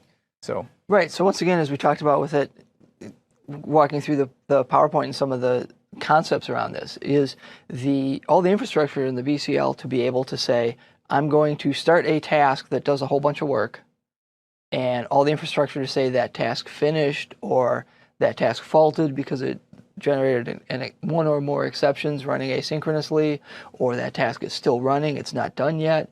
All of that is very generic, no matter what the particular task is doing. The part that would be specific maybe to our code is what result gets generated from that asynchronous work and what type that is and how I'm going to process it once it's already back.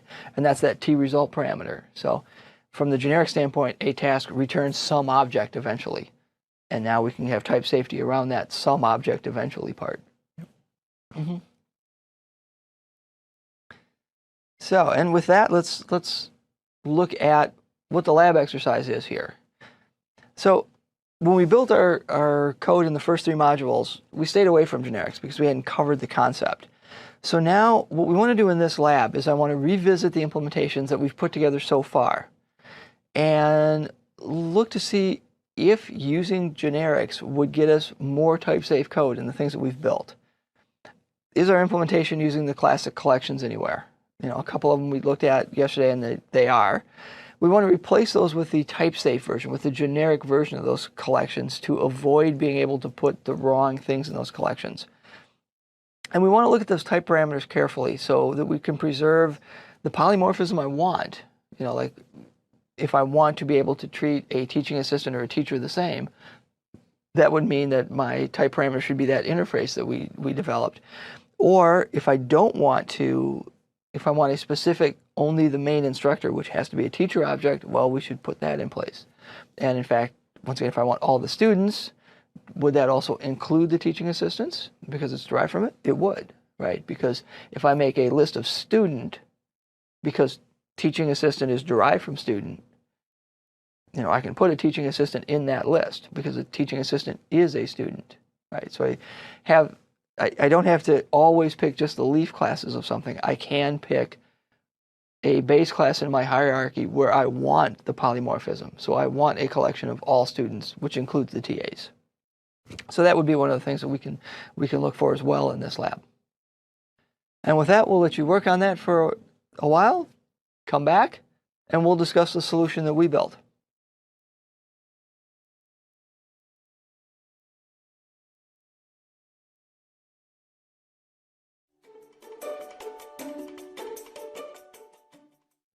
Hello again, I'm Bill Wagner. And I'm James Sturdivant. And let's go over our answers for this particular lab exercise. So what we asked you to do is to work through looking at what we've built so far and see if using some generics would actually really help. So let's look at the code that we've put together and let's see where there were some places where we were not making use of them particularly well. And it's primarily in the teacher class and in the teaching assistant class. In both cases, we had that array list where we were storing all the list of classes that an instructor would teach. So I replaced that with making it a list of string. So now that has to be a string parameter. When we go to add class titles, note that now that code really didn't change at all because we were casting from a string down to an object. And since the string is an object, that was fine. Same thing in remove. And now this property where we're retrieving all the class titles that a particular teacher would teach is now typed as an IEnumerable of string because I want to return the actual type of what's really there. You know, note that we could, if I wanted to, I could keep this property still as the old IEnumerable, and if I remember to include that classic namespace, you know, that will still compile. So because IEnumerable of t does eventually inherit from IEnumerable, and I could still return all of those list of titles, which are strings, I could still return them as an object, a list of objects, but I don't really want to. So we want to leave those back as the strongly typed IEnumerable of string. That lets us look at that correctly. And so did you do this also in the teacher class? I did. So I started by doing the exact same set of changes in the teaching assistant class, which also can teach classes, but in the TA case, it can only teach 2. So once again, I made that list of string as to what classes the teaching assistant can teach. We've got the property to return the IEnumerable of string, which has the classes in place. And then if I look at add and remove, remove is pretty much the same. Add here looks a little interesting to me in that what we did is I have this, okay, so if it contains a title, well, we're just going to return because I don't want to have duplicates in this. And now if the count was less than 2, well, then I'll go ahead and add this new title. However, if we already have 2 titles, I'm going to throw an invalid operation exception because teaching assistants can teach no more than 2 classes. That was our business rule when we put that teaching assistant class together. So that was my first pass here. So what do you think of that? Yeah, that looks really, really interesting.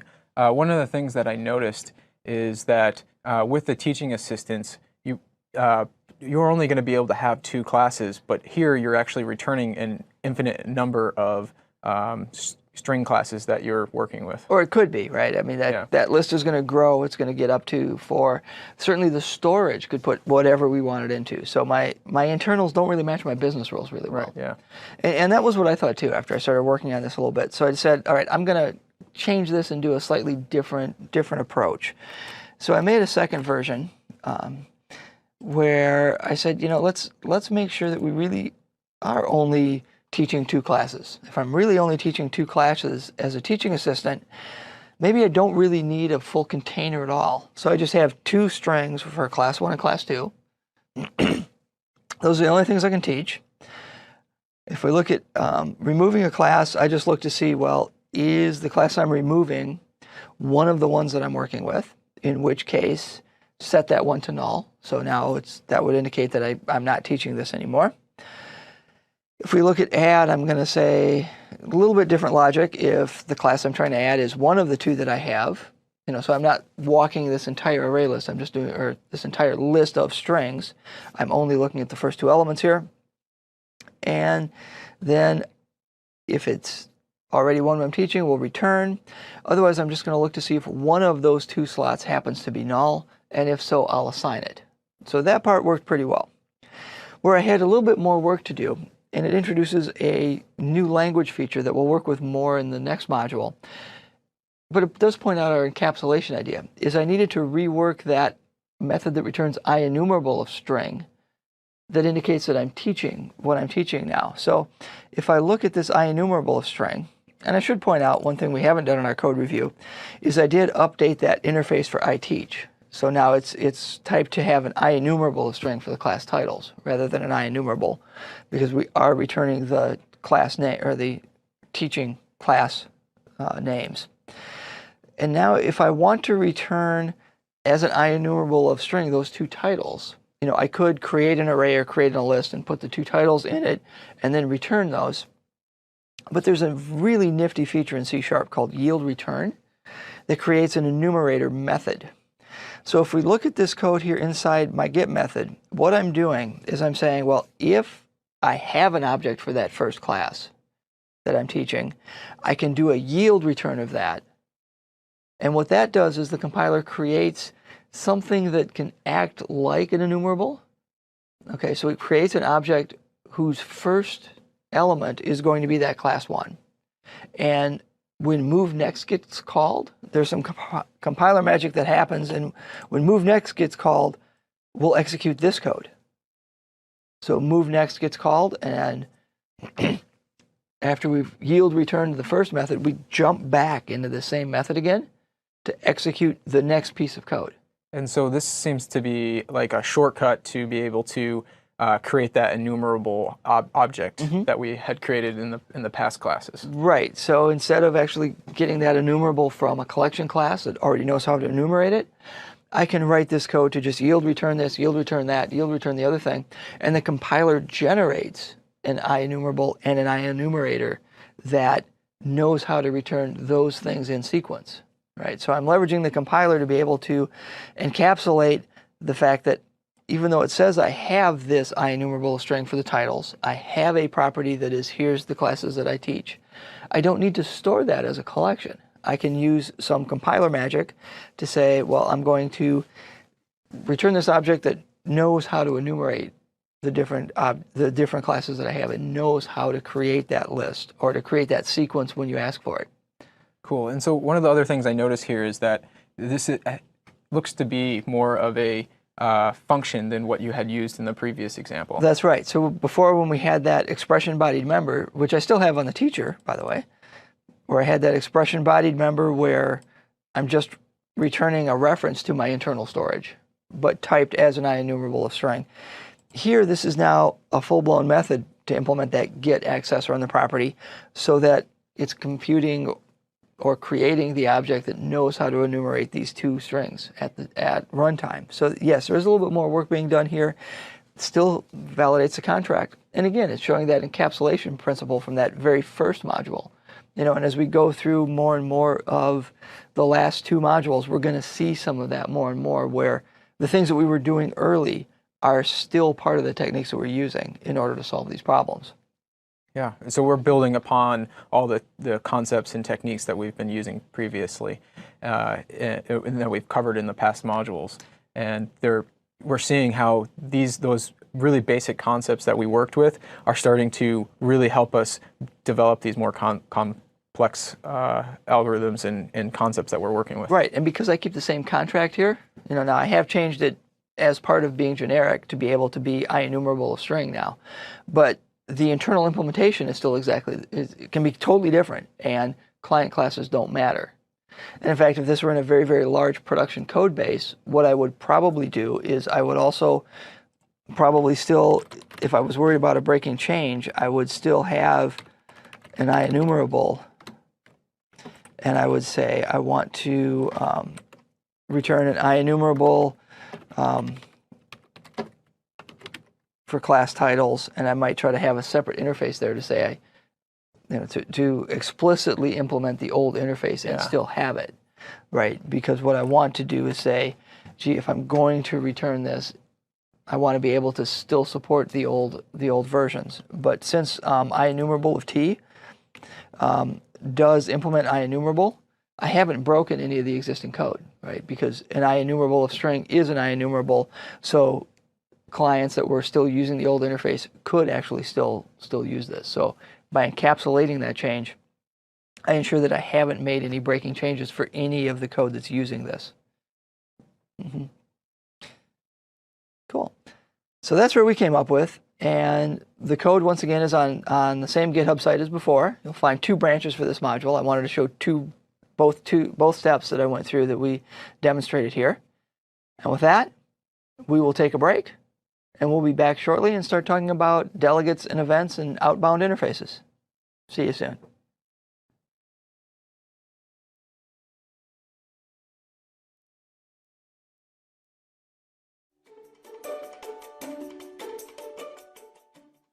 Hello again. I'm Bill Wagner. And I'm James Sturdivant. And we're here to continue our discussion of object-oriented practices and different ways and techniques that you can leverage the tools that we have to build great applications. So we're getting close to the end. We've got two more topics to cover on this tour of different application techniques, working through object-oriented programming and object-oriented design and building programs. This particular module is all on delegates and events. We're going to be talking about ways to have what we call outbound interfaces, where you're creating a class and creating an algorithm, and you need some code from the client objects that are going to work with your application in order to fulfill that entire algorithm. A classic example is sort that we talked about. And we've seen that in terms of the interface of iCompare that has effectively a delegate or a method on it. We're going to expand on that definition in terms of other ways classes can communicate outbound with other objects and other types that haven't been written yet, and make use of those and work together with those. So this is all about delegates, events, and lambdas. Lambdas are a type of syntax that make it easy to create delegates and events. So we've actually seen them already in that expression-bodied member that I used in a couple of the lab samples to create a very, very shortened version of a function. We find it a very, very concise, clear technique for implementing what would be an outbound interface where something else is going to call some method into what we're working with. In this module, we've got 4 different sections again. We're going to define both of these terms, and we're going to stress especially the distinction between delegates and events. They're very similar, and they have some nuances that are not well understood, especially by people approaching it for the first time. We'll talk about some of the guidelines as to how do you pick which one of those to use? How do you know when to use either of them? What kind of practices are going to be part of effectively using them? And we're going to look at what kind of code comes from effectively using them correctly and being able to see what kind of things and extra error checking maybe you don't need because you've picked the right tool. Let's begin by looking at the definition for both a delegate and an event. So a delegate is a type-safe method reference, and it's used for defining these outward-bound interfaces. What it's really letting us do is be able to specify a function so that we can use that function later on. So we can specify the parameters that are going into the function and the parameters that are the return result that's coming out of the function. So we don't actually write the function, but in terms of a delegate definition, we specify its signature, right? So. Yep. And so then next up is an event. An event is a delegate with a specific format. So it's built on top of the delegate format, but you have to specify the sender and event args to the parameters that are going into the function. And it's used to define the outbound notifications. And so what we're trying to do here is we're notifying the users of our class that something is going on. A classic example of this is the click event. And when someone clicks on a button, it's going to fire an event so that the classes that are surrounding it and using it are going to be notified that the event has been fired. So it's interesting, and the key word here on the difference. You notice these two definitions look a little similar. The first one we said it defines an outbound interface, and the second one we said for an event it defines an outbound notification.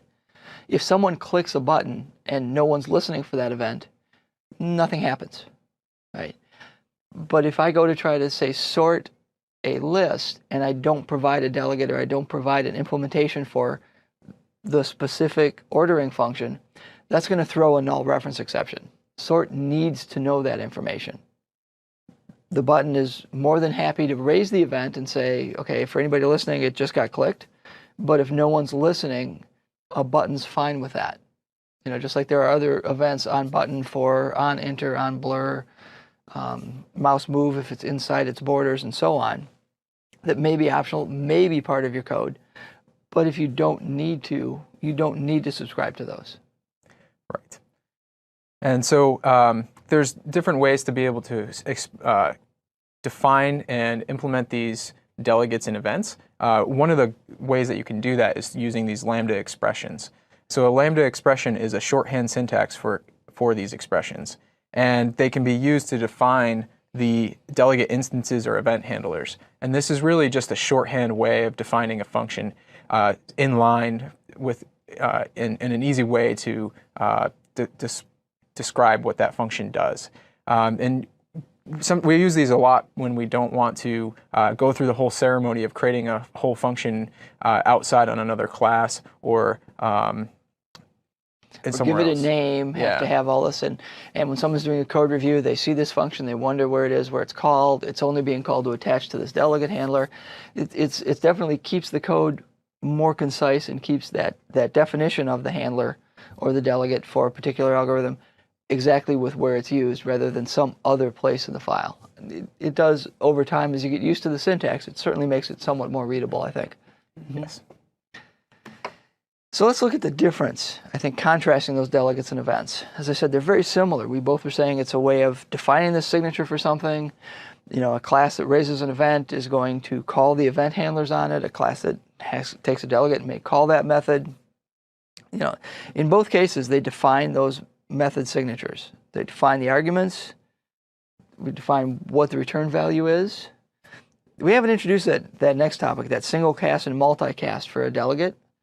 So what that means is a delegate can have multiple subscribers attached to it. And that's especially important in events. There may be multiple pieces of code that operate when that button gets clicked. So multiple listeners can be listening for those notifications. And a delegate, a variable of type delegate, can be null if we wanted to. Yeah. So one of the things that I asked you when we were preparing for this class was, what's the difference between the delegate where it defines a method signature and the difference between a method signature pattern. Right. So with an event, if I'm going to define an event, there's typically a pattern that says an event is a specific type of delegate. It's going to have a void return, so there's no value returned from raising an event because there may be nobody listening. And it has this particular pattern where the first parameter on any event is the object that raised the event. And the second parameter on the event is of some type that's derived from system.event.args that will have information about a particular event. You know, in some instances, it may be event.args.empty, which has no particular event. In some instances, like say in a button, it may be exactly where it got clicked. You know, in other events, it may be exactly, you know, in an event for, say, a logger, it may be the message we want to put in the log and so on. So, but it has a very specific pattern. The compiler doesn't necessarily enforce this. You can use the event keyword to define an event and have a different signature, but there's a lot of code out there that's going to assume that something that looks like an event is going to have a signature with exactly those two parameters. First one's of type object, and it defines the sender, and the second one is of some type derived from system.event.args, and that is all the information that is passed along in the event. And a further part of that pattern is it may be true on any number of event styles that one of the properties inside that event.args derived object is for the event handler to communicate back to the code raising the event. This will be common in in systems where you may have an on button click, let's say, or on leaving a window or on closing a window is actually one. So there's, in the window class for desktop programming, there's an event for on closing, which happens when the user starts to click the close button, but the window hasn't gone away yet. And one of the return values from that, or in the event args, is a cancel flag. So if you have unsaved work, you can cancel that and say, I want to raise a message box and say, do you want to save your work or not? And set that canceled flag, and then the object that raised that handler will look and say, oh, somebody wants to cancel this. I won't continue closing the window. Other events like onClosed, which is after the window is closed, won't have that kind of a pattern. But there is a way to be able to communicate in a return value kind of sense, because the event handlers don't return a value. So that's the way they can communicate back if we need to. Great. So we kind of looked at the differences in the way that these delegates in events look, but how do we start to look at how you're actually going to use them inside your code? Delegates generally are defined as methods that you will be calling with your class that has defined that method, and so you're really relying upon the calling class to define that method for you. So when I look at any API that I'm using, and one of the parameters is some kind of a delegate, I expect that I have to fill something in there. You know, I would expect that if I pass null in on that, it will probably do something bad, like throw an exception or do something. And if there's a type that has a member that's a delegate I'm supposed to set, I would probably expect that if I don't set it, bad things are going to happen in my code. And that's probably because the code that defined that delegate is actually using that method that you're supposed to be defining, and if it's not defined, it's going to throw that null reference exception. Right. It's going to call that delegate. Yeah. That's part of its general contract. Right. Great. And we can contrast that with events. So they'll be defining that outgoing notification, and it may or may not be called as part of its regular use. And that's up to the code inside. It will call that if you subscribed to the event or if other code is subscribed to the event. But if there are no subscribers, it won't try to raise the event, and it should not throw a null reference exception or some other kind of exceptional behavior. Yeah, so your class is really not dependent on the definition and the implementation of that event. Right. So like when I create a window object, I don't have to subscribe to all the events that it's going to raise or that it may raise. I only need the ones that I care about. There's quite a few out there in the There are quite class. a few. So that you've got the mouse click, you got the mouse close, you covered a whole bunch of them there. Move and all kinds of things. There's dozens. So we don't want to have to do that. So that's really what you're communicating to developers reading your API about the difference between those two. An event is something that someone may be listening to, and a delegate is something that this class is going to call because it needs to in order to get some of its work done. Okay. So I think I got a pretty good understanding of what delegates and events are. Where does lambdas fit into all this? What about lambdas? So lambdas allow us to define that method at the point of its use. So it's much, much simpler. It's much more concise. If I don't want to use the lambda syntax, what I would have to do is create some method inside a class, whether it's private, public, static, whatever. I would have to create that method, give it a signature, give it a name. Now it's going to be part of whatever developers read somewhere else to wonder, where is this called, how many places is it called, and so on.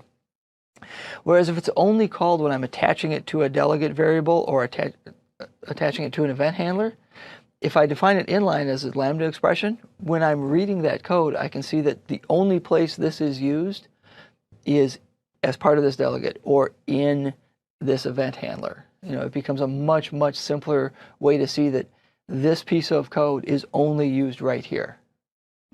Right. So really, when we, I definitely have run into that before where I found functions on classes where I just can't find where they're actually being used. And what happened was that they ended up being used for one of these delegates out there, particularly in maybe some kind of method that's taking that function in. Mm-hmm. And so it's really great to be able to define that method right define the method and the functionality right inside that method that we're implementing. Right, because the flip side of that is then when you're looking at the code that uses that function as a delegate, you're reading this thing and you're looking at it and you see one of the parameters is the name of this function somewhere else in the class. So you have to, we have nice tools in Visual Studio to be able to F12 and see what the definition is, but it doesn't flow, it doesn't read as well, right? It's harder to see, okay, here's this query and now it's calling this function that's somewhere over here and I have to go look for that and find it and now I understand that, now I'm coming back to this.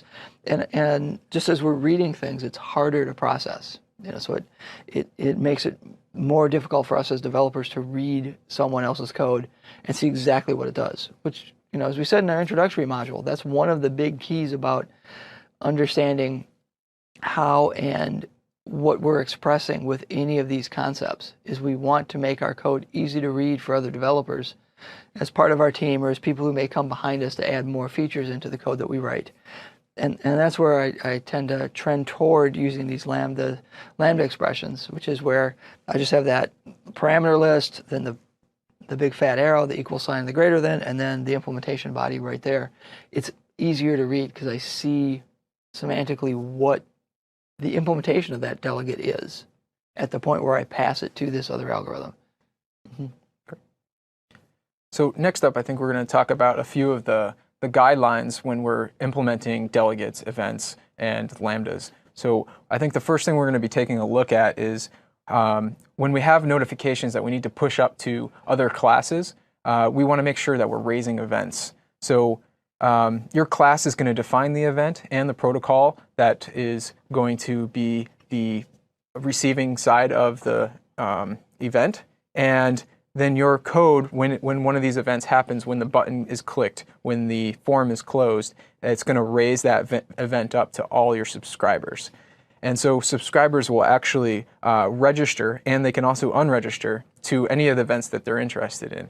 And so we kind of touched upon this already, but events, you don't necessarily have to have a subscriber, and you can have multiple subscribers. So you can have 1, 2, 3, maybe even all the way up to 10 or 15 or, Right. I don't know how often in practice I've seen a dozen subscribers, but it's certainly possible, right? If something's coming inbound, it's an event, the implementation of the event and delegate object in the base class library will automatically take care of handling multiple subscribers. So we don't have to worry about that in the code we write.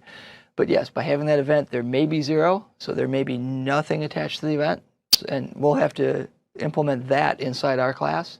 We'll see an event handler, that event object is null, and then we shouldn't raise that event.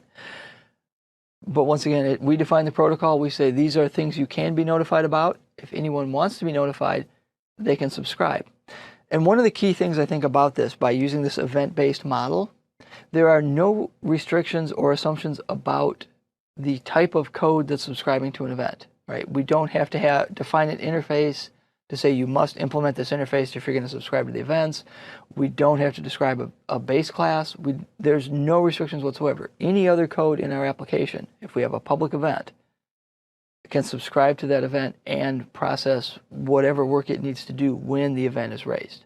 Yeah, and that really makes your code a little bit easier to extend. So you don't necessarily need to know all of the use cases for this event firing off. And so you can easily add in this other event that's going to do this new implementation for you that you had no idea was something that they were going to use it for when you were implementing the class.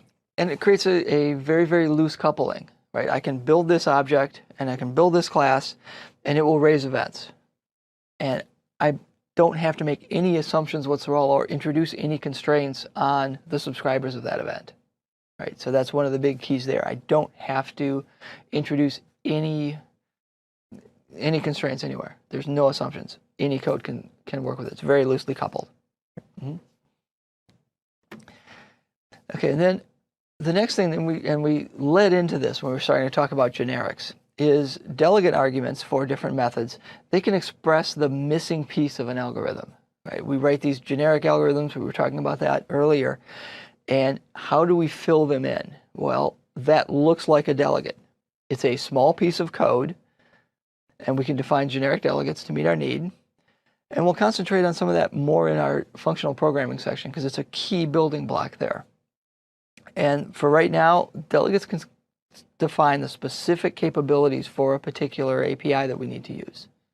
In fact, the term functional programming comes from the idea that a function is a piece of data that can be passed around just as other bits of data. You know, just like here's an int, no, here's a function. Okay, so delegates define those specific needs.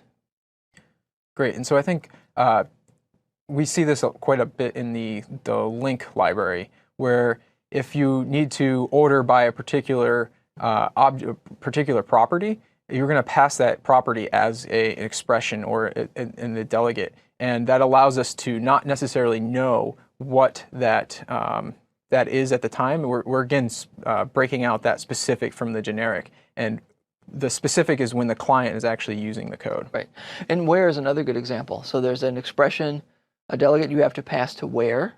You know, and where is basically a filter. So if I want to say, you know, in our lab, I could define a query that says, I want to see all teachers who grade easily, right? So then I could write a where clause and say, this expression is going to return true if most of their grades are a B or above, and it returns false if the average grade they give is a C or below.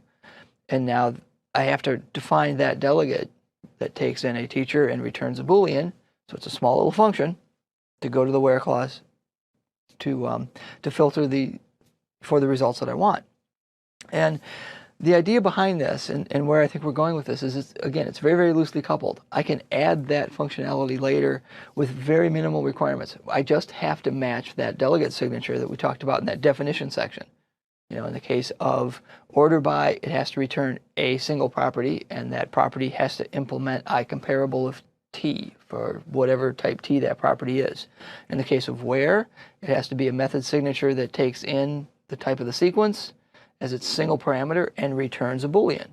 Okay, it's a simple signature. Anyone can write that simple function.